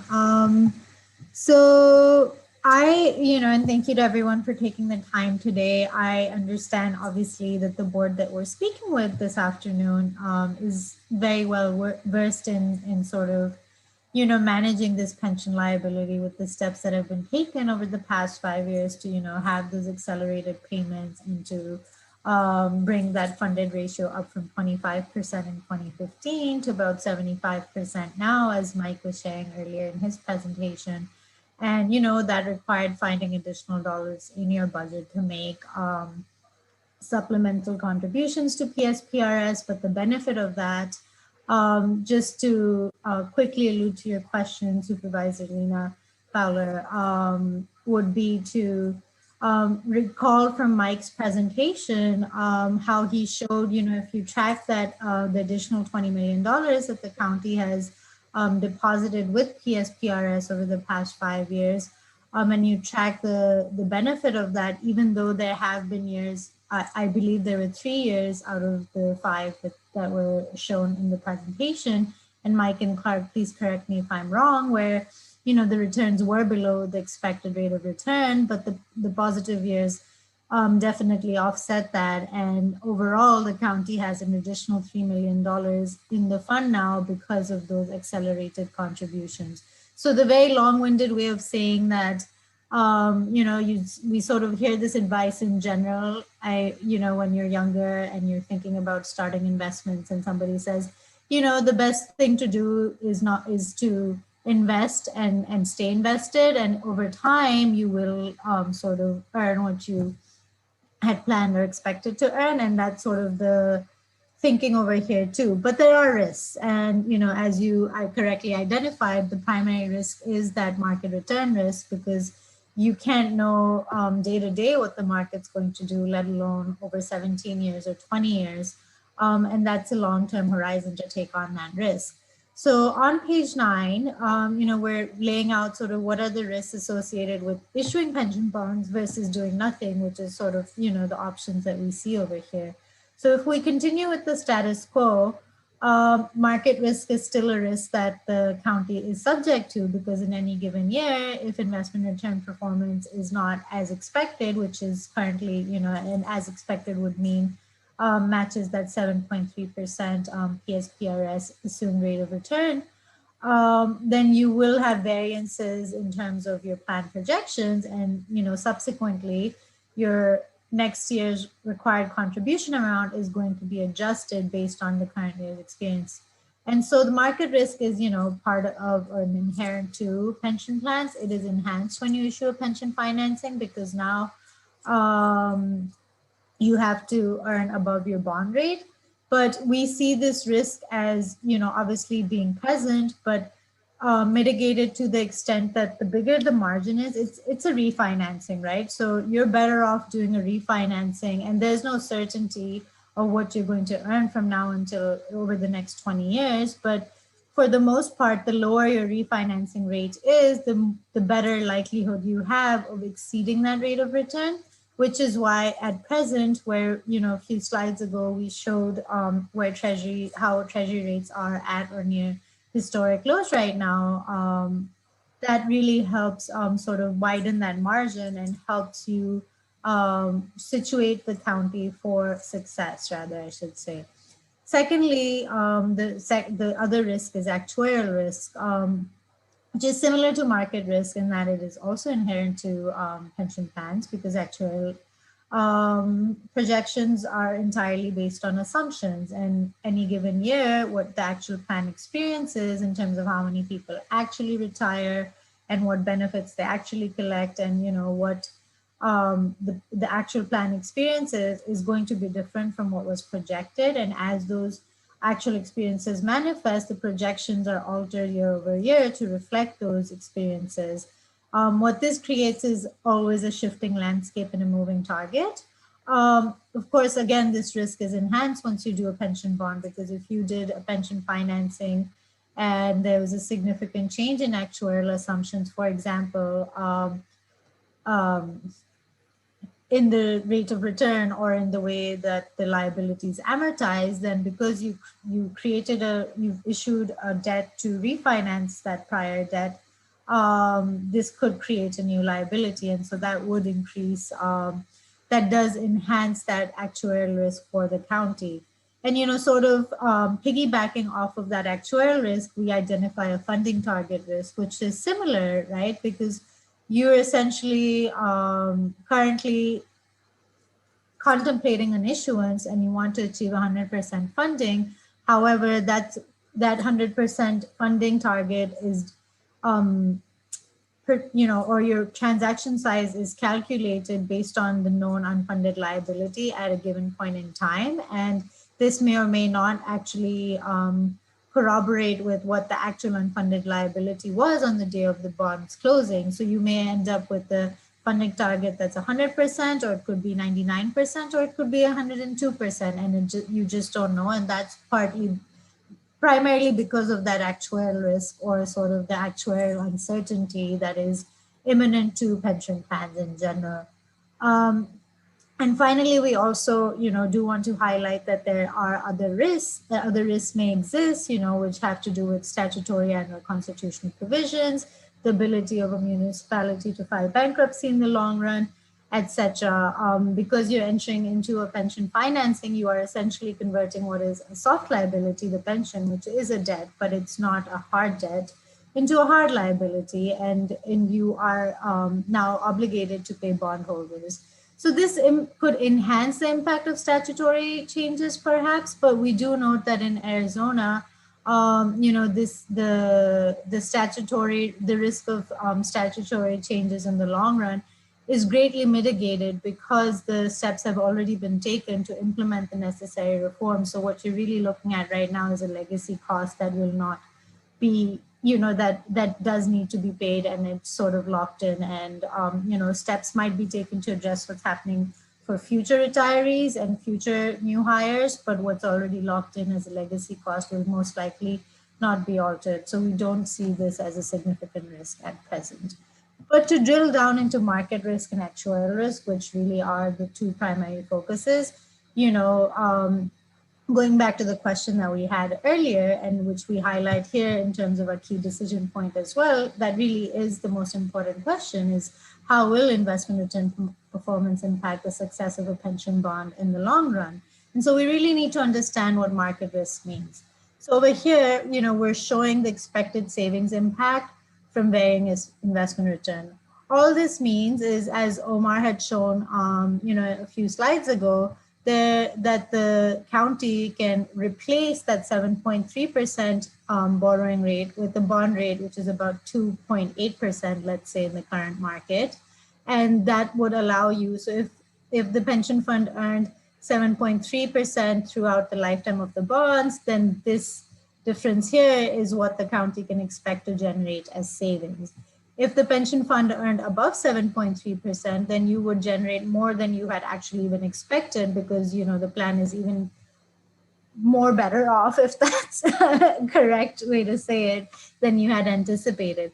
However, if the plan fails to earn the bond rate or fails to earn the actuarial rate, but still earns above the bond rate, you would still be better off for having done this because your payments would still, your required hurdle rate went from 7.3% to the bond rate. Where you would accumulate losses is if the fund over the lifetime of the bonds earn less than the bond rate, which is about 280 in the current market. That's when the county would start accumulating losses. At this point at the bond rate, you would be breaking even. So you would be no better or worse off monetarily, but there might have been other advantages or disadvantages from a policy perspective. So that's the impact from varying investment returns on savings, right?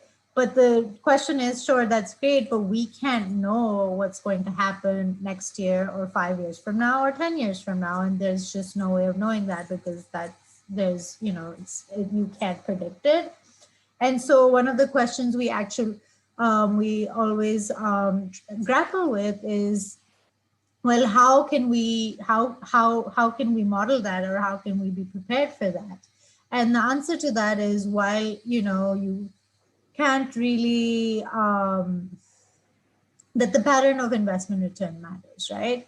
So on the one hand, we're demonstrating what happens with savings based on a flat assumption of what you would earn. But we know that in any given year, as we show in the graph down here in the bottom right corner, we know that in any given year, PSPRS investment returns are not going to be the 7.3% actuarial rate, assumed actuarial rate that we see. It could be 11%, and then it could be down to 1%, and then it could be back up, or, so the investment returns bounce around year over year, and past performance is not an indication of future results. So just because this was the pattern that PSPRS had over the last 10 years, doesn't mean that this will be the same pattern in the next 10 years.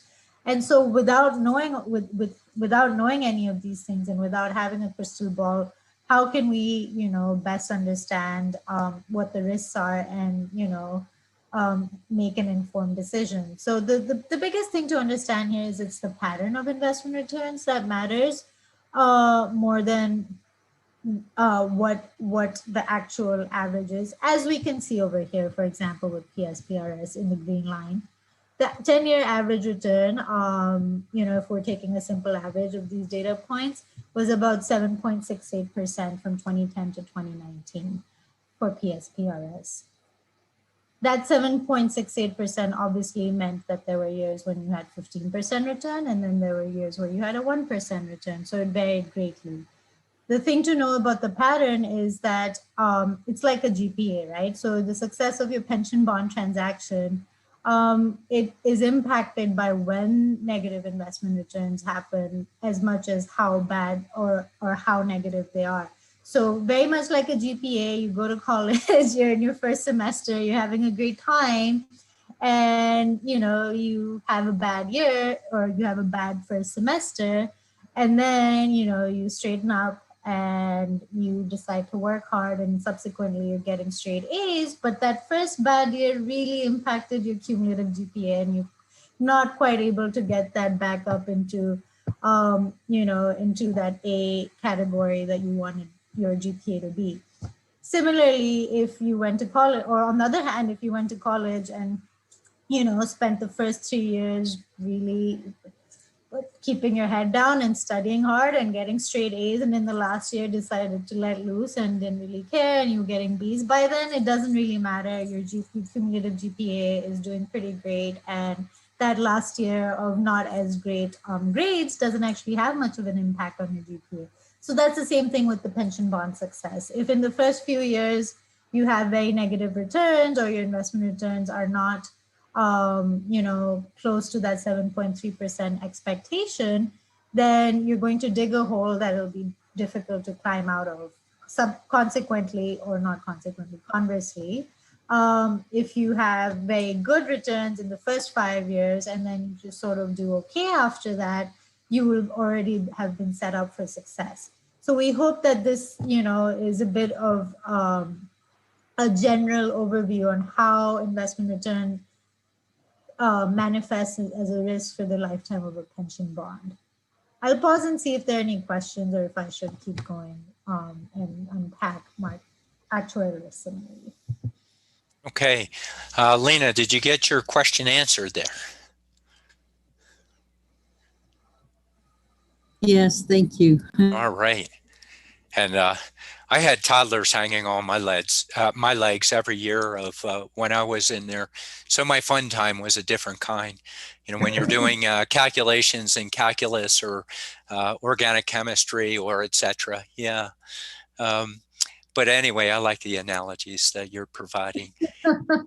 Well, the easiest way to understand, because at least I can relate to it. All right. Very good. Other board members, just in case. Not hearing anybody. Go ahead, Rashida. All right, thank you, Chairman. And so continuing in this trajectory of trying to, make sure, really have a very solid understanding of what the risks are, because this is an important decision, and you can only proceed if you feel comfortable with understanding what's the cost of doing this versus doing something else. And so the other risk that we had highlighted, which is actuarial risk, which is what if actuarial assumptions change, how will that impact the success of my pension? One of the changes that we know is coming or has already been implemented, really, because Mike alluded to it as well, is that PSPRS, has already moved towards this, and this is going to be implemented over the next 7 years, that the required UAL amortization payments, which currently are this red line that keep going up, are expected to move towards a level dollar payment over the next 7 years. So what that's going to do as that manifests is it's going to go from this red line that's going up from 2022 to 2038 to this flat red line from 2022 to 2038. We've done this hypothetically. But because if this red line is the line that's allowing the county to repay its existing PSPRS debt of about $17 million, then we're essentially over here just saying, well, if the county wanted to repay that $17 million, which is accruing at a 7.3% rate with level payments every year, what would those payments be? So it's a straight line, but as you can see, that straight line is still very much above where your debt service would be at a 280, because again, this debt is at 730 and this debt is at 280. So what we want to demonstrate here is this is a known change that we know is coming down the pike. And so it's a very valid and fair question for the county to feel comfortable that we know there's a change coming from the actuarial side. And so how does that impact our decision making if we enter a pension borrowing or a pension bond right now? What will our future payments be? And are we going to create a situation where we're paying more, where we've locked into paying debt service that's higher than what those future amortization payments are going to be when they're flat payments? And the answer to that is no, because the flat payments would still be at that 730 rate versus the debt service, which is going to be at a 280. Now, I would say that that is also a function of the debt service structure or the bond structure that is being recommended right now, because it is a level debt service structure, which is creating the budgetary stability for the county. If instead the county had tried to create a structure that, you know, maps along this line, then if PSPRS moved to or pivoted to a flat dollar amortization, then you might have had, you know, your bond debt service over here in this year maybe be here, but now the UL payment has gone flat, if I'm addressing this adequately. So we wanted to highlight this because we know this is a known change that's coming down the pike, and it's sort of part of understanding what actuarial risk actually means.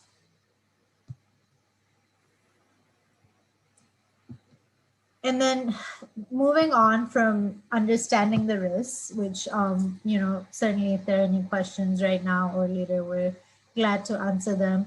The following, you know, the natural question becomes, well, is there anything I can do to help mitigate these risks?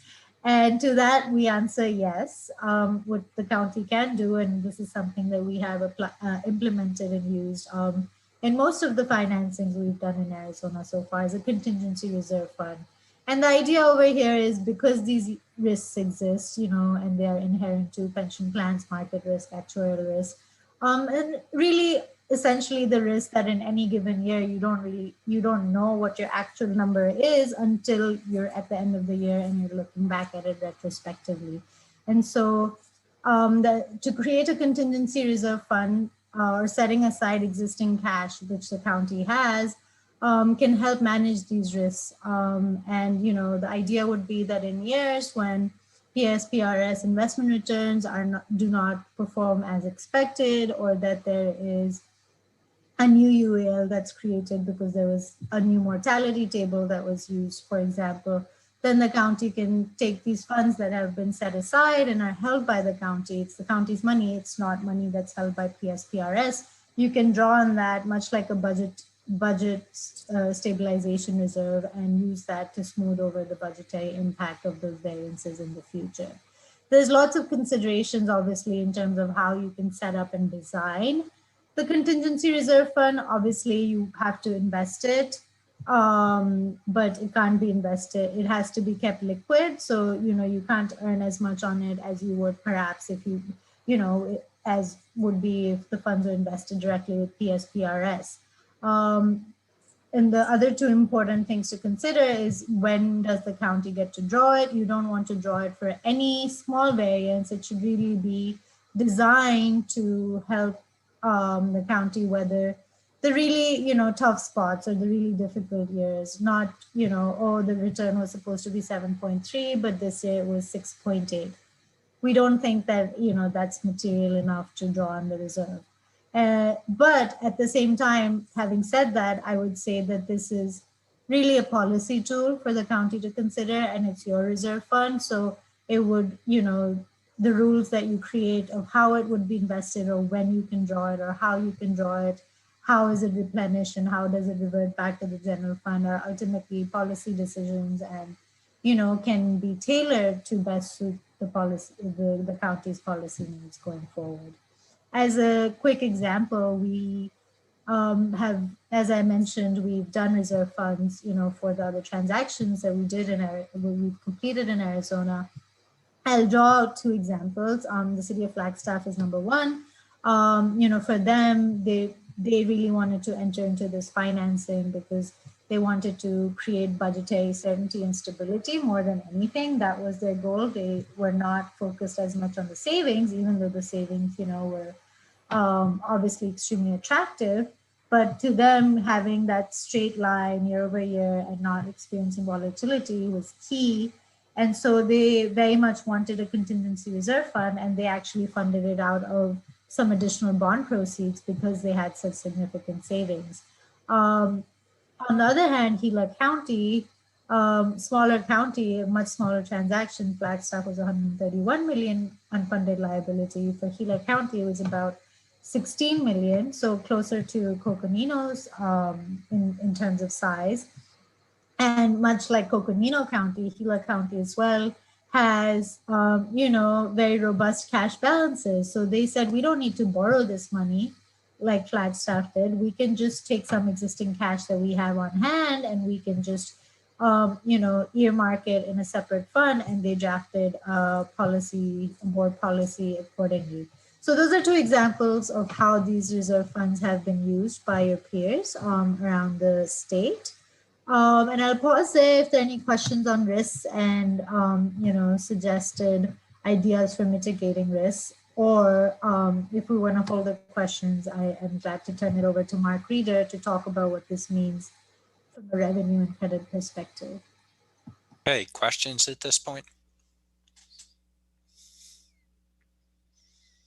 And I'm judging by our silence that no questions at this point. So we'll go with Mark and see how we respond in the end. All right.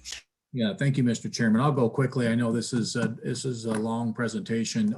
If we move forward with a financing for the county, we want to share with you the pledged revenues. Very common for our Arizona counties to issue what we call pledged revenue bonds or obligations, which are secured by the following revenues on this page.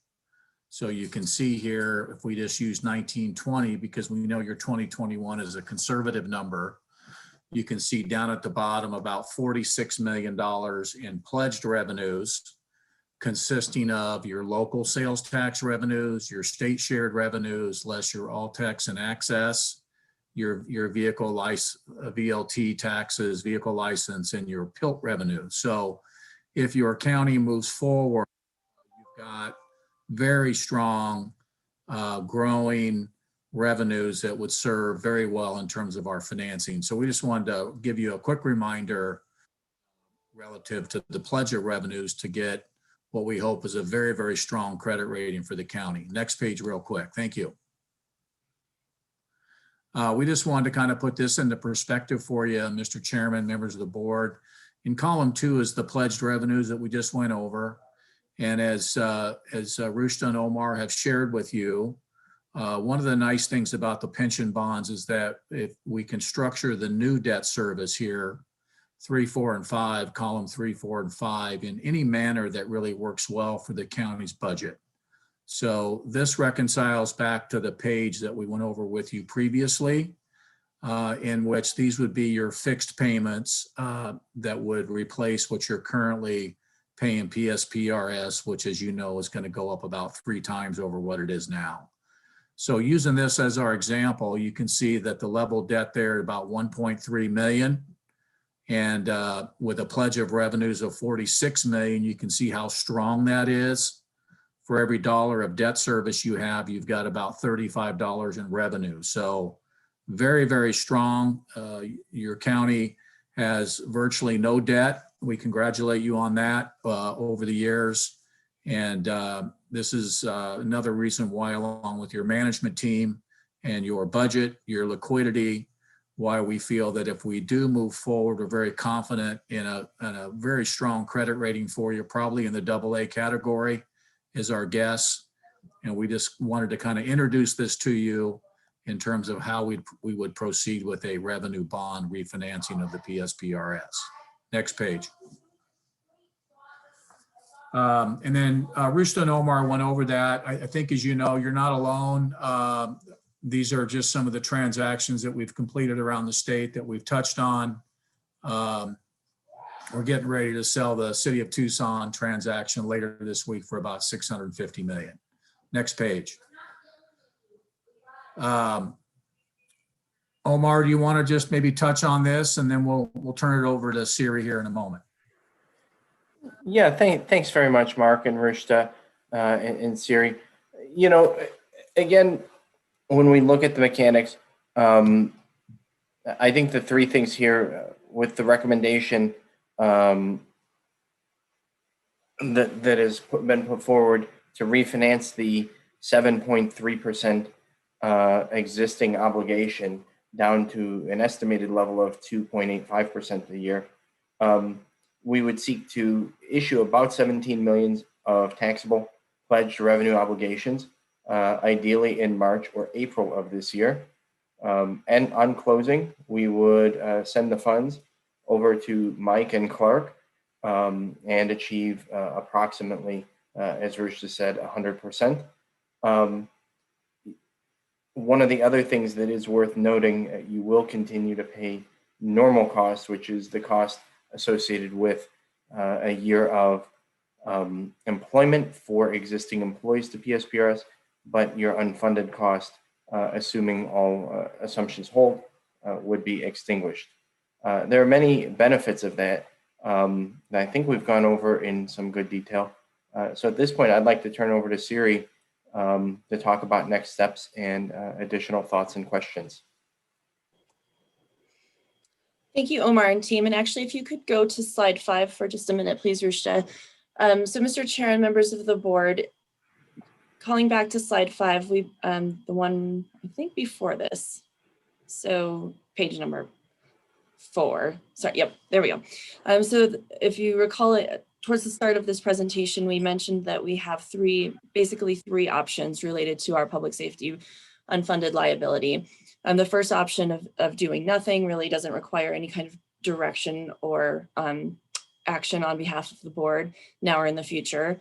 Amending the policy would require some strategies to come up with additional funds to make deposits more aggressively against our liability. And then option number 3 of refinancing the debt.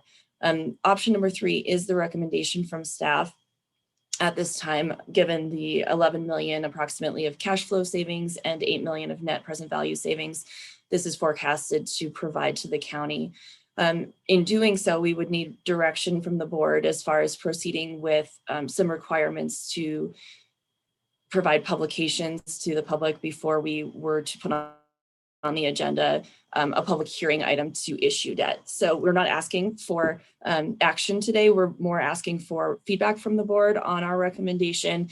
And then we can also show you, if you wouldn't mind going to the slide with the timeline, just so we can show it what we're looking for.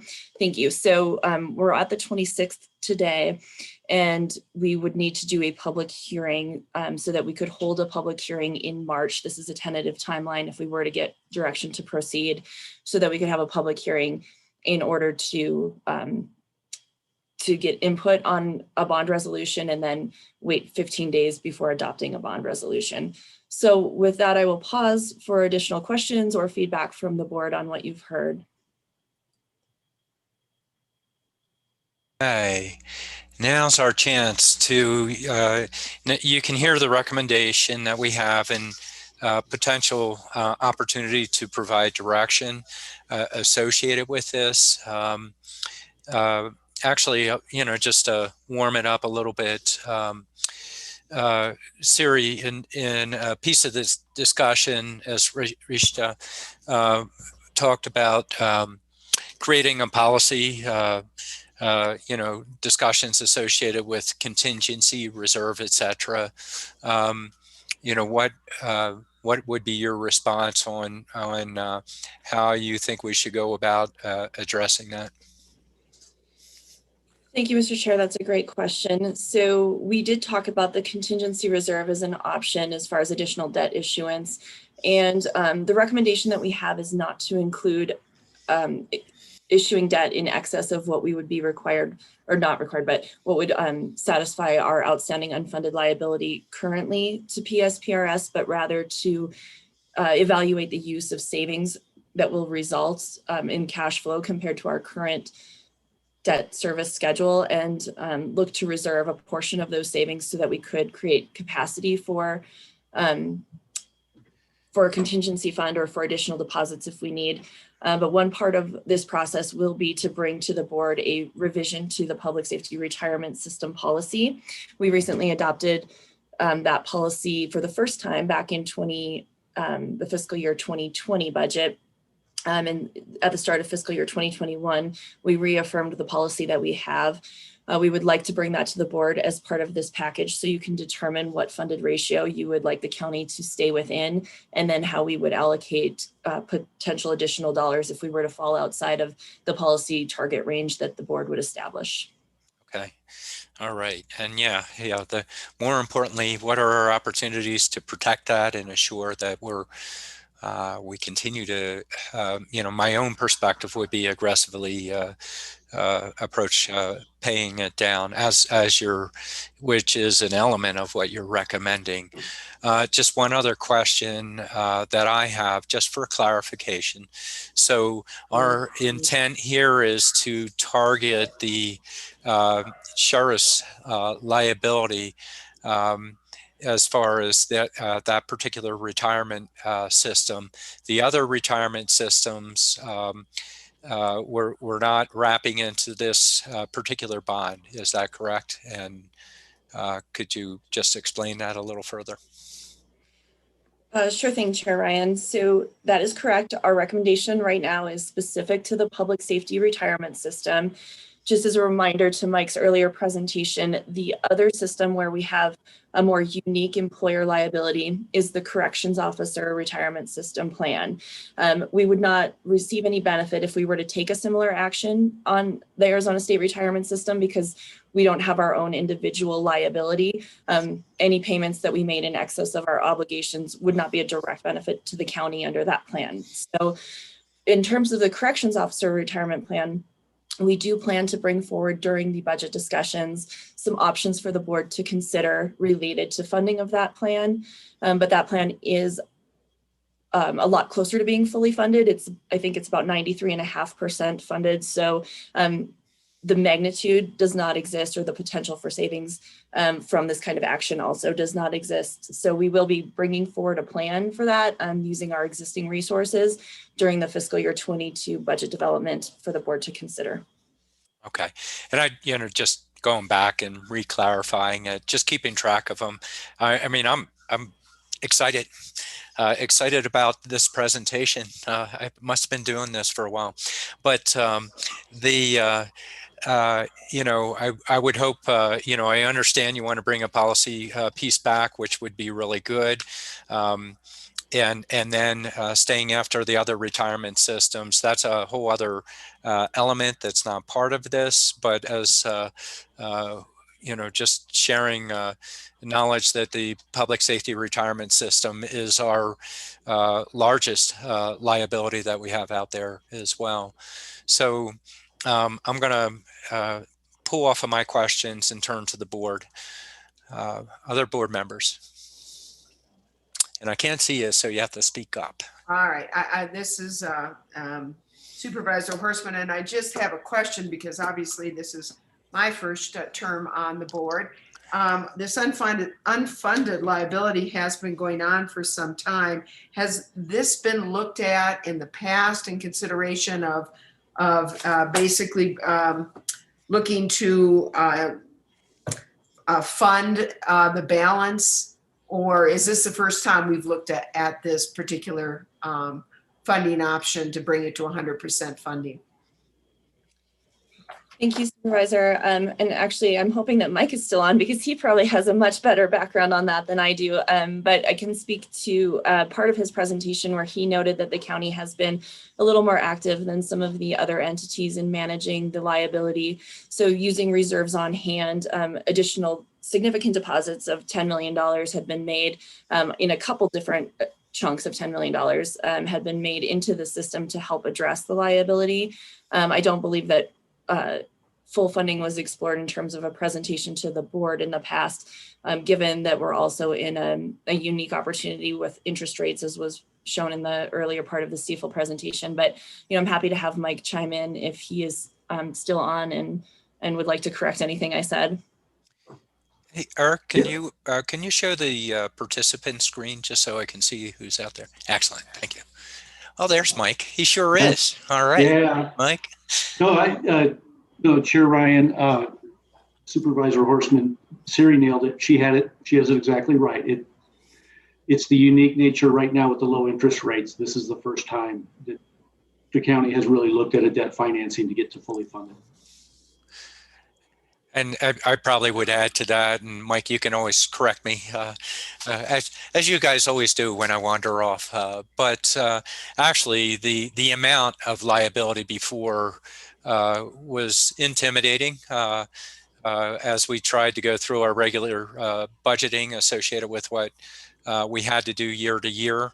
And again, we didn't fully explore it. Mike brought forward, a piece of the investment strategy that really looked at it and thought, we're actually, we're losing money just by going with the approach that we had. So that really triggered our involvement. We know we have a big liability. What would that mean in the future for the county if we didn't address it? And so they are pieces of the answers there. So, given that and given the low interest rates and the opportunity that we have, obviously I want to hear from the other supervisors, but to me, it sounds like that it's almost a no-brainer here on what we need to be doing going forward. So my initial thoughts. Thank you. Mr. Chair, if I could add a comment here. I think it was, the conversation about what the board has done in the past. I think you're in a unique situation, and I think it would be beneficial to look at the entirety of this. Some of the other jurisdictions that are considering this, a more stable approach over time is to put multiple deposits of additional contributions in and not have to do everything all at once. Unfortunately, with the low interest rates, we're not sure how long that's going to last. And so what most jurisdictions are doing right now is going to full funding in one debt financing. But Coconino County, when I stepped through what happened over the last 5 years, you've been doing this incrementally over the years. That really sets it up.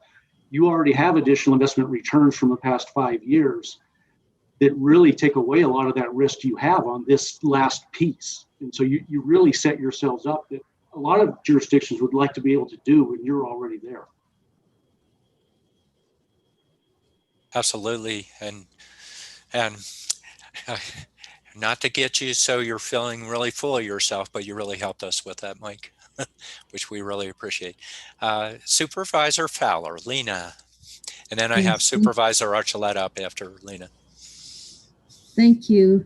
We've been wrestling with this for some time, and thank you, Mike, for setting us up to where we are today.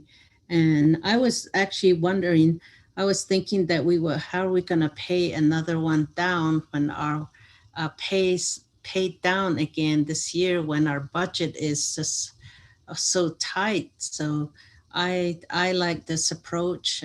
We've been looking at this. We've been looking at this from every angle and just really trying to figure out how we're going to pay it off and how we're going to be able to stay ahead of it. So this is really a great plan. And then partnering with you again, Mike, and the team that you have brought in, Siri, I think it's a very good approach. I think it put us in a good situation. So thank you so much. And thank you for your presentation. It was small, and I'm trying to stay with you on the slide. So, but it was really good. So thank you. All right, thank you. Supervisor Archuleta, Siri, or Liz. Sure. Yeah, thank you. Well, first of all, just thank you for the thought and the preparation that went into the presentation. It was very thorough, and I do want to thank Siri for meeting with each of us to give us a heads up about the presentation. And so I did have a couple of questions then when she went through it with me, but I don't have any questions now. I am very supportive of moving forth. Not only do I think that it's wise and prudent, but I think it's forward thinking, and I think it builds upon this board's actions that we've taken in the past to try to make sure that we're fully funded or getting as close to we can as possible in terms of being fully funded. And so, this board has taken actions in the past. And that's why on that list, we're listed as, being one of the counties that's, a little bit over 70% funded. If it were not for the actions that we've taken in the past, we would not be in that state. And so I do feel like we should continue, not only keeping our eye on this, but continuing the actions that we've taken to make sure that we are fully funded. And so I'm very supportive of this, and look forward to going forward. Thank you. And it's great, Mike. And I just want to tell you that so great to see you and to hear from you. And you are certainly in your element, and have brought a great deal of expertise to the position, and certainly see your thumbprint on all of this, and great success. So really good just to see you in your element. Thank you, Supervisor Archuleta. And let me check in with Supervisor Begay. Now, Supervisor Begay has limited bandwidth. We may or may not get her, but let me try. And do you see her out there, Eric? Mr. Chair, she's coming back into the meeting, so she'll give her just a few seconds. Okay. So, Mr. Chair, if I may. Go ahead, Lena. Mike, it is so good to see you. I remember when you were about to take the job, that the whole state was worried. That's all we were talking about. And it sounds like you have put a great team together, and that you are really doing a great job there. So thank you. And you came back, and I was thinking actually that you're gonna put your team together, and you're gonna see Coconino County, and you're just gonna say all paid off. Yeah. It'll be awesome to see it get there. Yes. All right. Well, we're waiting for Supervisor Begay out there, and as we're waiting, I'll add to that awesome team that y'all have there, and also for Stiefel, really appreciate the work that you put together here. So while we wait for Supervisor Begay, we have just to affirm the direction, I'll go back by Supervisor Archuleta. You already said you're supporting the direction, but I want you to just affirm that, just so this will help give staff guidance on That is correct. I am supportive of moving forward. Okay. And of the recommendation. Okay. Supervisor Horstman? Yep, it's a no-brainer. I say we move forward. Absolutely. Okay. Supervisor Fowler?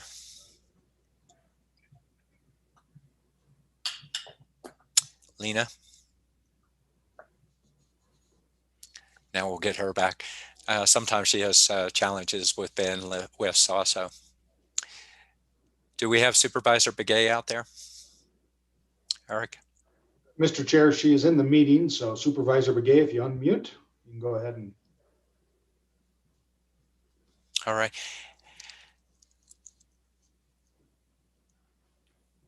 We're waiting. Eric, if you just provide guidance to her, just to help her in. I've asked her to unmute, so she's in as a panelist, like the full board, not on the phone. So okay. Supervisor Begay, if you just click your unmute button, if you're there.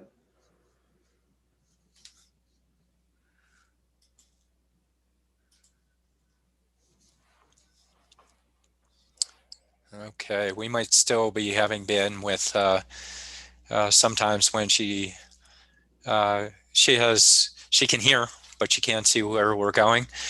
Supervisor Fowler? Well, I won't let you sit out there on two of the members right now. We were hearing from Supervisor Fowler liking what was going on. I just wanted to get a more direct confirmation on direction. I'll go ahead and provide my own add to it, which will be enough to definitely move it forward. Love the work that everybody's doing. Thank you, Siri, for putting this together.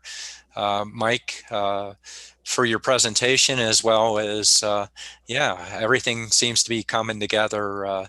You built an excellent team down there, and you are in your element. there's a little chat in the background. Oh, there's Mike. Isn't it great to see him? So just so you know about that.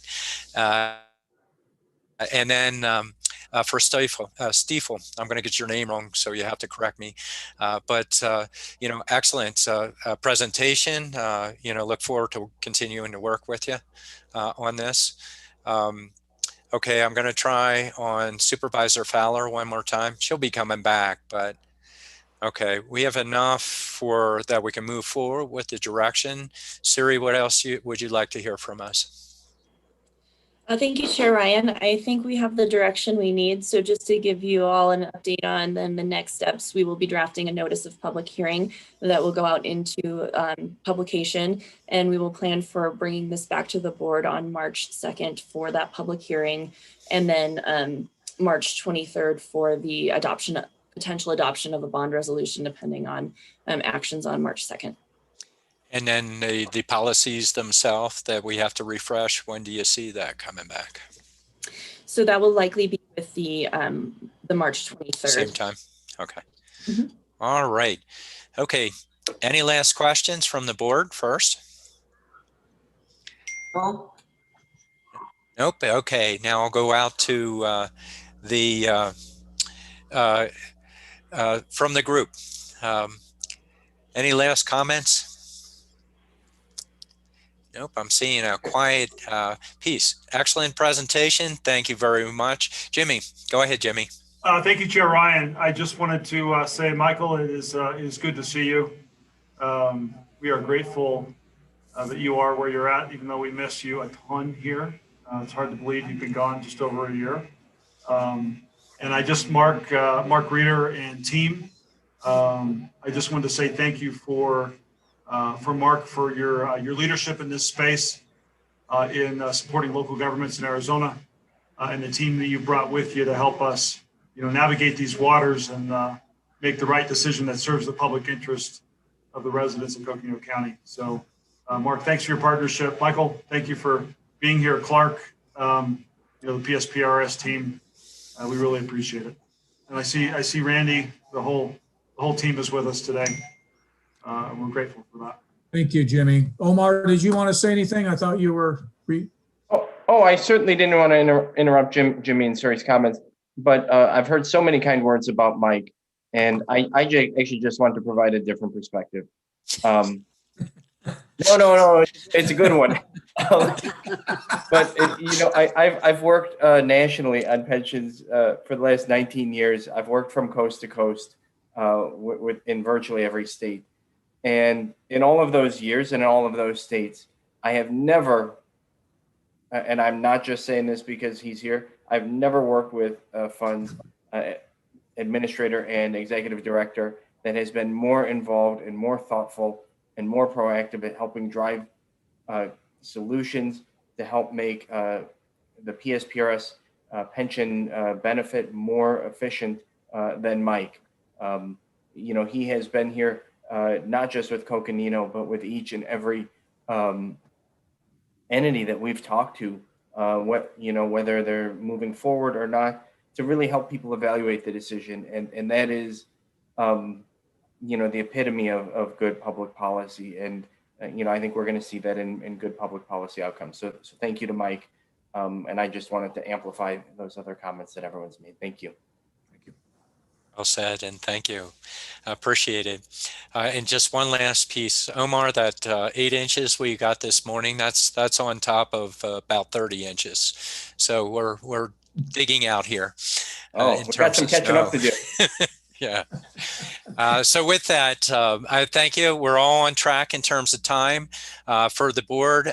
Let's take about a 5-minute break, and then we're going to hop back into a comprehensive presentation on COVID, and hope to, after that, if we can, to then start to address the items that we had not addressed on the agenda.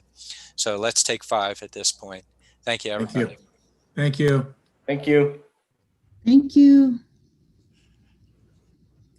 They can get, there has been a real dearth of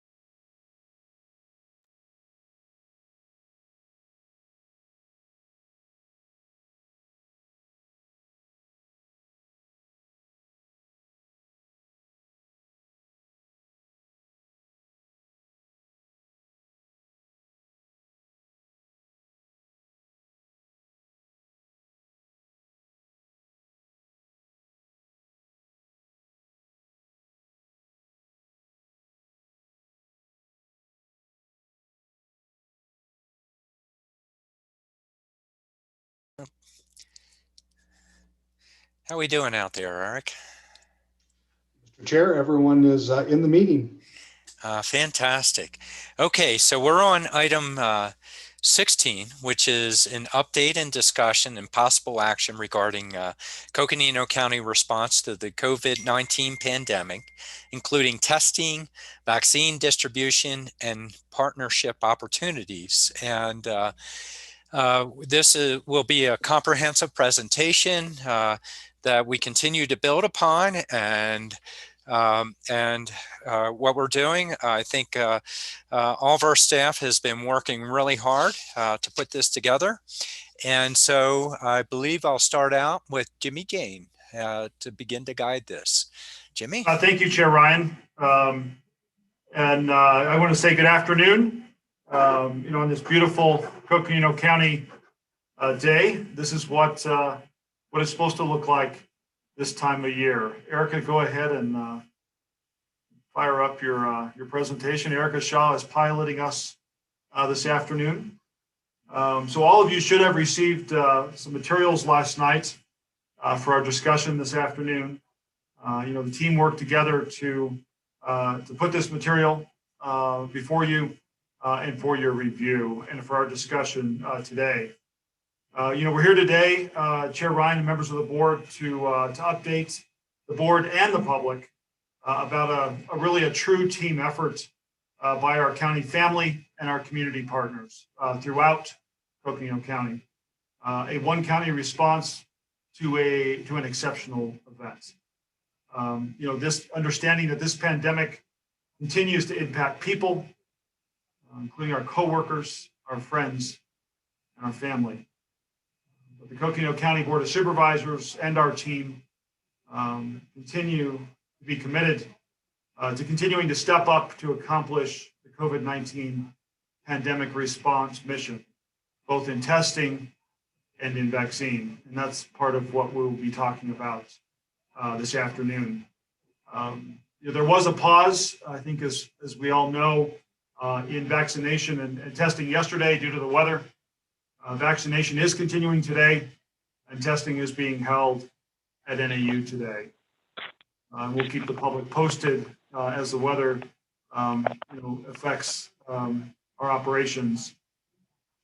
But I would say, Chair Ryan, that these efforts continue to remain possible because of departments working together, including Parks and Rec, Public Works, HHS, facilities, and our emergency management team. Our team is continuing to put needles in arms, continue to accomplish the mission. We have an amazing team who are maximizing our capacity and that of our healthcare provider partners. I want to state that in a plea from Incident Commander Musselman to the HHS director, who serves as our HHS director, she made a plea to the DHS director, in part, that stated, we currently have the capacity to administer over 2,000 plus doses a day between HHS vaccination operation and our healthcare partners across Coconino County. We also have additional plans, space, and staffing requests in place to exponentially scale up operations to several thousand doses a day, if only we could secure appropriate amounts of vaccine. I think that sums up that we have capacity. On slide 5, this afternoon, Chair Ryan and members, you will see 1,300 current capacity. However, assuming vaccine is made available, we are able to quickly scale up to 2,000 plus using our existing provider community, and IC Musselman will talk some more about that. And to keep in mind that these numbers will go up even more. These numbers do not include the base X that has been talked about in this forum several times, and we talked about some more this afternoon by Director Deason. And we all know that and have been aware of that Coconino County's COVID-19 vaccination efforts are hampered by the lack of available vaccine doses. Not about capacity to deliver, it's the vaccine that we need to deliver the doses to people. The federal and state governments need to make additional vaccine available to Coconino County. We have the capacity to put more shots in arms, including plans to grow that capacity, especially as vaccine becomes available. To that end, our public affairs team has prepared a press release to be sent out after our discussion this afternoon to help further our public messaging. As county manager, I have the privilege of working closely with IC Musselman and the COVID IC team. I am meeting with Kim with IC Musselman every day and attending other weekly meetings with the HHS IC team, in addition to the core leadership team that will be meeting every Wednesday. So that leads us into, here's the leadership structure promised at our last briefing that I believe and the team believes will help serve our needs moving forward in this new season. Coconino County continues to be a leader in the testing space in Arizona, and now our team has pivoted to add vaccine to our mission in this response. Our county continues to be a leader in this space and vaccination as well. In vaccination, we are the leader and have vaccinated more people per 100,000 residents than any county in Arizona. We're proud of that. Again, it goes back to vaccine availability. We have the capacity to deliver more vaccine throughout the county. So I've worked with Incident Commander Musselman and the team on development of the revised IC structure that you see before you. These folks on this chart are our subject matter experts, who I and the leadership team will support in accomplishing their mission. So this includes in the middle larger box there a core leadership team that I know will help in supporting IC Musselman and the IC team in their success of their mission. The team continues to develop tools, including the model that you will see from Essler and Sarah in this presentation today. Go ahead, Erica. So as part of the presentation, this is the base of how this presentation is put together and looking at the strategic priority areas. So board members, you all received a strategic priority map in your materials that I encourage you to review. But that is the map that basically shows the outline and implementation of these 9 strategic priority areas that will be covered in the presentation this afternoon. So please let me know if you have any specific questions about the strategic priority map that you received. But again, our presentation this afternoon will cover these key areas. So Chair Ryan, I'm happy to address any questions before I turn the next segment of the presentation over to IC Musselman. Just pausing for a moment for board members' questions. Okay, I'm not hearing any, or you'll bubble in and then I'll recognize you. Just one point, because we have multiple pieces, keep guiding us on which piece you have up as well. Okay, thank you. So thank you, Chair Ryan. So IC Musselman's going to come on to talk about county vaccine, including availability and shortage, prioritization and our partners. Sarah Schildecker is going to help her with that on capacity. So those are the next couple slides coming forth as we move forward. All right. Comfortable with that? Yes. All right, Kim. Good afternoon, Chair Ryan, members of the board. Thanks for the opportunity to stand before you today with some additional updates regarding our response and certainly our vaccine rollout as we look forward day to day in making great strides in getting out ahead of this pandemic and returning some sense of normalcy, hopefully here sooner rather than later. So what I'd like to start with briefly is just give a quick overview again regarding our vaccine availability, and really the key piece to this, that is our shortage of vaccine.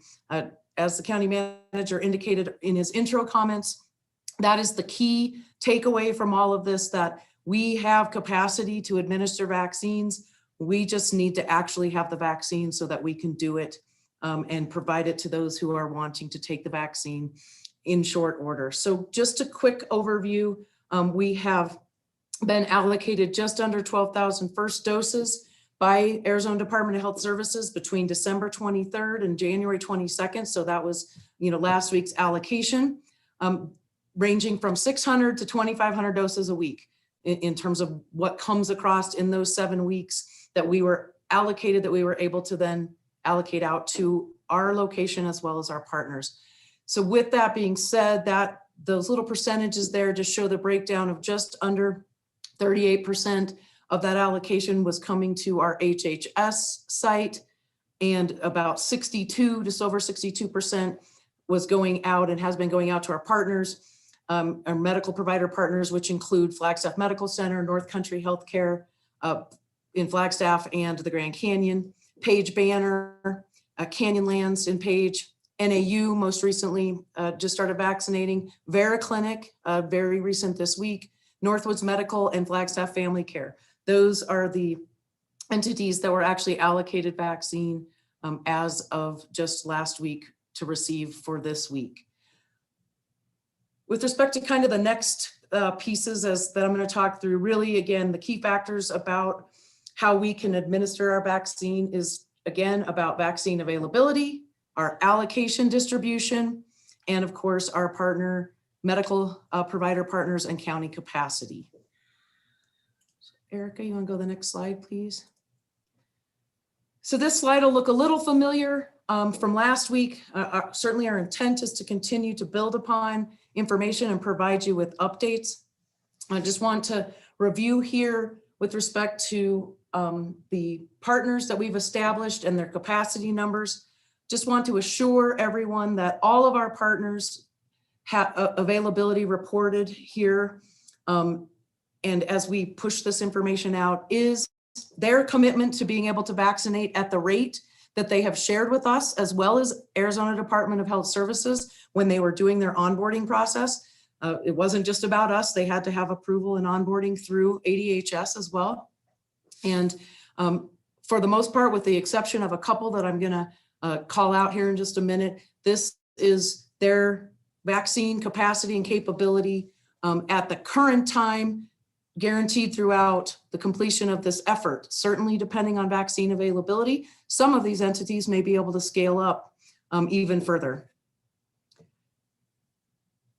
With respect to NAU campus health and capacity update, I just want to point out they have on that chart, so 75 a day. They have already vaccinated all of their 1A eligible population, which included students and faculty who were in those departments, specifically nursing, dental hygiene, a few of the other 1A medical care providing type of programs for people that were doing their clinical rotations and other things. They have appointments scheduled to vaccinate over 500 to 600 starting tomorrow and Thursday of NAU faculty and staff that are eligible in the 1B priority population.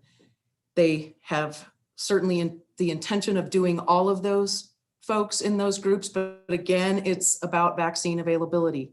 We were only able to fulfill a very small portion of the request that they made for vaccine. With respect to the Flagstaff Medical Center, we've had some great conversations with FMC. They are looking to open a site at the Elks Lodge, and we're working out some final details with Arizona Department of Health Services relating to their licensure.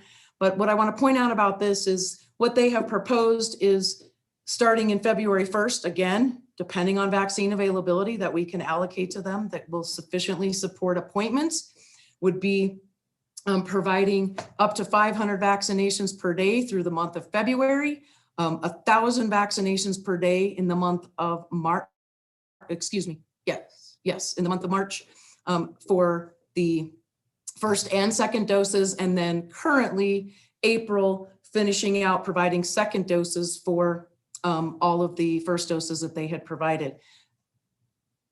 I just want to point out that that is their current time frame that they have submitted with us. However, all of those things are subject to change, and I certainly believe wholeheartedly that if the need is still there, that they would continue to support operations outside of that April timeframe.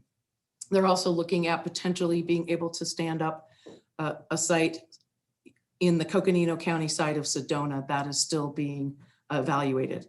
So just if I could point out quickly the additional onboarded pharmacies, specifically the Safeway in Williams, the Safeway on Cedar in Flagstaff, and the Safeway in Page. Those pharmacies were onboarded through the state, in conjunction with the state through the federal pharmacy program. To date, we have not received notice if they have started receiving vaccine. However, they are ready to be scheduling appointments. And our understanding at this point in time is their allocation is going to be coming from the state. Again, if we get sufficient vaccine available, we could also allocate to our pharmacies and again, to all of our other partners. Next slide, Erica. So this is a great graphic, I think, that really just demonstrates our availability versus our network capacity. And when we say network capacity, that means everyone out of all of our other medical providers that are already onboarded and our other community partners that are continuing to onboard on a daily basis. This is that graph that reflects that in terms of what the blue line being that number of vaccines available per day. As you can see, all of those continue to fall below 400.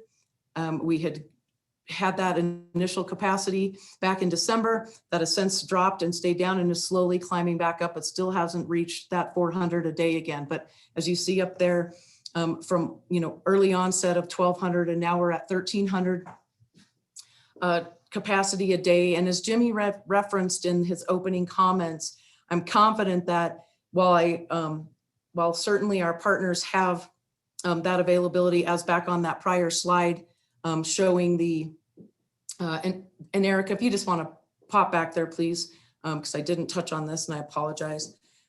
As you'll see over here in terms of current capacity, that 1,200 doses a day, and then the onboarded that's showing an additional 100 a day, putting us at just over 13. This was a chart that was created last Friday with respect to who was onboarded. Every day we onboard more providers. So that number continues to go up on a daily basis, and as well as our potential to even scale up our operation if we were to have enough vaccine to even add 2 more days to our 5-day week that we're currently performing out at Tuthill. We would be well above that 2,000 plus mark. And that is long before we even start looking at the potential of scalable operations with the arrival of BASX and other staffing requests that are out there. So Eric, if you want to go to the next slide, just want to bring this back again in terms of for the board, full understanding as well as for our community. This is our current COVID-19 vaccination prioritization. The reminder that these are priorities that are ultimately sent down from the federal government to the state. The state VAPAC committee then reviews the federal guidelines and the federal recommendations, and then puts forward a state recommendation with respect to the phases.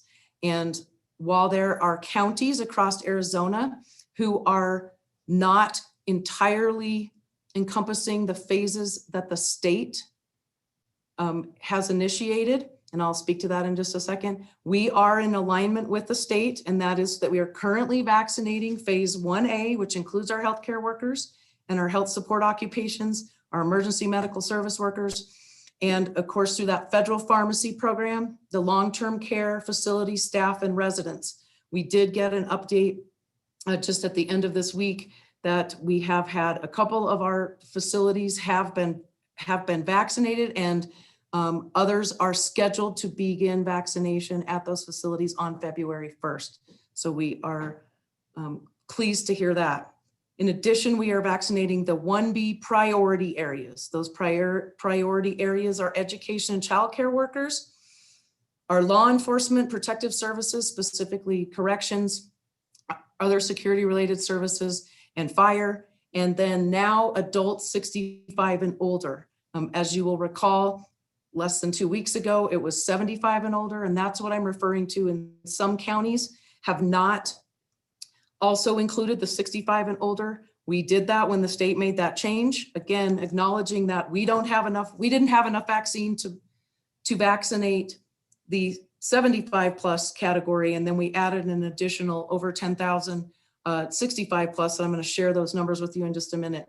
So just want to show this again for the board's understanding that we and all of our county family and our entire county, that is where we are in our priority phases. We ask each and every one of our partner entities that are vaccinating that they are sticking to these phases. It's absolutely imperative that all of us in the county are vaccinating within these priority areas, and that at the point in time when we are ready to move to the later phases of 1B, which includes those other essential workers and critical government services and a whole slew of folks, including the adults with high-risk conditions, in congregate settings, those are all going to be considered in 1B in the later phases of 1B. And as soon as we have enough vaccine to get through those priority phases, then our intention is to be able to open that up to others. We're just not there yet because of our vaccine availability.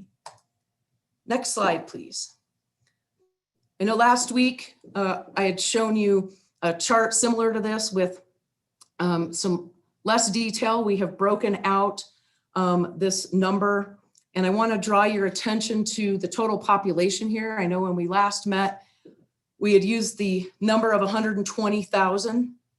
And in some further refinement of that number, we have removed what was children under the age of 14 from that number, as well as our Hopi and Navajo Nation living on nation populations. Because as you are all aware, those living on nation have vaccine allocation that is coming directly from the federal government, and those individuals are able to obtain their vaccination working through the hospital and the IHS entity where they live and that is nearest to them. So by removing that number, that is where we have this 98,665 number in the, just want to draw your attention to what was the number in our phase 1A in those healthcare providers, which is 5,700. In the phase 1B priority group, which now includes the 65 plus, that total is 12,092.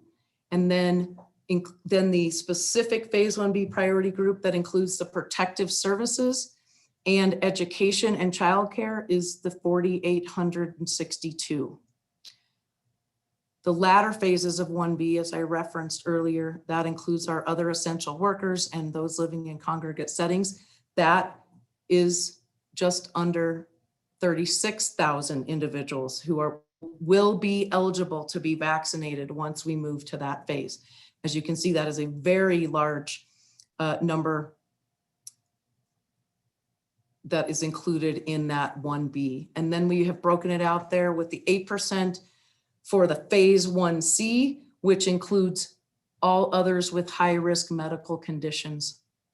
And just for your awareness with respect to this number, that is one of those tricky areas because right now the census data and the other data that we're able to pull from only at this time sorts and pulls by one specific high-risk medical condition, and that is obesity.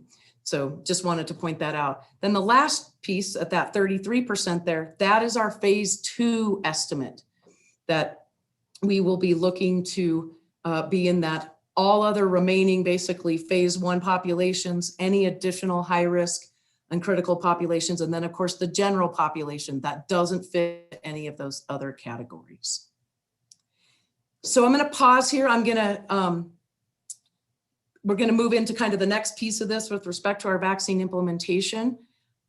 And I'm going to actually be handing this off to Sarah to kind of give a little overview introduction with respect to what our vaccine implementation is really kind of dependent on. And then she's going to be handing it off to Eslier to provide some additional information regarding some forecasting and information that he has put together.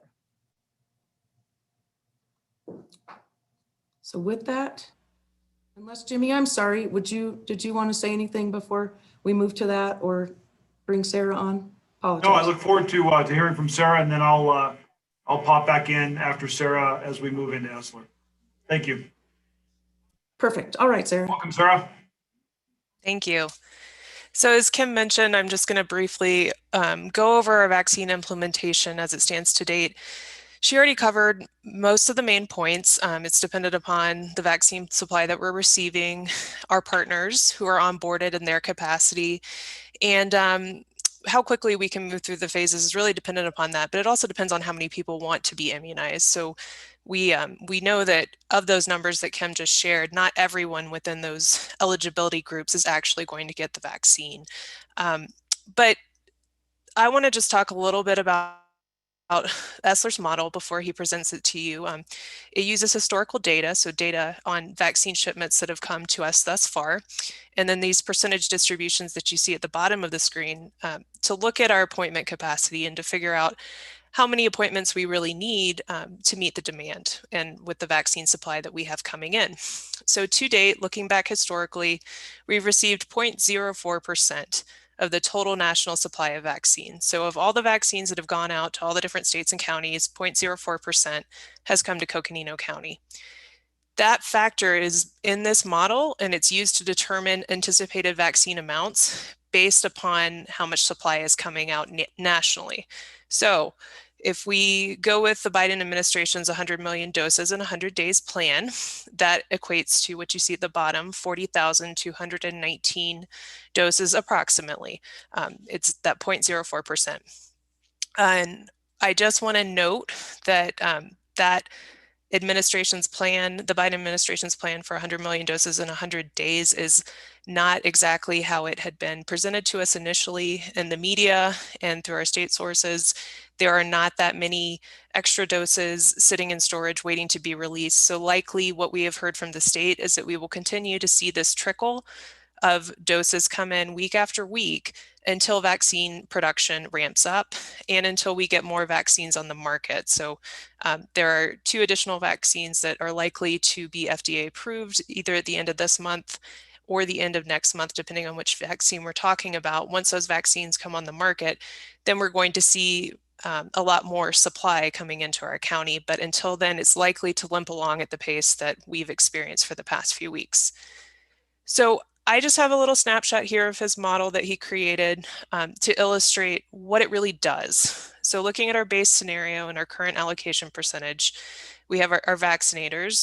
As Kim presented earlier, about 38% of the vaccine that has come in has gone to Coconino County Health and Human Services, and the other 62% has gone to our partners to administer. So if we expect that we are going to receive 100 million doses over 100 days, that means that we're going to get 40,219 doses total. And because they're not going to all come at once, they're going to come in weekly increments over time. So we can assume that equates to 402 appointments per day to meet that 40,219 total doses that we have coming into the county. What the model does is it allows us to input, that how much vaccine we think we're going to get.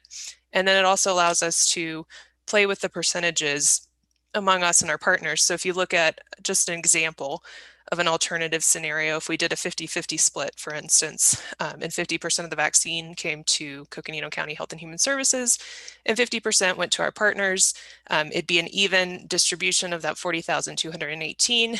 And then at Coconino County, Fort Tuthill site, we need to do 201 appointments a day. And then, excuse me, our partners would also need to do 201.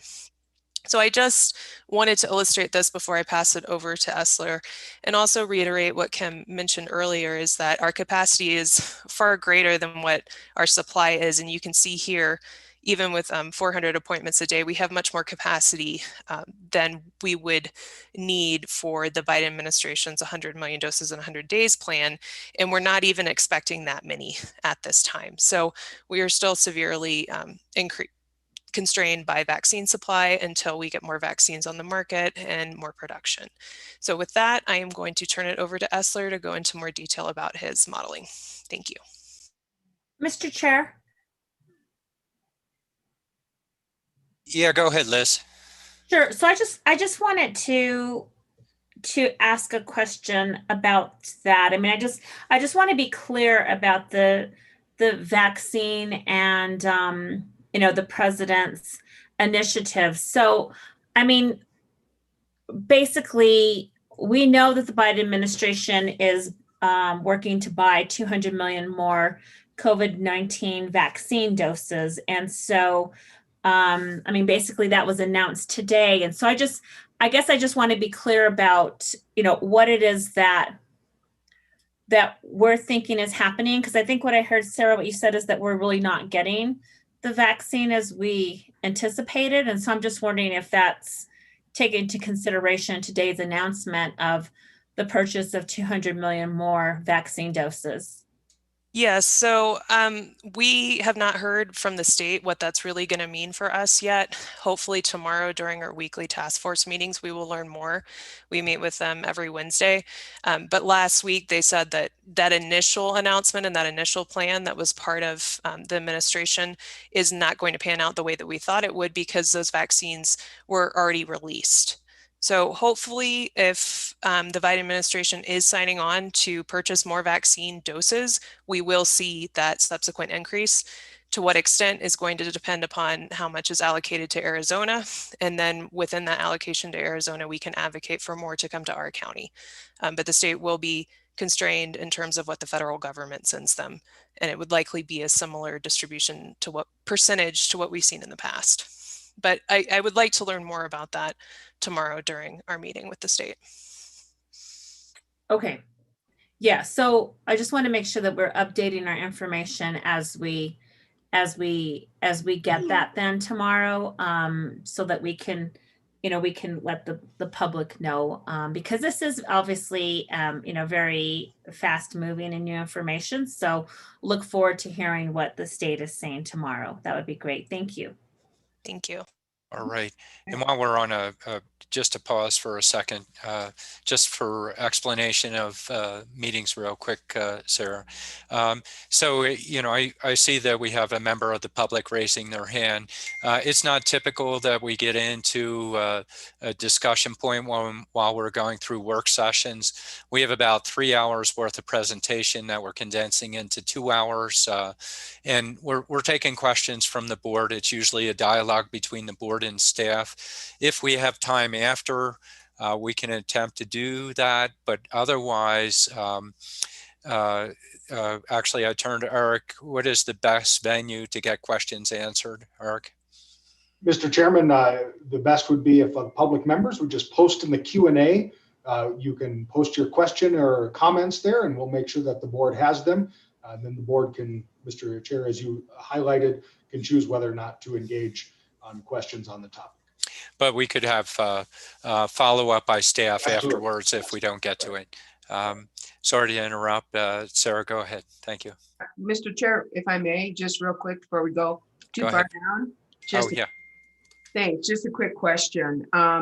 If I know that you've got your scenario on vaccinators between the county and the partners, there's a 38%, 62%. Is this breakdown expected to continue? And are there agreements in place with the vaccinators? Have they given you a I know you base this daily needs on the 402 coming in. If that increases, will our partners agree to increase? And I know, Kim, you talked about FMC has, but what's your plan, and what have the partners really agreed to going forward? So thank you, Chair Ryan, Supervisor Horstman. Really, I would walk us back to that slide 5, which was where we have shown what the partners have indicated their daily per day current capacity is.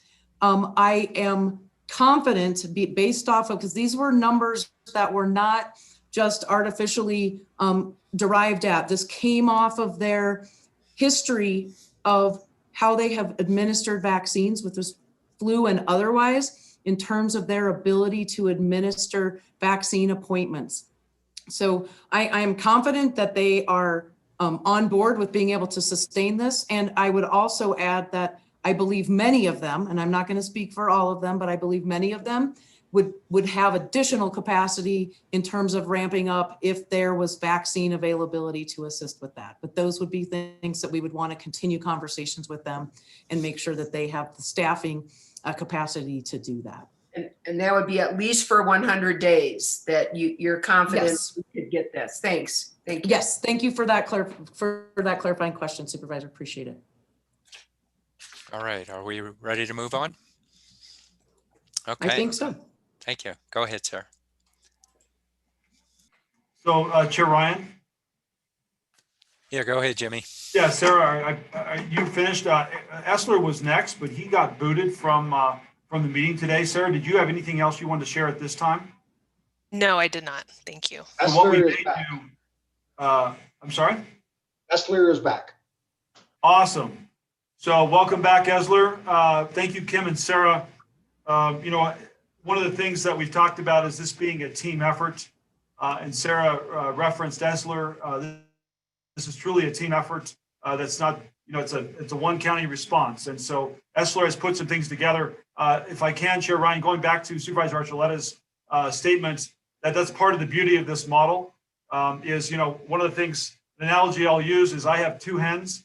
I expect 2 eggs every day. Some days I get 1. And so I think we're just being cautious about, but the model will allow the toggling of when we know before, you know, a Thursday, hopefully in the planning horizon, that we're going to know ahead of time more information than we have right now.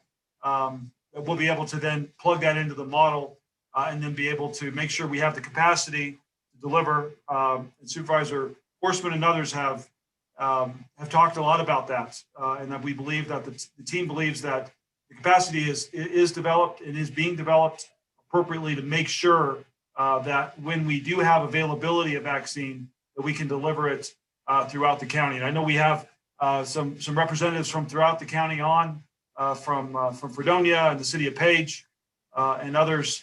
And we appreciate you being with us. So at this point, Chair Ryan, I will turn the time over to Essler Mustaf, who serves as the Assistant Director of Public Works and part of the IC team.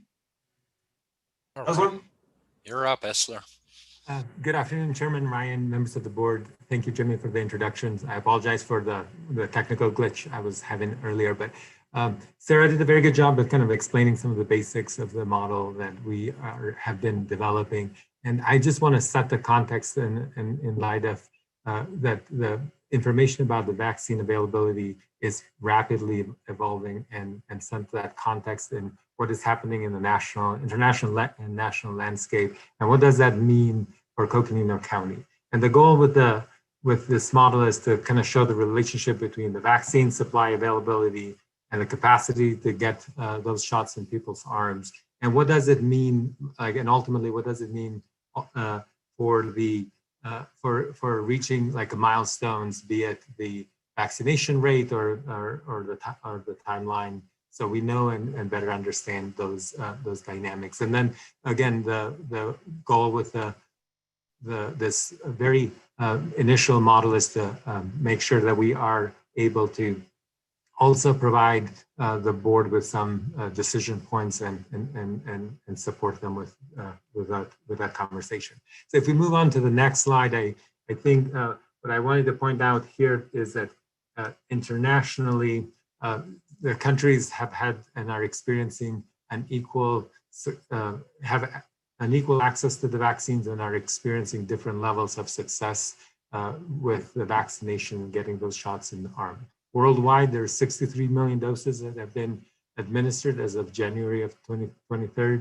And there's a slew of pharmaceutical companies that are racing to develop or produce now, with some of them being successful getting the regulatory, passing the regulatory requirements to producing vaccines.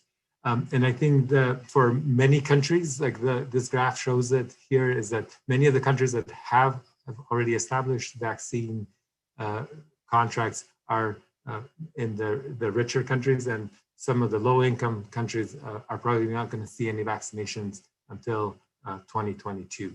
In the next slide, I wanted to kind of show the different vaccines and kind of vaccine contracts. And I've never been happier to than what I was like about an hour ago when that press release got sent out, that the new administration is working on additional contracts and additional doses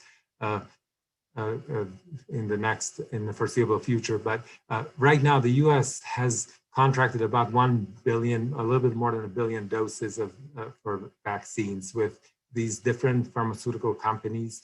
Only 2 of them, Moderna and Pfizer, have passed the CDC, and they have committed to delivering by the second quarter of this year 300 million doses. So that's the number of doses that they have committed to deliver to the U.S. over that time frame. And the reason why the number here is 100 million is because there were some options in the contract that they can, between the 2 of them, they can deliver some additional doses in the month of July. But again, like Sarah mentioned, there are some other promising developments with the Johnson & Johnson vaccine, which is single dose. They are wrapping up their phase 3 testing and submitting potentially for approval at the end of February, beginning of March. So they all play a role in, again, the understanding of our model and the inputs available to take into account. And if we move on to the next slide, I wanted to show the current landscape in the U.S. About 41 million doses have been given since December 14th. The administering of doses in people's arm was very slow going, but for the first time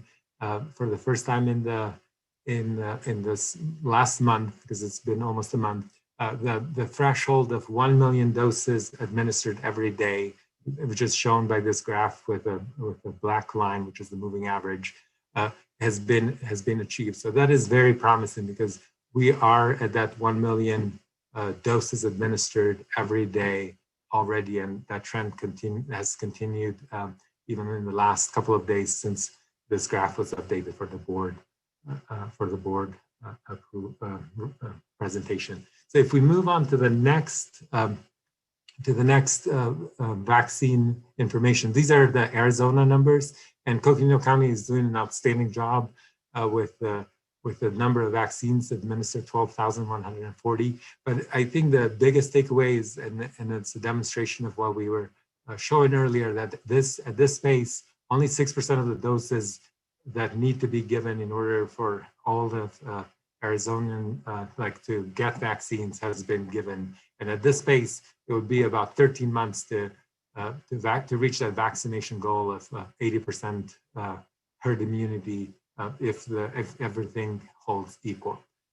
The next slide, which I want to switch to, is kind of understanding some of these models around the model assumptions around this model that we have been elaborating and been building piece by piece. So the biggest assumption is that the distribution of vaccines is based on county population formula, and the delivery of vaccines is consistent, so there are no major interruptions or setbacks to supply. This is a new vaccines, and it's a huge celebration of bringing a vaccine online so quickly, of the scientific and human qualities and endeavor worldwide to have this, but this has not been done before. So this assumes that the delivery of vaccines is consistent, and it only takes into account the 2 approved vaccines right now in the US that are Pfizer and Moderna. So now I will like to switch over and share with the board, this is the next slide. My screen, just a second.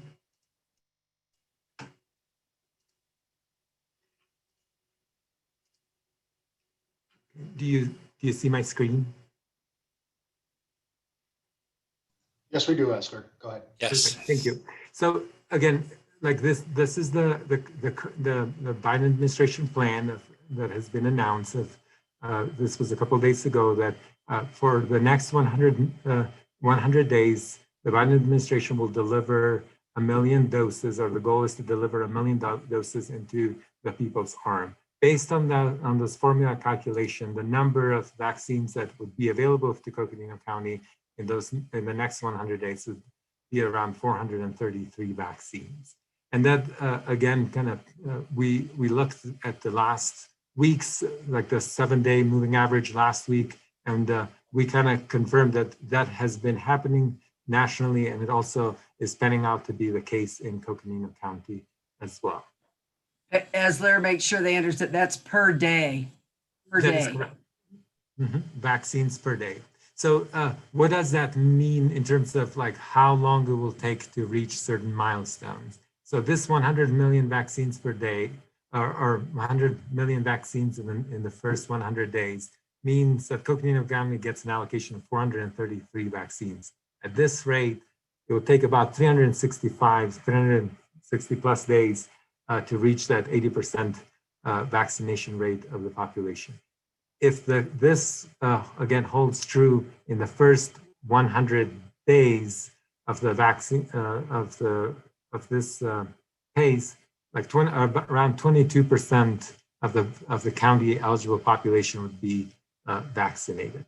Now, this is the one best case scenario that we have plugged in, taken into account that by the second quarter of this year, so by end of June of this year, there will be 300 million doses available for the U.S. If that is the case, then about 867 doses would be available for Coconino County every day, based on those assumptions. And at that pace, it would take about 182 days for the county to reach that target vaccination population of 80%. And at the end of that,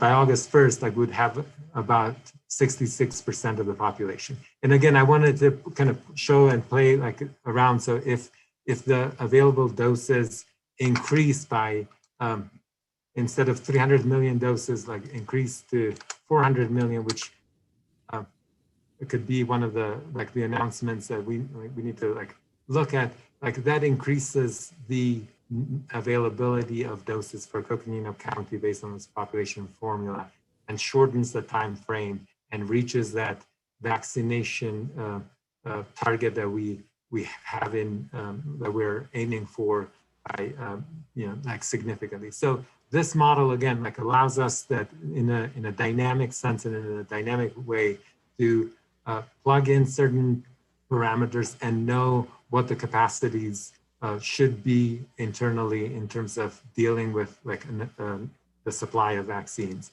The other point that this model like also allows us to do is that right now we have the an ability to plug in percentages, and these ones are the historic percentages between Coconino County Health and Human Services distributing, giving shots in the arms of the people versus the partners. So if that changes to like a 50-50 split, then this model like tells us what those resources need to be at different points in the distribution, depending on the vaccine doses and then the different outcomes. So if I can go back to the presentation, I'll stop sharing.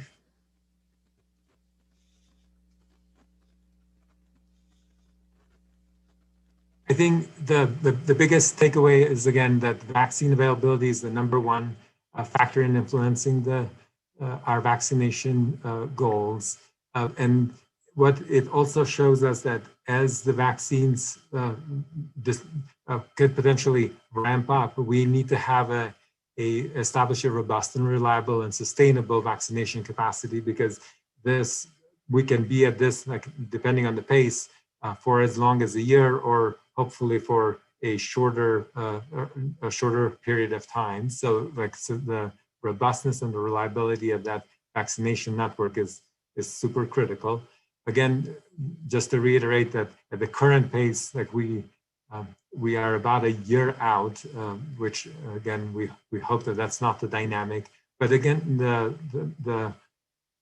the major takeaway is that this model is dynamic, and it gives us the opportunity to play around and kind of see what the different implications are as we change those inputs, and what does that mean in terms of the resources and capacities that we need to establish, and the level of advocacy that we need to do to get more vaccine doses available in Coconino. So with that, I'll take any questions. Okay, questions of the board at this point? So if I may. Mr. Chair? Oh, I'm sorry. Go ahead, Lena. I'm sorry. All right. Okay. Go ahead, Lena. Okay, thank you. So Esler, I just want to double check. We talk about our partners, and those are the hospitals that we are working with. Now pharmacy, they're in a different category. We're including the pharmacy shots in this assumption that you just presented, right? Or is it just I'm assuming it's the whole county population and not just what the hospital partners, and it also includes the pharmacies portions that they're getting their portion. It's all together, right? I think in the category of the partners, we are accounting that like other partners other than the Coconino County Health and Human Services distributing the shots. So I think that would be encompassing of the partners being pharmacies or hospitals or clinics or doctor's offices. Okay, I just wanted to double check on that. Thank you. All right, Patrice. Yes, hi, and Esler, I want to say that model is exactly what we were looking for, that kind of information with that kind of detail. We hope that the Biden 100 million in 100 days is going to go up, and it looks like that's what the intent is. So you can just plug that in, and we've got an idea of what we need. Likewise, we could plug that in, and we would have an idea of what we would need or what our partners would need moving forward. So I just want to tell you how important I think that is. And I appreciate your help on showing us that. And because I think that is the key to moving forward and making the decisions here as a board. So thank you very much for that. I really appreciate it. All right, others? Yeah, I would follow up. I love the model, although you know, an assumption would be an assumption I would assume would be you know, there's a dependency of a streamlined process from there to here, and we do know in a supply chain there is a potential for many interruptions. So as we use the model, we also need to manage the message or expectations just as we know. I have nothing else right now, though, and I'm not hearing from other board members. So that Mr. would. Chair? Oh, go ahead, Liz. Sure. Thank you so much. So, well, I have some questions that I'll kind of save until the end here, but I just wanted to thank Esler for what he's created, the model. It's really going to be helpful for now and into the future for the board to be able to make some decisions. So I really wanted to thank him for that. I know he put a lot of work into it, and I just didn't want to continue on without thanking him. All right. He's my birthday twin, her triplet out there. And I'm sure he's smiling on those compliments. Thank you, Supervisor Archuleta. We have Deputy Manager, County Manager Lucinda Andriani that wanted to provide a comment. Thank you, Chairman Ryan. And I just wanted to thank Esler as well. And I just think to emphasize the power of this tool and being able to both predict, to think about this in both directions of how much vaccine do we get, and really seeing how influential, of course, that number is, how influential the number is, the split between what the partners do and what the county does. And then understanding then how that builds the capacity for the board to make decisions about, be it physical resources, staffing resources, other types of resource decisions that are going to be your decisions and be very serious decisions, of course, given the gravity of the situation. The other way is to set, if the board sets a goal and says we would like to have 80% of our population vaccinated by July 1st or June 1st or whatever date, right? And I think we'll be moving into, but it allows you to then back into what do you need? So then we can very clearly demonstrate what we need and what we can produce, right? This is a production model in a sense. So anyway, which could be very impactful to our advocacy efforts as well. So anyway, I just think this is really exciting. So thank you. All right. Thank you, Lucinda. So is that Lena or? Yes. Okay, go ahead, Lena. Thank you, Esler. This is really well put together. It's a great path that we need to really consider. I have a question. It might be for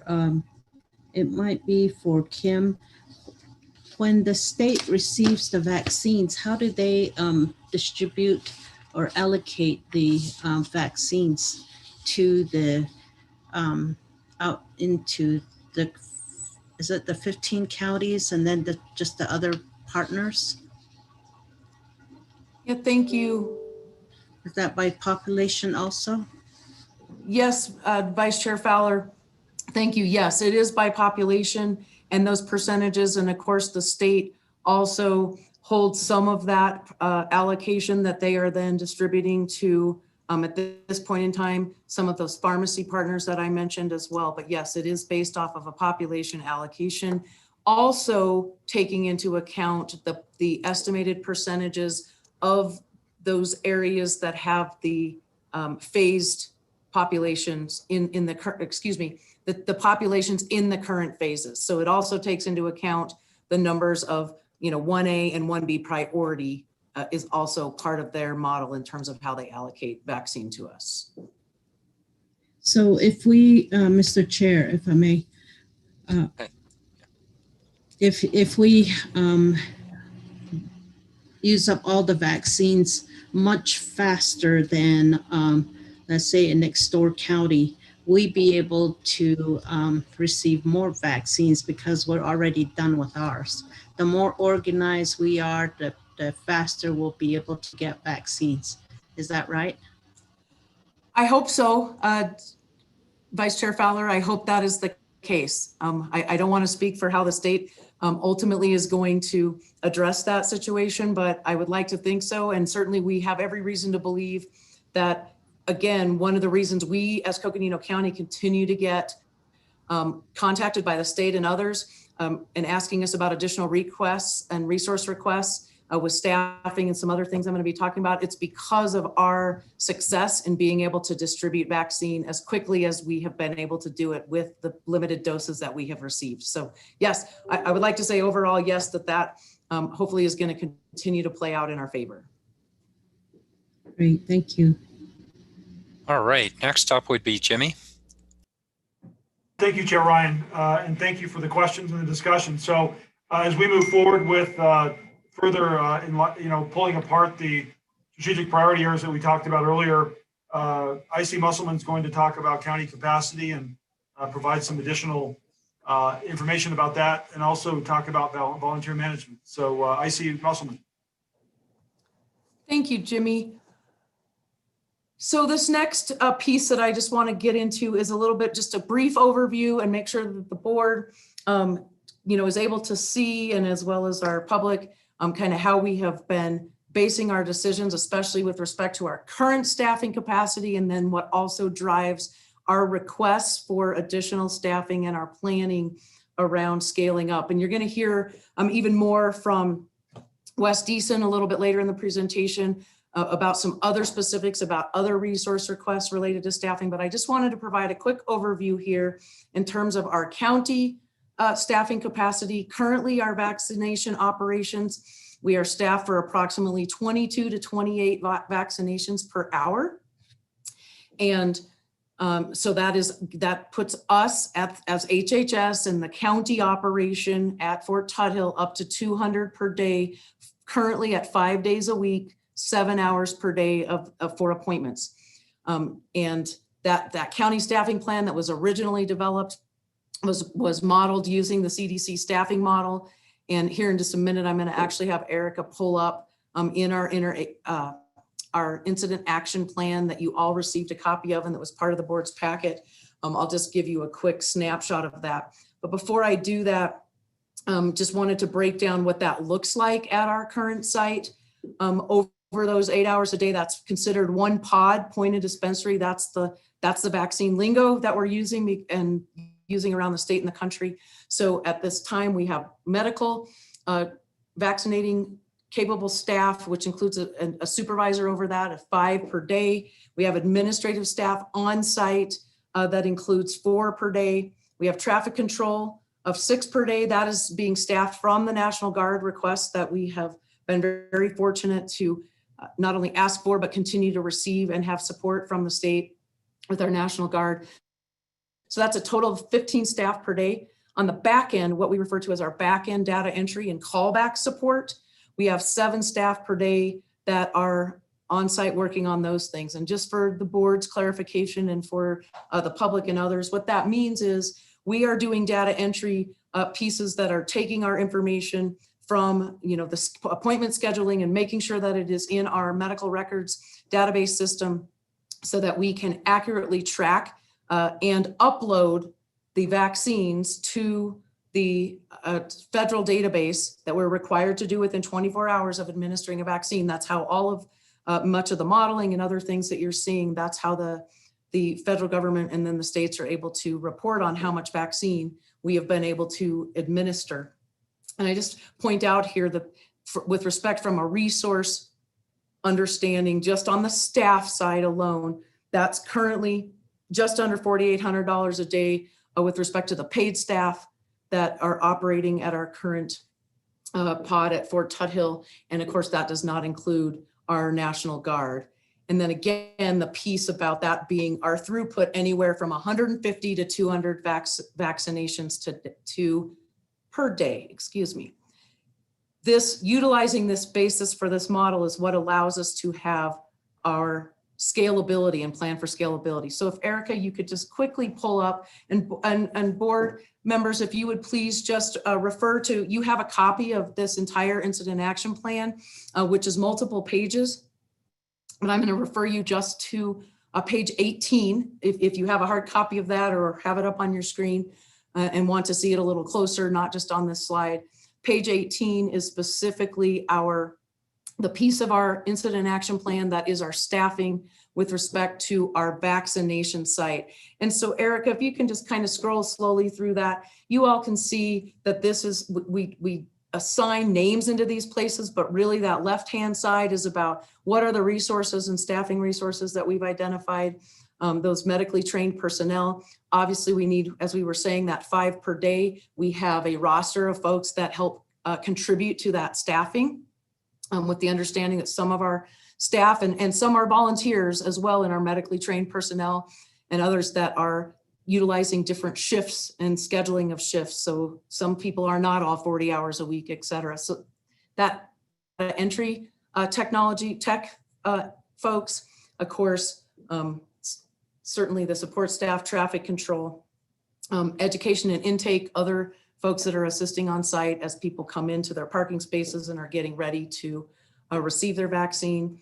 And then, of course, the back end team, as we were describing, that takes that information from our current appointment scheduling system.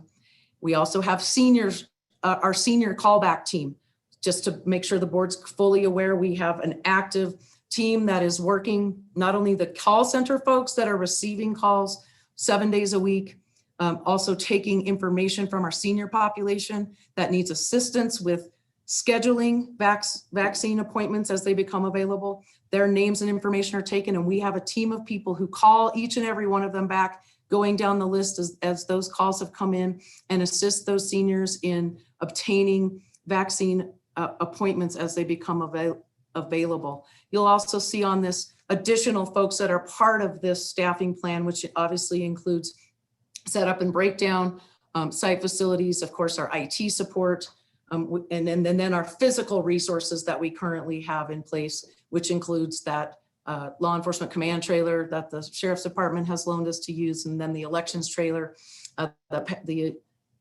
Patty Hansen has allowed us to be using. And then we have on here those base X tents that we've been talking about that are on order through both FEMA and potentially even the Veterans Administration that Wes will talk more about later. So I just wanted to share that with you briefly. I don't, if there's any questions, I'm happy to answer them, but just to give you that picture, and then utilizing this staffing model and those numbers, we're able to then say, okay, if we need to bump up to 7 days a week, we can utilize that number and scale appropriately. And then of course, as we talk about adding additional pods or lanes to increase or double our capacity of throughput, that is the information that we utilize to make those requests related to staffing into plan.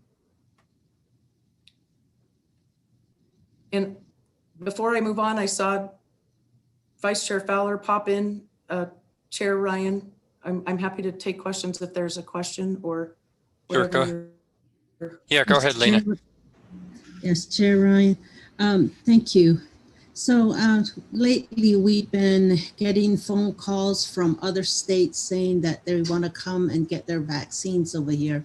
It's probably going to be faster, or, you know, some kind of message, either text or call or Facebook.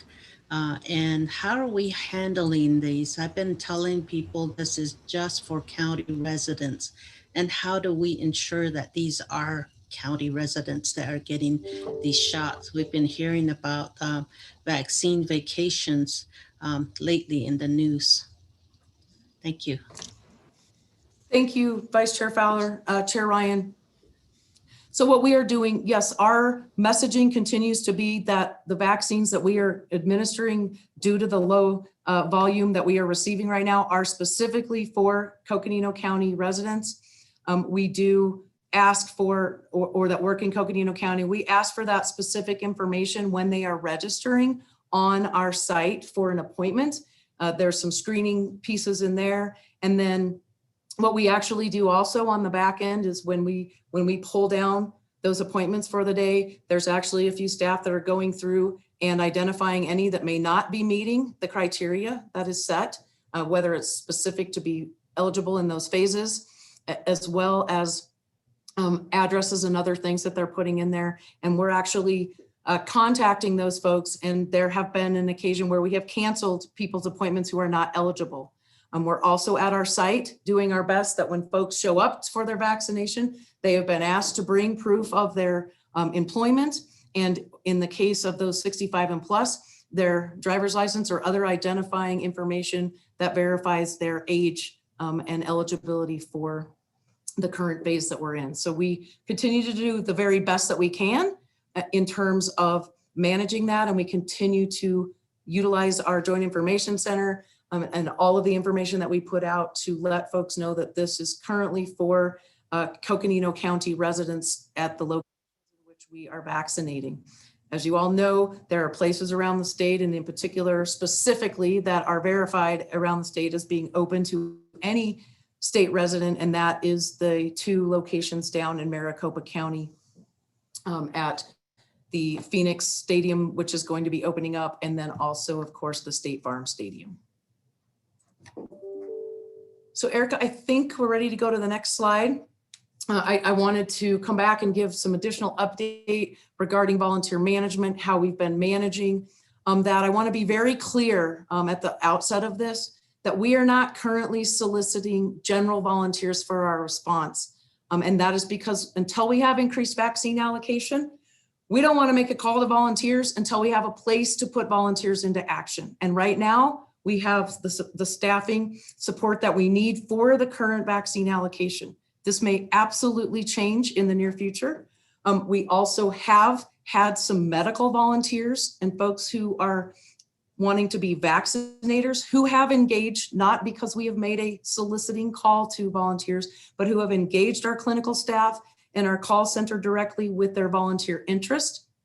And they've been provided a county interest and background survey that currently, Wendy Roberts, who works for the courts and has been a part of our incident command team since the onset of our opening our emergency operations center, she is currently assisting right now with screening those medical volunteers. And as they are needed, they are being integrated into our current vaccination operations. And what I mean by that is, as we have folks or need for people who may need to be off for any reason, unexpected needs to leave. And then also as we go into our 3rd week in February, we're going to be administering 2nd doses of our Pfizer vaccine. We're going to be starting to administer, actually, we started administering Pfizer vaccine yesterday. We had been administering Moderna, and now we have just started administering Pfizer vaccine. And so as you are mostly aware, Pfizer has a 21-day turnaround for your 2nd dose, and Moderna has a 28-day. So in terms of managing staffing needs, that has been already factored in, and we have some additional medical vaccinators that are going to be joining our team. Also, I would like to report here before I move on to our United Way potential collaboration about managing future volunteer needs. I'd just like to make a quick little point here because I forgot to say it on the previous slide. I apologize for that. As you, as the board are aware, we've been putting in numerous requests for staffing so that we are able to scale up as we have vaccine availability. And one of those requests that actually came out of Arizona Department of Health and in conjunction with the FEMA opportunity, they had actually contacted us 2 weeks ago on Saturday and said, because of Coconino County's high volume output with the vaccine that we've been receiving, we were one of the 5 counties that had first dibs, if you will, in terms of making a request for both admin and medical vaccinator teams. And we had put in a request specifically under that request for 28 staff members, which is basically 14 administrative staff and 14 medical vaccinator staff. We are receiving 7 of those admin staff tomorrow, hopefully pending weather. They're going to travel up to Flagstaff and they will be put into our work flow on Thursday. They are going to specifically be assisting us in the call center, doing senior appointment scheduling and callbacks, and also working with on our medical billing side of the operation, which is verifying incorrect insurance information that has been input and verifying that information. I want to be very clear, there's no cost to the vaccination. However, everyone who schedules an appointment is asked to insert their insurance information if they have it. If they do not have it, there's also a place to indicate that they do not have insurance. But as the county managing this vaccination, we are under the federal government allowed to charge an administrative fee that is purely insurance based and comes at no cost to the person who is insured or who doesn't have insurance. And that is a lot of labor and manual labor that we have going on in the back behind the scenes. And so some of those admin staff are going to be helping with that as well. until we have different needs to put them into place. So I just wanted to share that as well. So if you want to go to the next slide, Erica. So as last week, I had indicated that I was having a meeting with Carol Dykes, the United Way CEO, on Wednesday. We met also with Wendy Roberts, met with me on that meeting as well, and spoke with them about potential volunteer management options that United Way may serve a function and a role in assisting the county with. And where it had been left last week was Carol was meeting with her team, her staff. Yesterday, they met and have some additional questions for us, which I actually have another meeting with them tomorrow. The takeaway is, however, that United Way is absolutely open to assisting us within the means of our memorandum of understanding. And for those of you who've been on the board for a long time, and those of you who are new under emergency management, there has been an MOU in place that was put into place with United Way specifically around volunteer management and their and associated commitments that United Way will provide, as well as what the county would provide. And so those are pieces that I will continue to work out with Carol and the United Way. But ultimately, just want to share with you that our initial discussion centered around utilizing the United Way's volunteer hub as a potential site for medical and general volunteers to register to support the county response. And again, I just want to state again that we are not currently soliciting or have a call to action for volunteers at this time. And we want to be respectful of that when we do make that call, that we are very clear about that so that we have needs that we can put immediate volunteer engagement into play when it is time. So with that, we're kind of at a good pause section here before turning to the next section, which is going to be talking about our technology and software solutions. So I would ask Chair if there are any questions of the board at this time. All right, do we have questions out there? I'm sure it's a lot of information that you have, but I'm not seeing, oh, there you go, Supervisor Fowler.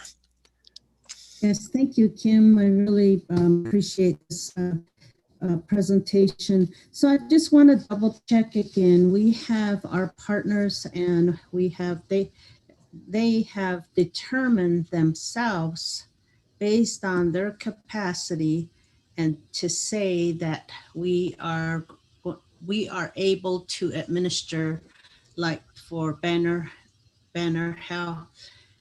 Page Hospital, to say that they can only give 40 shots a day.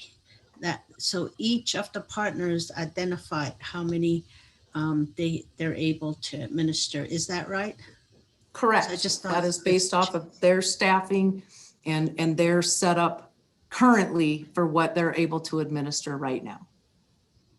Okay. And have we made an agreement with either Banner or Encompass or Canyonlands to see who will be going out to Fredonia?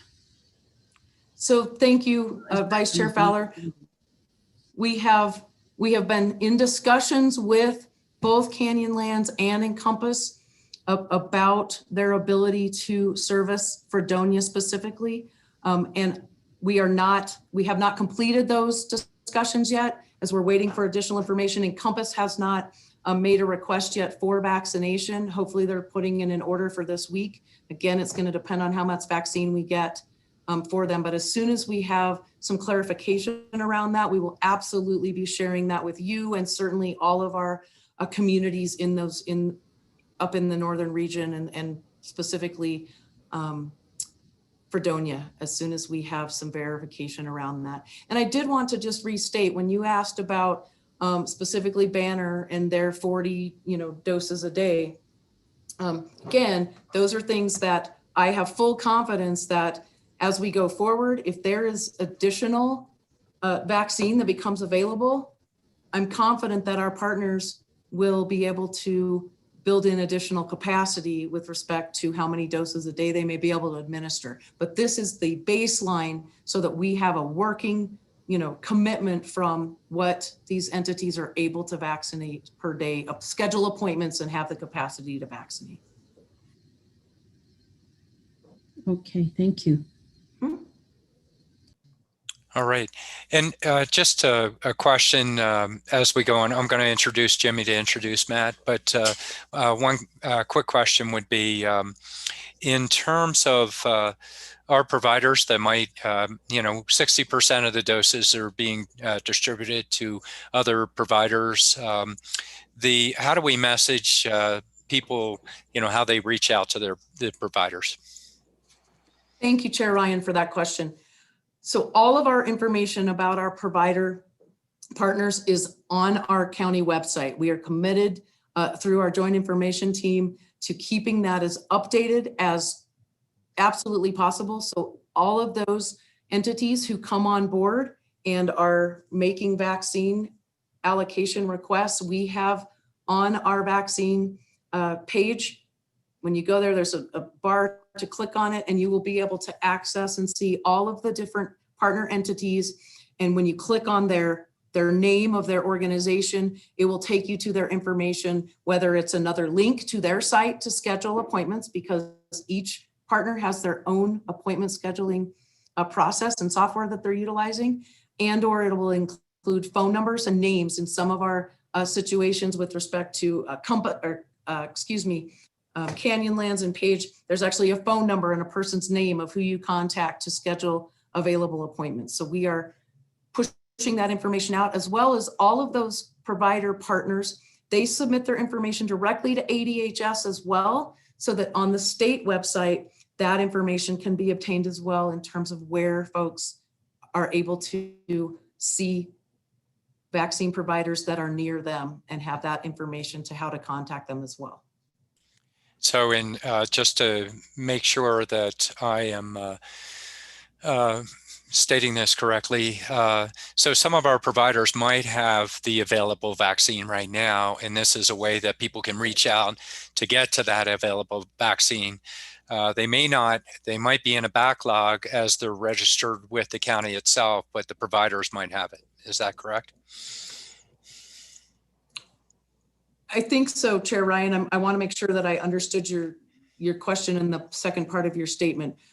The providers, so we ask everyone to continue to check our website frequently, both for cancellations, if we are able to add additional appointments to our county site, which we were able to do for just about 250 of them late last week at the end of the day, because we were advised that our Pfizer vaccine, which we started administering yesterday, instead of having 5 doses in a vial, we were provided the information that it was actually 6 doses in the vial. So that created some additional appointment capacity with our Pfizer distribution. We also held some of those appointments, vaccine availability to be able to schedule in our senior populations, who I had indicated earlier that we are taking their information and we are calling them back and assisting them with getting appointments scheduled.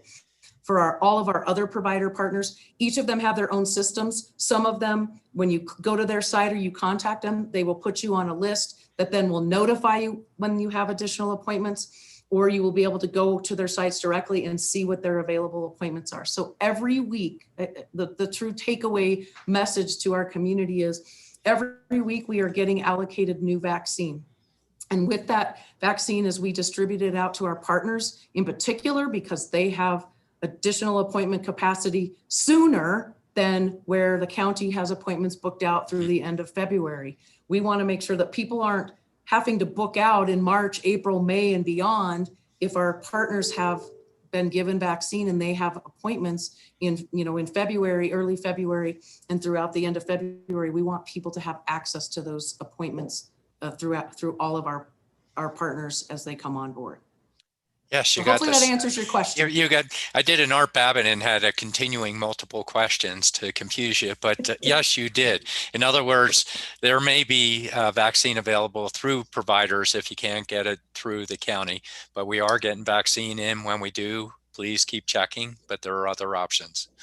All right, thank you. So I'm going to go ahead and push it over to Jimmy to introduce the next piece. Thank you, Chair Ryan. Just a quick comment for Sarah and Isler from your previous presentation from Supervisor Begay. She says, thank the presenters of a job well done. Good model and very powerful tool to utilize. So thank you, Sarah, Isler, and team. Chair Ryan, we are just over halfway through the presentation. So I'm going to ask Matt Fowler to join us. Matt is going to give a very brief update. We don't have a lot to update on software. The team does anticipate some further development meeting next week. So Director Fowler.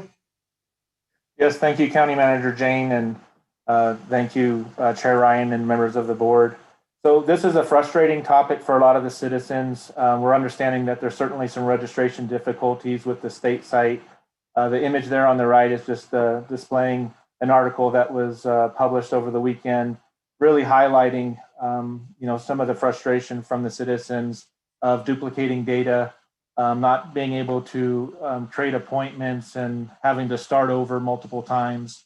And some of the major discrepancies that we have currently is the lack of data sharing with the state system. And really what that means is that we don't have the ability to answer our community to our citizens. So if a citizen calls Health and Human Services and has specific questions about their particular record, if it's within the state system, we don't have the access, and we have to be the liaison and transfer over to the state. So the other hot topic is really the tech savvy in this generation are the ones that are getting appointments instead of the most vulnerable. Next slide.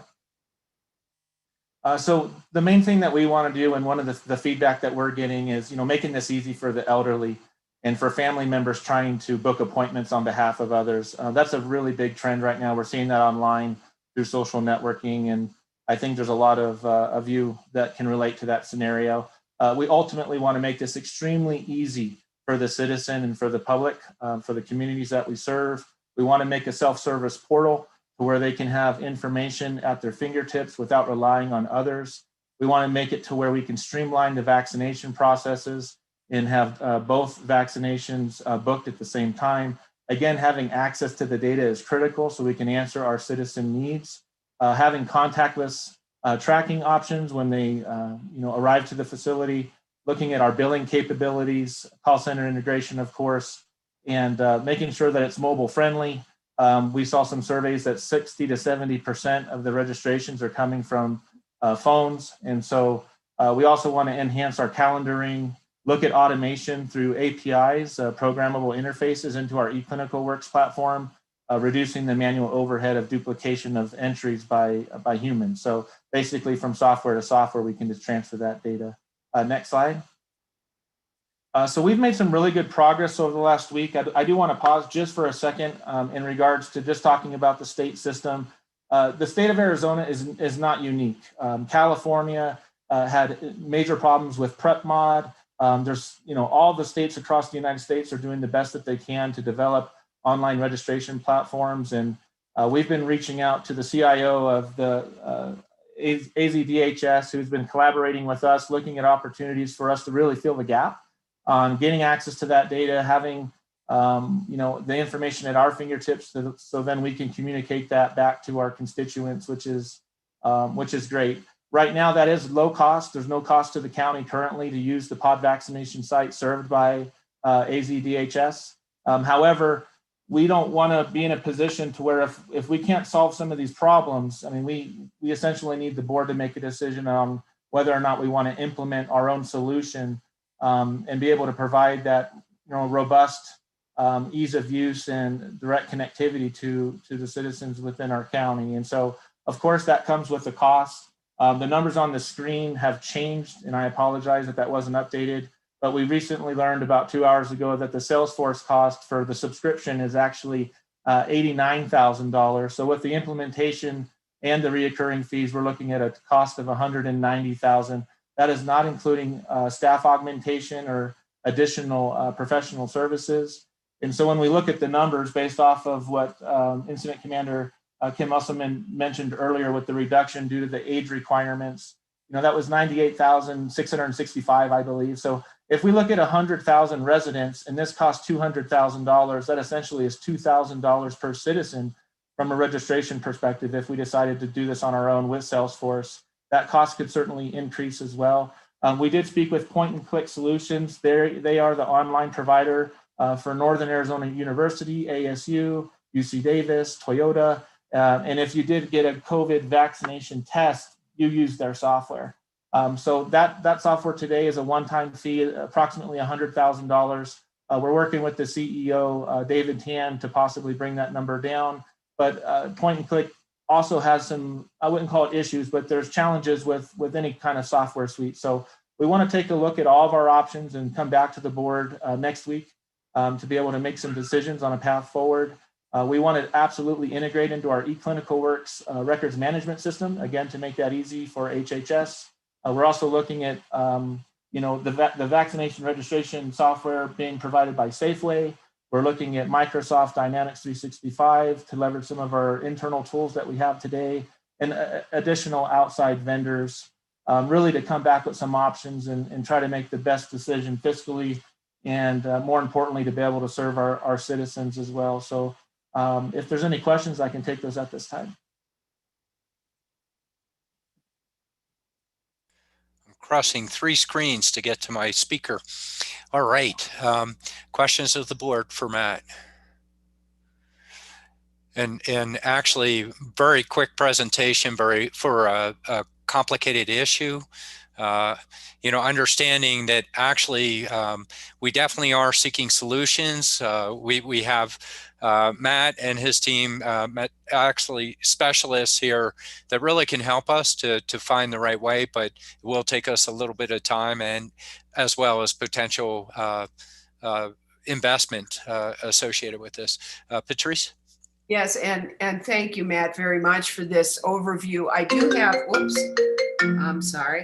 I do have a question, however, and that is that if somebody, and I'm getting a lot of calls about this, somebody goes on and can they register proactively and get, even though we don't have the vaccine yet, can we set some dates, or is there a callback availability when vaccine dates become available? What the concern is, of course, is that people can't be in front of their computer all day long to see when there are vaccines available or not available. So is there anything that you have that's helpful to our community for that? Supervisor Horstman, Chair Ryan, yeah, thank you for the question. And that's absolutely what we want to ensure is in process, and that's automation, to where when there is availability, that somebody can be, a text message or an email. We could also look at internal just processes and workflow of having staff, physically call somebody, and that way they're not just waiting, at their computer for us. We can reach out and be proactive, obviously, to the citizen. And I think, due to the data sharing discrepancies and challenges that HHS has had historically with the pod vaccination application hosted by the state, is why the decision was made by HHS to do the interim solution of Eventbrite. And so with Eventbrite, they have access to the data and they can, respond to the citizen needs. However, that's not the best enterprise robust professional solution given our circumstances. So once we come back to the board with some options for your consideration is when we'll absolutely be outlining either utilizing a new system and going away from the state or expressing the improvements that we've made over the last week with the CIO from the state DHS system. And so right now we are seeing very rapid responses from the state. We're seeing great collaboration opportunities right now to where we're getting Kim and a lot of her staff access to the state platform and looking at ways to, auto save. They're going to be making a change that'll be live as of Monday, which will be fixing that frustration for many people to where they can't save the data when they're looking for a vaccination site. And so as they're improving their software over this week, we'll be able to come back to the board and give a clear outline of, either seeking opportunities for us to do this in-house or to continue down the path with the state, given that they're meeting the requirements of Kim Musselman and our board. Thank you. That's important. All right. Any other? Supervisor Fowler. Yes, thank you. Well, I just want to thank you, Matt. when we go and register or do any kind of website registration, we don't realize the amount of research that is done behind the scene. This is really teaching us all the different ways of I guess, administering a program like this. So I just want to thank you and your team for the research that you're doing and the partnerships that you have, and just everyone coming together and figuring out how to develop the best website. Thank you so much. Really appreciate it. Thank you, Supervisor Fowler. I have a question. Go ahead, Liz. Yeah, and I'm sorry if I missed this, but so in terms of Salesforce, I mean, I know we're moving to Salesforce and have a subscription with them, or will soon. So this is in addition to that. Is that correct? I'm sorry, I didn't get that fully. Yes, Supervisor. Salesforce. This would be an additional cost on top of our existing Salesforce implementation that we have today. Okay, thank you. You're welcome. All right. Looks like we're through questions right now. Jimmy? Thank you, Chair Ryan, and members. Appreciate the conversation. Thank you, Matt Fowler, to you and the team for what you're doing to do the groundwork, and look forward to your presentation to the board on next Tuesday. And we'll be in touch in the meantime, Matt. So thank you very much. Really appreciate your expertise. So moving on, Chair Ryan, we're going to be hearing from our Emergency Management Director, Wes Deason, who also serves as the logistical chief in our incident command team, to talk about and share some awesome news and the path forward regarding BaseX and other logistical issues and support for the vaccine and testing mission. Director Deason. Thank you, sir. Chairman, Vice Chair, board members, thank you for your time today. I'll be pretty quick. These are just updates. You'll recall, I'm sure last week we had some discussion about potentially bringing in some facilities that will allow us to expand our vaccine mission once we start receiving vaccine. Excuse me. The facilities that we are looking at are scalable in size. That's the first thing I wanted to make sure was clear. We can scale them up or down as we may need, or as may be dictated by demand or by vaccine availability or any other variable that might be out there. We are currently in conversation with the Arizona National Guard for deployment of their BaseX tent, which is the pictures I showed you last week. They have some reservations, to be honest. They're concerned over the equipment maintenance. They are indicating that the maintenance is quite high for them to keep up with, especially up here. So it'd be a remote operation for them. And the military BaseXs do not have floors in them. Most of the commercial BaseXs that you see on TV, or similar to the ones you see in the pictures illustrated here, actually have floors. They're modular floors that are installed when the tent is stood up. The military tents do not have floors, at least the ones available to us. So those are some concerns that we're looking at. Our conversations with the VA continue, and if you'll recall the last week, they are kind of waiting in the wings, if you will, to support us if the state is unable to do so. The VA has 2 BaseX facilities here, in Phoenix, at the VA center there in Phoenix. They do have floors.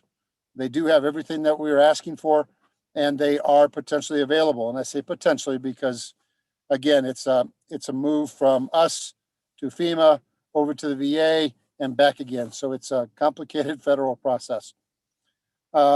The VA most recently offered what you're seeing in the pictures here, somewhat similar to what I showed you last week. This is a new system that the VA is purchasing. This particular one is being used at a mass vaccine site in Buffalo, New York currently. It is really essentially the same thing. It's a slightly different design, slightly different footprint, but it would be equally workable for us. It is currently, the closest one is out of state. The closest one is in Virginia. I am in conversations with the VA. There's a couple of options to get it here, either by ground or potentially going back to the National Guard for use of the air bridge, which was used very early in the response for obtaining PPE from as far as overseas. The National Guard was actually flying to manufacturers overseas to obtain PPE to bring it back to Arizona. The air bridge concept could still potentially be employed here. So there are still some moving parts. I wish I had more definitive answers for you. I can tell you the conversations are happening pretty much daily, and I feel like we are making progress. They are aware of our timeline. They are aware of the fact that we're trying to gauge this against receipt of more vaccine, hopefully very quickly. So they are on board, and we're having good, productive conversations. Next slide, please. So staffing, you know, Kim has already talked to you about some of the specific staffing efforts that we have engaged in. You'll again recall last week I advised you that we had 3 redundant staffing requests out there intentionally, so that we would see who came through first and make sure that we could acquire the staffing that we need to deliver our expanded vaccine operation. That is proving to be a sound strategy. Last week, the National Guard, last Friday, National Guard contacted me, and they have offered 6 vaccinators and 12 admin support.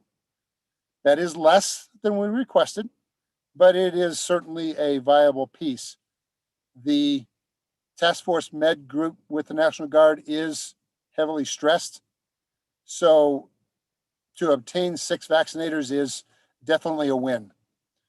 Hopefully some of the other sources, we know ADHS and potentially FEMA will also offer us vaccinators. So hopefully we will get the numbers that we need. With the National Guard, there is one little caveat in that they generally have very narrow mission guidelines. In this particular case, the National Guard does not allow admin support staff to make direct patient medical data entry.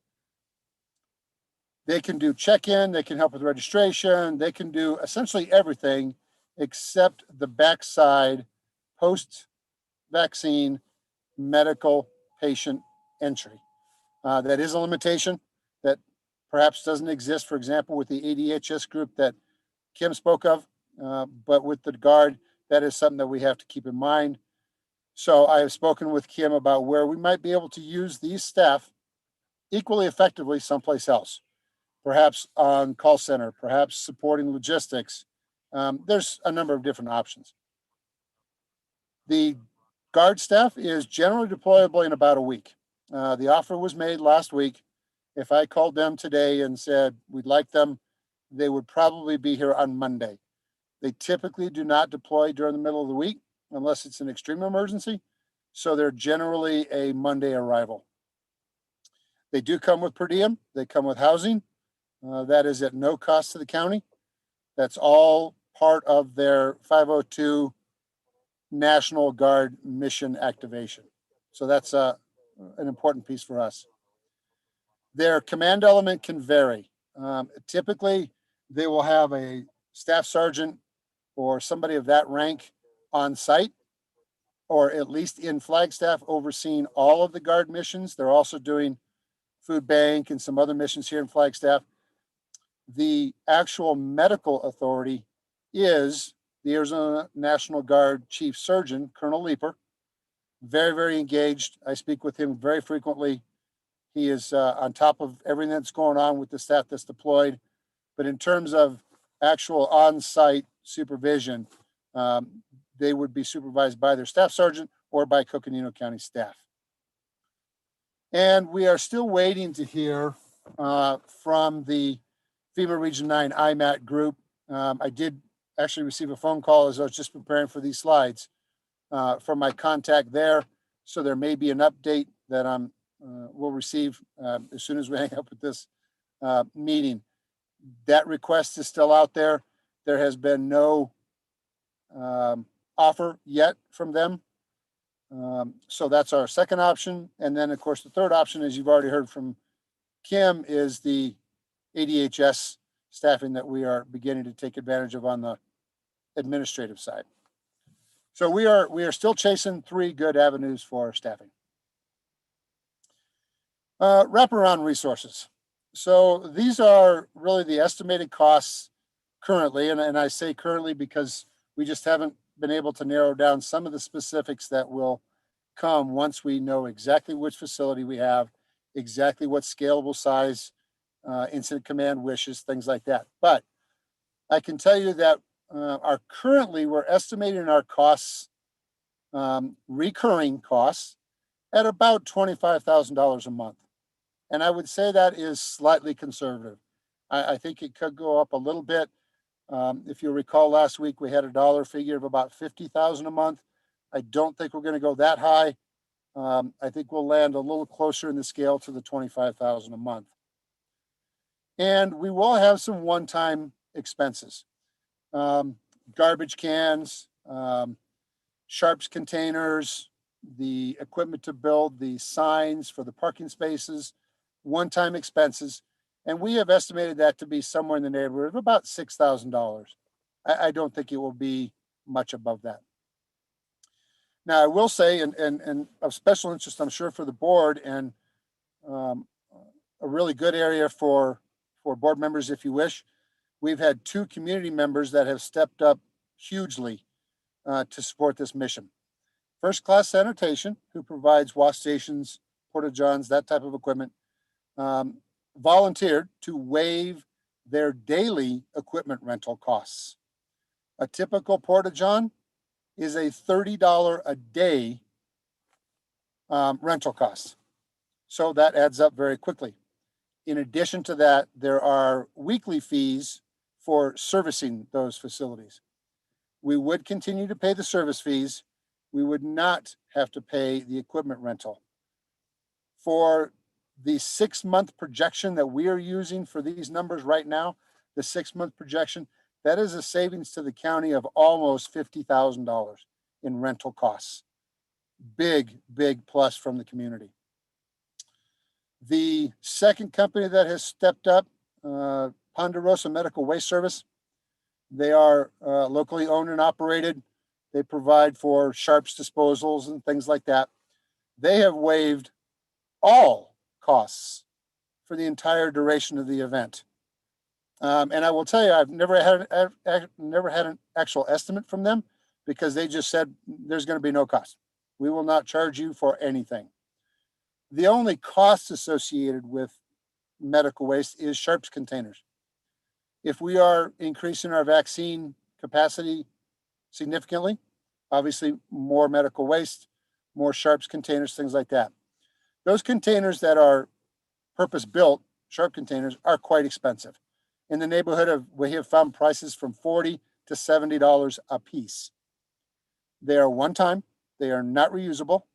When they're taken by the waste disposal service, they are not returned. So that's a significant cost. In talking with the owner of Ponderosa Medical, he provided us with a mechanism to build our own sharps disposal containers that meet all regulatory requirements. Very, very inexpensive.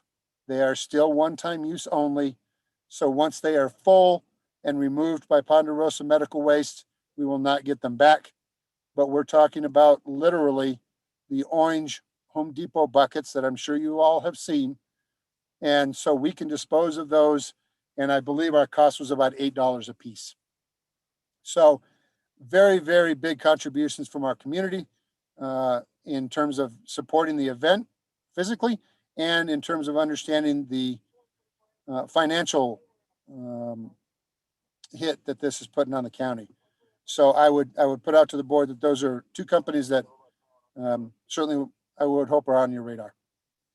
And barring any questions, that is all I have. The next slide will be a different topic. So I'll pause now for questions. Okay. And actually, just noting Les' comments about different organizations stepping up and community partners, businesses. We certainly want to make sure that we follow up with, thanking them for that which they're doing on behalf of the community. So board members, questions for Wes? Go ahead, Patrice. I see you bubble up there. And Chairman Ryan, this may be for you or for our county manager, and that is that we're going through this, and this is great information, and thank you so much, Wes. I know you've been working really hard to try to get us those base X, and I've been excited about getting those base X's. So, but at what point are we going to provide any direction or decisions to the staff? Is that here at the end after we go through this? So Chair Ryan, Supervisor Horstman, we're going to go through the rest of this presentation, and then Kim and I will wrap this back. We believe that we have been given some clear direction on getting base X secured and getting it here. So, but Kim and I will wrap that up at the very end. We are operating under that assumption. If there is something different, we are moving forward. Well, and the same here with the staffing. I mean, here you've got incredible staffing available to us, and we hope that we're going to get those, as I said, build it and it will come. We hope we're going to get those vaccines available to us. And, we have this wonderful opportunity to get guard staff to help put shots in people's arms, and administrative staff at really very little, really no cost, it sounds like, from what Wes has indicated. So hopefully we'll kind of wrap around to that as well. Is that right, County Manager? Yeah, Chair Ryan, Supervisor Horstman. So Kim will kind of, sum up the direction at the very end. That includes us moving forward with working with Director Deason on the resources that he has just identified. Thank you, County Manager Jane. I appreciate that. All right. Others? All right. If not, I'll pass it back to Jimmy. Thank you, Chair Ryan, and thank you for the input. Thank you, Director Deason, to you and the EM team, working with our incident command team to make these resources a reality. Just appreciate, Wes, what you're doing, the relationships that you have. So as Eric, our Public Affairs Director, Eric Peterson, comes on, I just want to just say thank you for a very successful Facebook Live conversation yesterday.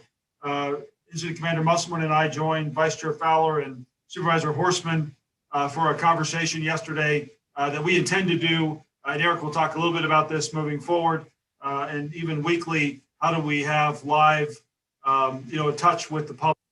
Very well received. A lot of traffic on our Facebook page, and so thank you, Vice Chair Fowler and Supervisor Horstman. I know you both have been proponents of this media space, and Eric and the JIC team are moving forward in that direction. So Chair Ryan, I will turn the time over to Public Affairs Director Eric Peterson.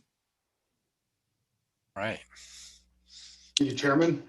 Just briefly on communications, just a couple updates from this past week.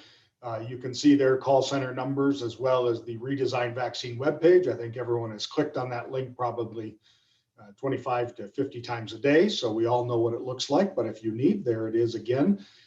Thank you also for your help on the testing site move announcement. It was all hands on deck, as the caption in the print version of the Daily Sun incorrectly stated that vaccines were moving.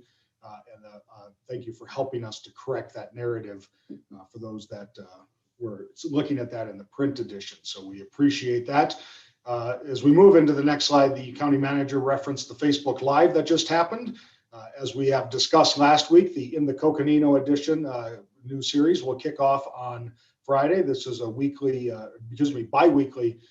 news update that will feature myself, Alex Fisher, Claire Harper from the Public Affairs team, and then other special guests of expert and political input to talk about the events of the week.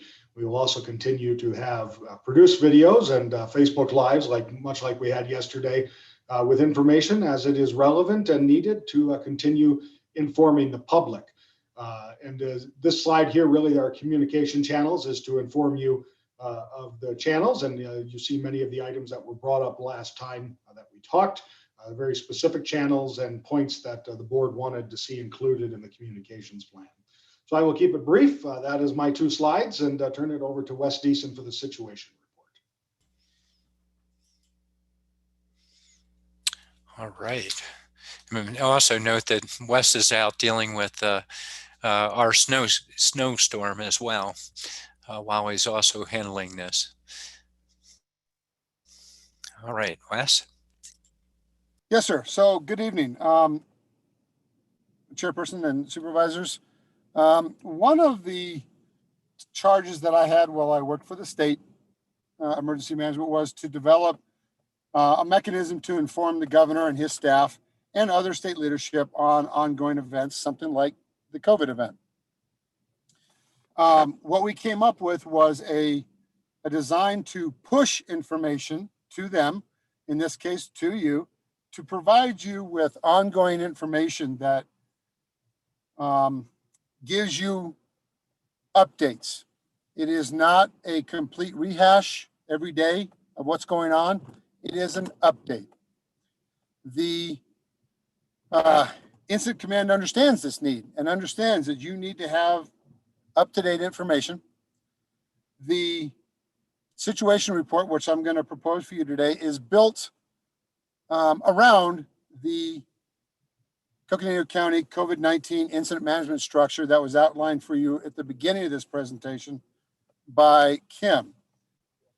This is a very simple document. It is provided as needed, generally on a regular schedule, provided to leadership, and it provides a very quick and easy read. So the document from last week, for example, would have updates. Those updates would be highlighted in yellow or blue font or however you prefer, so that when you look at that document, you've already read it last week. You don't need to read the whole thing again. You can look at the highlights, you can gather those updates, and in general, really have a push of update to you that you can read in just a few minutes.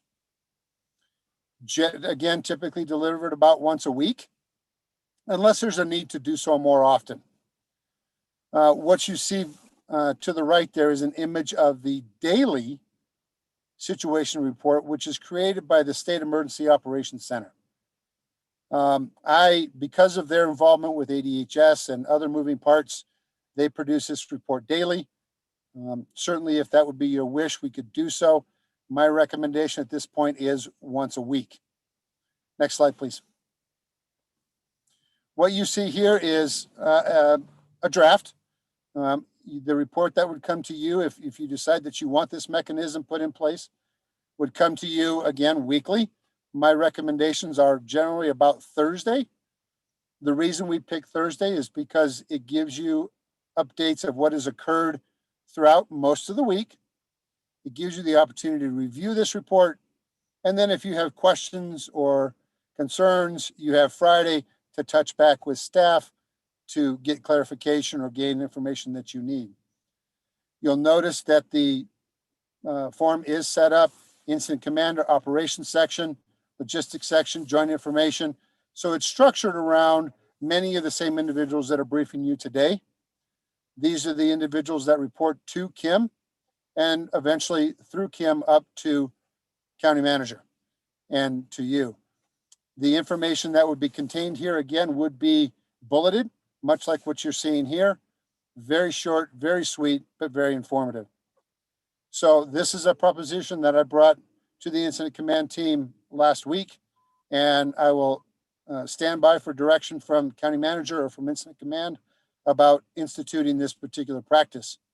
We are fortunate in our incident command structure. We have an individual in our plan section that is incredibly talented with documents, with gleaning information and producing what you see here before you. In fact, he created this draft document. And so we would be able to provide you, I think, a value add read that would service you very well week to week, and would perhaps provide for an opportunity for some of these more lengthy briefings like today could potentially be a little bit shorter. I can tell you that implementation of this with the governor's office, it did reduce the number of calls that the governor had to make to state emergency management staff to gather information because he had it right in front of him. So it definitely served its purpose, and it would be a recommendation I would put forward for consideration. And with that, sir, I will take questions. Well, actually, just a note real quick. It certainly reminds me, and we're usually familiar with similar idea of what we see when we have the emergencies, particularly with fires, and very helpful information. So I think this is an excellent recommendation. But pause for a second for the other soups. Any questions or comments? Not seeing them, and we are, running on time. I'll turn it. Oh, we have Supervisor Fowler up there, and then we'll go to Jimmy after Supervisor Fowler. Go ahead, Lena. Looks like it's a simple report, so I think it'd be really good if the team is willing to provide that. I think it's really good. Thank you. Yes, ma'am. Thank you. It's good. Jimmy? Thank you, Chair Ryan. Oh, wait. I had Supervisor Horstman that bubbled up there. Go ahead, Patrice. I was just giving a thumbs up. I agree with Supervisor Fowler. I think it looks good. It's straightforward, simple, easy to understand. I like it. All right, excellent. Go ahead, Jimmy. Thank you, Chair Ryan, and thank you, Director Deason, the person in the field. Thanks for, and so we will pilot this on Thursday, and then continue the dialogue, and your feedback is always welcome and appreciated. So now we're going to turn to Michelle Axland. Michelle serves as our Assistant Director of Health and Human Services, one of two of those. She's going to be talking about rural and mobile services, again, part of the strategic priority for the county and the incident command team. So Assistant Director Axland.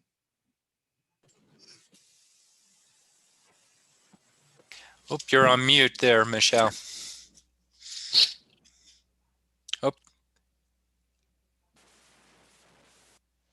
Nope, can't hear you yet.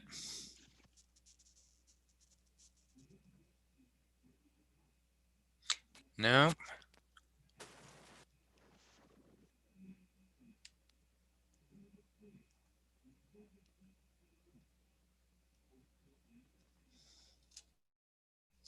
Chair Ryan, one of the things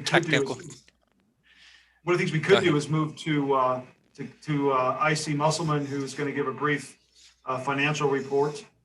We could come back to Michelle if she's able to solve her, look like a microphone problem, maybe. Yeah. All right. There you go. Kim?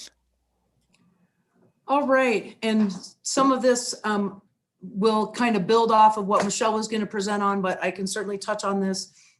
And ultimately, we'll defer any specific questions about the specific slide to Siri as this information came from her. But I just wanted to provide a quick little snapshot with respect to the financial resources from a countywide perspective. That for fiscal year 21, in the amended budget, the county had set aside anticipated and set aside $400 million in expense related to the COVID response. Anticipating approximately $1 million in revenue or reimbursement. Kim, I'm going to kind of insert. You said 400 million, so sorry, I would love to have that, but yeah, go ahead. Thank you. 4 million with an anticipated 1 million in revenue reimbursement.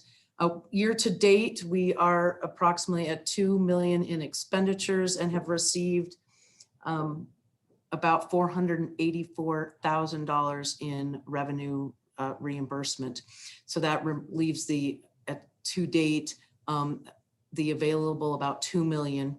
We are at about the halfway point, obviously, of the fiscal year. However, as the board is aware, we are now moving into this vaccination phase, which is a whole other potential expense to what is also on top of our current COVID response related expenses. However, we did anticipate a little bit of that when doing budget estimates that were provided early on in the year. The Arizona CARES Act, of course, is that $6 million that we know that we were allocated through the state with respect to Arizona CARES, and that breaks out to just over $4 million to the general fund and $1.7 million to the public health fund. And then at the end of fiscal year 20, there was an ending unreserved fund balance, excluding that Arizona CARES, of $7.75 million. Next slide, please. So I just wanted to give a little overview. I know you have heard, you heard from Matt, you heard from Wes with respect to some estimated amounts around costs. Certainly the IT solutions proposal, software, hardware associated, staffing and other costs that will be forthcoming to bring a more complete picture to the board, and certainly just gave some real high level information about that today as things are still being explored. And huge thanks to Matt and his team and all of our folks over here at HHS who have been scrambling to gather information from all the various vendors and understand the processes that we currently have in place.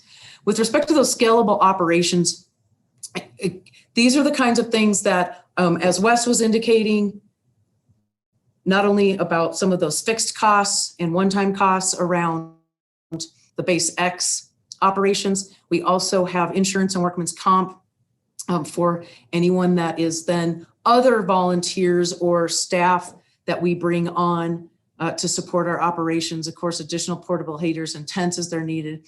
And then that staffing number that I had shared with you earlier with respect to vaccine output, if we ramping up from 200 to 400 a day, that is approximately a 4,800 a day increase in staff costs, of course, decreased based on volunteers. And then ultimately, as we bring on these other staffing potentials that Wes described and that I described with respect to ADHS, and of course FEMA and the National Guard ask, as he indicated, those come at little to no cost to the county. The facility protection, I know Wes had mentioned this before, just giving some high level overview here in terms of costs to have that security available to make sure that our assets are and our loaner assets are being protected with that approximately just under $900 a day.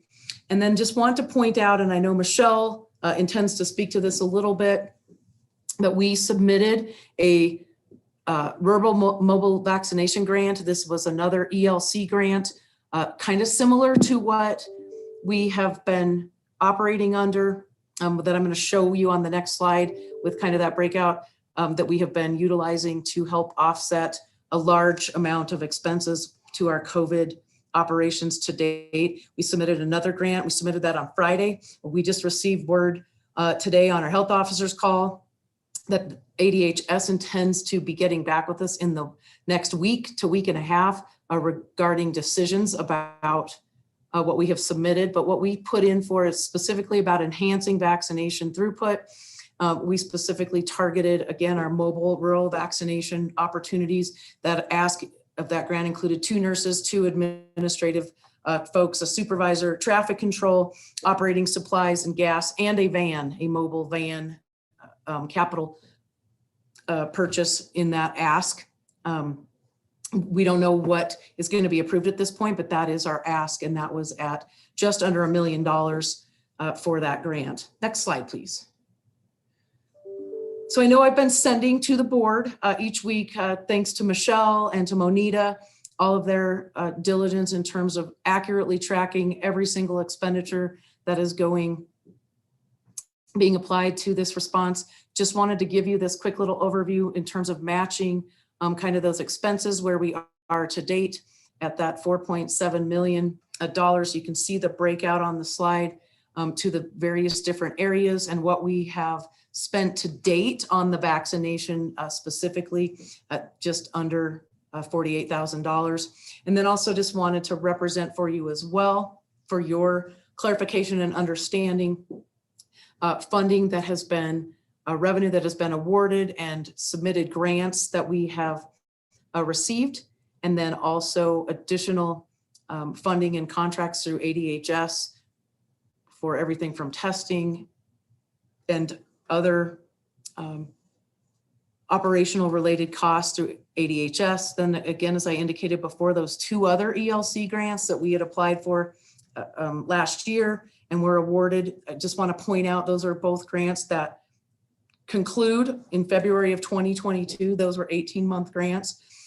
And again, that was for that 1.7 million for each of those grants. We also were awarded $45,000 from NACA to help offset some for our hotel sheltering operation. And then, as I just mentioned, another submitted grant with respect to the vaccination at just under $1 million.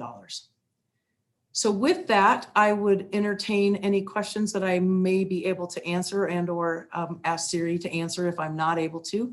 And then we can see if Michelle was able to get audio. And if not, I can certainly speak to her slide for her.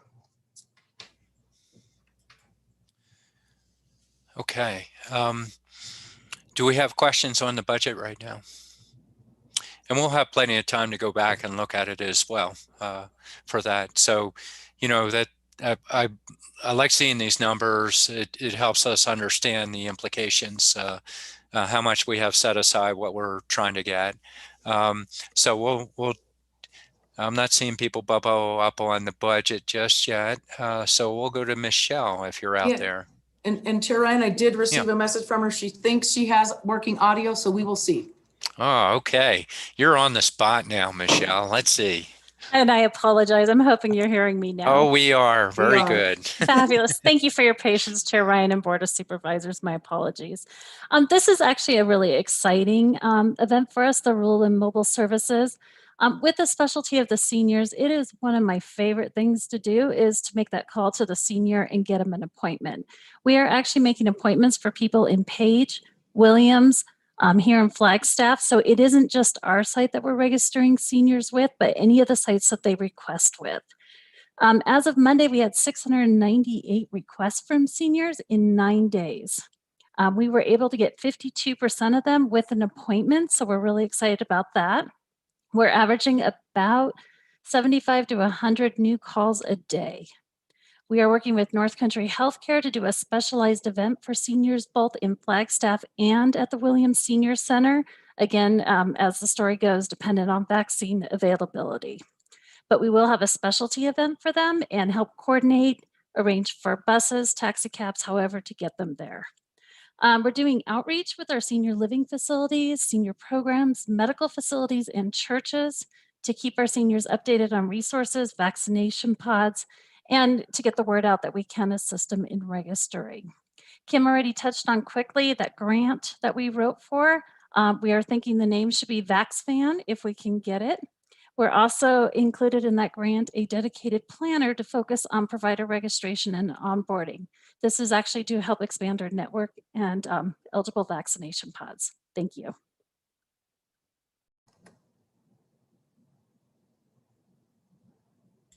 All right.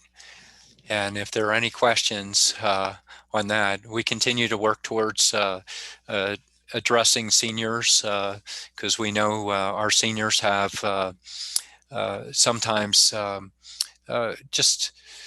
there's a different way to service our seniors in terms of helping them with technology, etc. Really appreciate you continuing to work on that. Okay, any other questions? I'll go back to Jimmy then. Jimmy?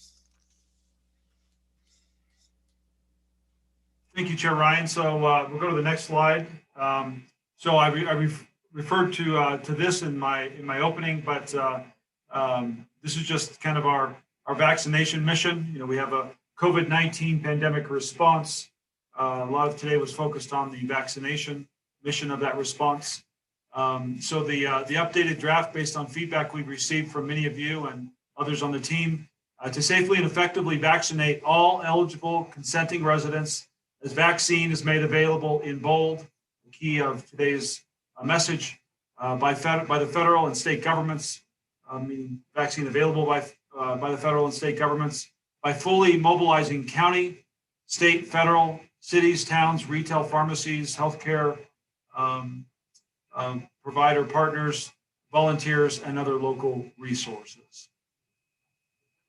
So we just wanted to get your feedback on this before Kim and I wrap up the conversation today. And just a reminder that the core leadership team will be meeting tomorrow morning at 9 o'clock. We will be debriefing from the meeting today in preparation for our next presentation. Chair Ryan, I'd welcome any feedback on this mission. And it doesn't have to be right now. If you have other feedback, board members would welcome that, and that I can also share with the team. All right. Just noting the mission, we can come back to it, but first read. Do we have any comments? You know, I'll just throw in mine real quick on it. I like it, but I'm trying to, I don't have the immediate suggestion, but to safely and effectively vaccinate all eligible, maybe a stronger action component related to that, I would suggest, but I don't have, I don't have the that fully formed. So just a thought associated with that. Okay, I'm not seeing anybody. Well, Supervisor Horstman, I had a feeling you might want to have a comment on this mission here. All right, cool. I'm very excited about this. I really appreciate the presentation, and it's so important for our community, and appreciate the one county, all hands on deck approach on this. Needless to say, one thing to add, and I know to safely, effectively, and expeditiously vaccinate all eligible consenting residents. Obviously, it's when as the vaccine is made available, but I think our intent is to quickly, as when that vaccine is made available, to get that vaccine in shots in arms immediately. So I just thought we might want to add another E word, Action. Okay, an action word. We're on it. Okay. Yeah, there you go. Go ahead, Lena. Well, thank you. I really appreciate the plan that's been put together. You know, we don't have the vaccine right now as much as we want. They're trickling in, but we have to prepare for it when it arrives, and that's what we're doing right here. And all the departments that need to be at the table have come together, and they have a put a plan together. So it is really good, and just a lot of our ideas are put into it. And I just want to thank you for putting this plan together, and really, really good. I think this is something that we can take back to our communities to let them know we may not have the vaccines right now. We may have a few vaccines and not the appointment slots, but we are ready to go as soon as these vaccines arrive. And that's what we have to do, is always be ready for the next step. And I believe this is that's what you have put together here. So thank you so much. And I really like the idea of the mobile van. We've been talking about that. And Michelle, I'm just as excited as you are about that. And I think that having that van go to these communities, remote places, that would be really great. I think that's going to just add to everything. So just thank you.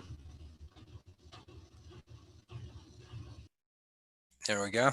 All right. Thank you, Supervisor Feller. Any others? Not seeing. Oh, Supervisor Archuleta looks like she's going to bubble up here. There you go.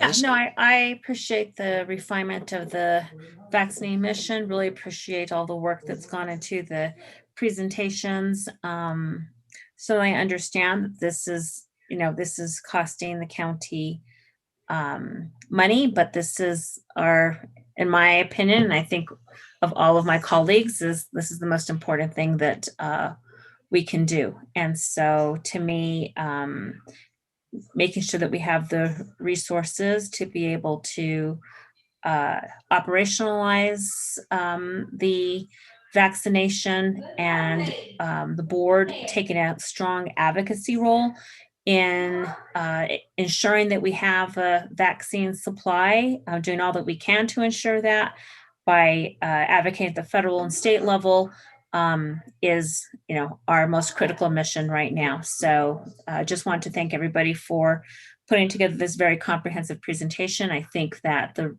the human resources that were outlined, as well as the physical resources that were outlined, the leadership that was outlined in terms of what is being proposed and by the county, to me is thoughtful, and I'm very supportive of it. Thank you.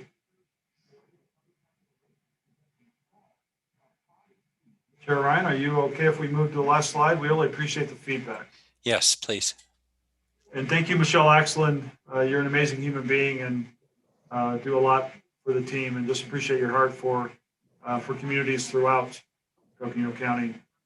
So lastly, Chair Ryan, we just talked about the mission statement. Thanks for the feedback. We will bring back to you a document that, or a statement that is continually revised and updated as we move forward. We talked a lot today about evolution and the evolution of this pandemic response. One of the things with the model that you saw today, and thank you for your feedback on that. Thank you again to Sarah and Esler and the team for your work in that. And that will be continually refined and that will affect obviously the timeline moving forward as we have additional information. And we'll be plugging that in and sharing that even in between the normal board updates to make sure that we are giving you all accurate and timely information as you all are dealing with folks that are contacting you every day. I get that. And we want to make sure that we're doing our best to provide you accurate and timely information as we know it. One of the things that, and Supervisor Horstman, you mentioned this earlier, and thank you, Director Deason, again for your efforts in the Base X. As of right now, we will continue to update you, and I think the situational report on Thursday will be one of those avenues where you get current information on where we're at.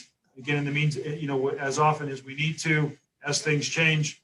But as of right now, Chair Ryan, we are moving forward. The staff is moving forward, the IC team, in securing the Base X and the staffing and other operational materials that go with that.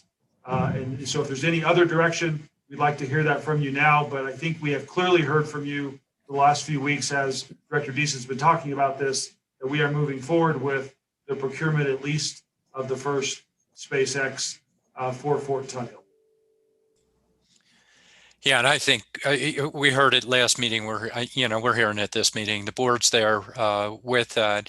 The one piece with the budget is keeping that a cumulative running tally so that we know we're not overextending ourselves, but we also know that it is taking additional money for dealing with this. Where we are. And so let's see. We are at a couple of those question points, though. Do you want to outline any more associated with it? Where are you on this? Chair Ryan, if it's okay at that point, obviously advocacy is a key. We'll be doing a press release after this meeting, and Eric and the team will also be continuing to engage with the board where we know there's advocacy opportunities.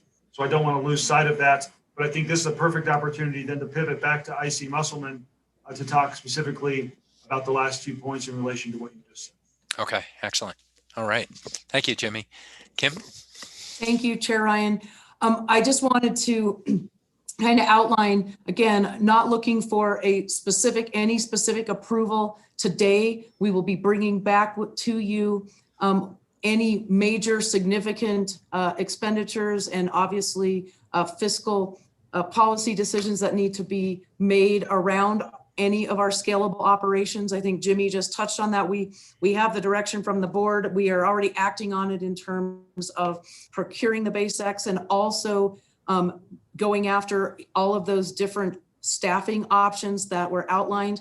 And as I'd indicated earlier in the presentation, some of those staffing, one of those staffing options we're already drawing down on for beginning this week on the administrative staff side. The vaccinator component is still a piece of that. They were not even ready to be deployed yet, but we did get the option to deploy some of those administrative staff. And so we are taking advantage of that now, knowing what our needs are and the staff relief that we need to build into this operation. So I'm hopeful that, you know, the board certainly has given us a direction. We're going to continue to make incident decisions around procuring those things, and we'll be coming back with you with any significant changes to any of the anticipated costs. And absolutely, as you indicated, Chair Ryan, continuing to have that running tally so that the board is fully aware of what kind of expenditures we are incurring or anticipate incurring. The last piece, which we anticipate having information to come back to you next week, specifically with fiscal resource approval and ask related to those IT services and software, as were discussed earlier in the presentation, and get the board's direction as to what we're going to proceed with. So those are the two upcoming, specifically kind of future decisions, in addition to, again, that advocacy component, which we need every single day and twice on Sunday to make sure that we get all the vaccine allocation we can possibly get our hands on. So that's all I had, unless Jimmy would like to add anything additional. Thank you. Thank you, Kim. You know, with that, you know, a goal, we've talked about a goal, and I think the model will help us inform that moving forward. So we will have some additional information as we have it in things like the situational report on Thursday. And then, as Kim mentioned, a more complete update of that next Tuesday. And we could spend a little more time also with the model and showing, again, the information that we have and what that means, especially as we move toward actually setting a goal moving forward. And we have not lost sight of that. I hope the board understands that we've not lost sight of setting a goal. All right. We have Supervisor Horstman. Go ahead, Patrice. Yeah, just one thing, and I appreciate this, and like this has been a long afternoon of lots of information, and Kim and Jimmy, you all have done, and the whole staff have done a great job. But I also don't want us not to move forward or make decisions and lose opportunities. For example, you know, that base X, or for example, the guards staff offer. So, you know, I don't want us to delay, and then by delaying, we lose opportunities that we've got right now, if you know what I mean. So I don't know where we are on that. So we are full steam ahead. Yeah. We are full steam ahead. I mean, I love that. Thank you. The team is engaged in that space that you just outlined, Supervisor Horstman, every day, and putting their shoulder into it, and want to make sure that we keep you all in the loop as that develops. But we believe we received, Chair Ryan and Supervisor Horstman, clear direction to secure those resources, and the team is doing that. Thank you very much. Really appreciate all the efforts the county is doing, and our residents, I'm sure, are going to be very proud when they find out what you've been up to, and we're going to get that word out, aren't we, Eric? And I really appreciate all your help very much. Thank you. Thank you for your support. All right. So we're coming to the conclusion on this. Other supervisors?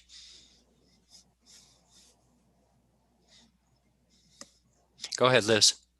Thank you very much, Mr. Chairman. No, I think that I mean everything's been said either throughout the presentation or now, and so I feel like we're clear that there is a mission. There's acknowledgement by management that they understand and have direction, and that it is full steam ahead, all hands on deck, however you want to call it, but we are all engaged in this and we're going to make it happen. Just need to really work on getting the vaccine here so that we can move as fast as we can. Thanks. All right. Supervisor Fowler? Thank you. What can I add? They've done a great job. You know, this is a great advocacy piece. You know, we meet with our legislators and our congressional delegation, meet with the governor, we meet with the communities. This is a really good guide for us to be able to use and then to be able to just use it as an advocacy piece. We just met with Bob and Anna this afternoon, and this is a great piece to be able to really advocate for these vaccines to hurry up and get here. It shows that we're organized and we know what we're doing and we know what we want to accomplish. So thank you so much. Thank you to all our teams. So thank you. All right. And so I'm not sure if we do get, Supervisor Begay on, you know, I'll bring her in, but I'll put in, my point on this is there's a lot to mobilization and you're demonstrating it. I think for the general public out there, there's definitely some level of frustration because there's a desire for vaccines that we only have limited supplies, but if they come in, we're mobilizing to get them out there.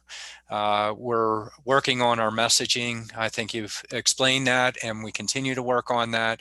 We understand there are challenges with technology, which just about all the other counties are experiencing, along with the state system. But we're looking into that. We're working towards solutions associated with that. And so just knowing that, I want to just state for the sake of everybody that worked on this, you know, thank you very much. We know it's complex. We know there are a lot of hours. We have people out there that are working really hard, and want to thank everybody for everything that you've done on this. So with that, that'll end our COVID presentation. The next piece, we have a couple of, we want to end this pretty soon, but we do want to pause. We punted items 12, 13, and 14, which were legislative update. I have received messaging from Eric and Jimmy that we covered what we needed to. The federal piece, the state pieces, we can keep getting updates on, and you've gotten package updates on that. So we covered that. I'll turn to Jimmy on current business, and then when we get to roundtable, just, you know, we can skirt over the or touch on the most important pieces that we have, but we'll cut back a little bit on that also. Jimmy? Thank you, Mr. Chair. I will be brief. A reminder that we are having a special meeting on Thursday for three purposes. 1 to 2 will be a discussion that will likely be an executive session or end up in executive session regarding school superintendent vacancy. From 2 to 3:30, Human Resources Director Erica Philpott will be visiting with the board about the county manager recruitment, a review of the brochure and material for a planned posting. Again, that will be from 2 to 3:30, but we are starting at 1 o'clock on Thursday, 1 o'clock with a school superintendent vacancy discussion. And then after the 2 to 3:30 special meeting regarding county manager recruitment, go into a 4 o'clock joint city-county meeting with the city of Flagstaff. Thank you, DCM Keene, for taking the lead on that and putting that agenda together. It largely is focused on a COVID update. We also do have somebody from the Census Bureau that's going to come and just say thank you to the city of Flagstaff and Coconino County, an amazing partnership. Joanne, do you have anything you want to add? I know we're talking about some current affairs stuff as well. DCM Keene? Sure, County Manager Jane. The one item that has been added is an update on legislative priorities for the city and the county. And that's the last item on the agenda. If we don't have time, then we'll move that to the next joint city-county meeting. The primary goal on Thursday is to talk about COVID. Thank you. Thank you.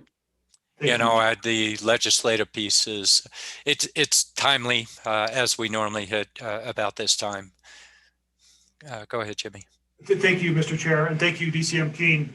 So again, this Thursday, 1 o'clock, Lindsay sent you links, and so you'll be able to tap into those. And then our next regular meeting will be a week from today on February 2nd, starting at 9 a.m. So next Tuesday, 9 a.m. And then we'll keep you posted with other things develop. Just want to close by saying happy birthday again to our clerk of the board, Lindsay Daly. You rock. Thank you, Lindsay, for who you are and what you do. Yeah, I was going to follow up in the chair's report and note that it's Lindsay's birthday. Since you worked all day on your birthday, why don't you have a birthday week there, Lindsay? We'll offer you that. Although you tend to work all week, although 24/7. So you got to take time off there, Lindsay. In terms of just a quick update on the chair's report, Jimmy covered a couple items.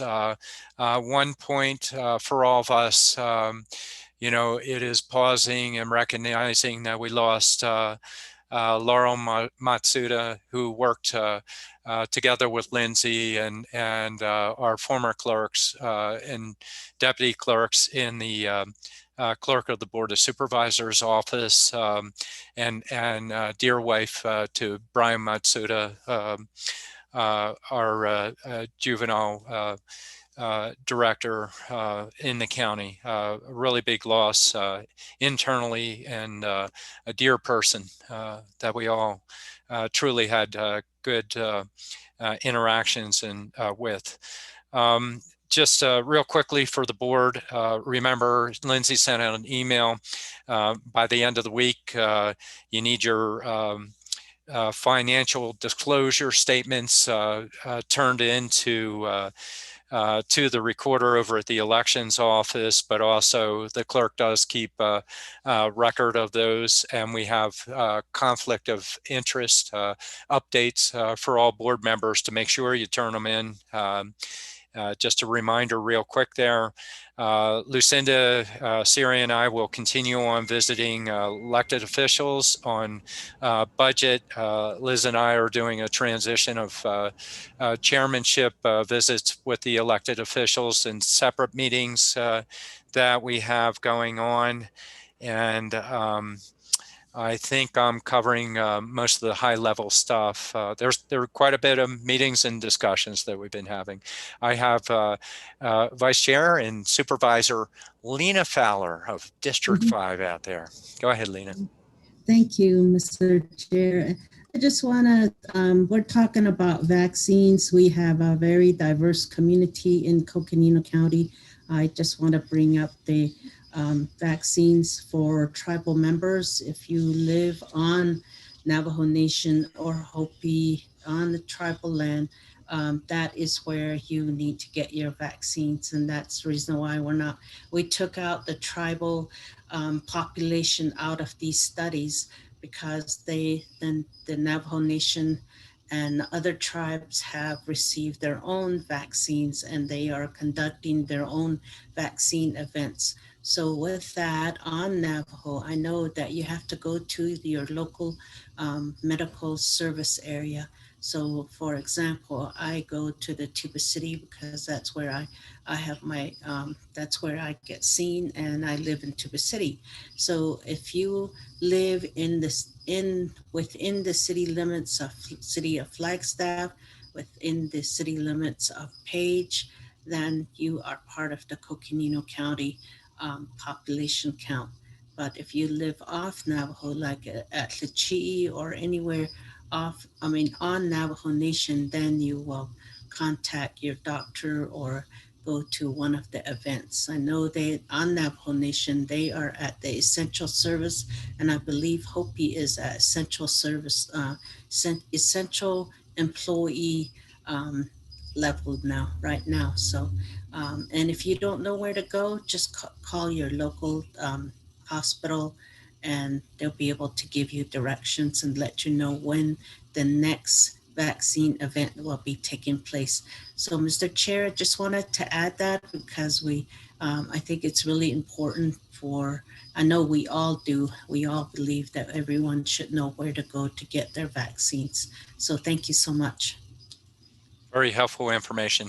Anything else, Vice Chair Fowler, in terms of reporting? That's it. That's all I have. Okay. Touch on, let's go through, I'll go number 1 to Supervisor Horstman. Yes, thank you, Chair Ryan and members of the Board of Supervisors, staff. Just real quick, I know everybody's had a long day. Just an update, we, District 1 and county staff has been working with Congressman O'Halloran's office and also Senator Mark Kelly's office in assistance in processing our hazard mitigation grant for the phase 2 post-fire mitigation there in the Mount Eldon Estates area. And they have been helpful, and we are trying to get their assistance in order to get the environmental clearances we need so we can proceed with this grant. And I'll keep you updated as it develops. So thank you. All right. Thank you, Patrice. District 2, Supervisor Archuleta. Liz? Thanks so much. I'm going to pass for right now. Thank you. Okay. District 4, Supervisor Begay.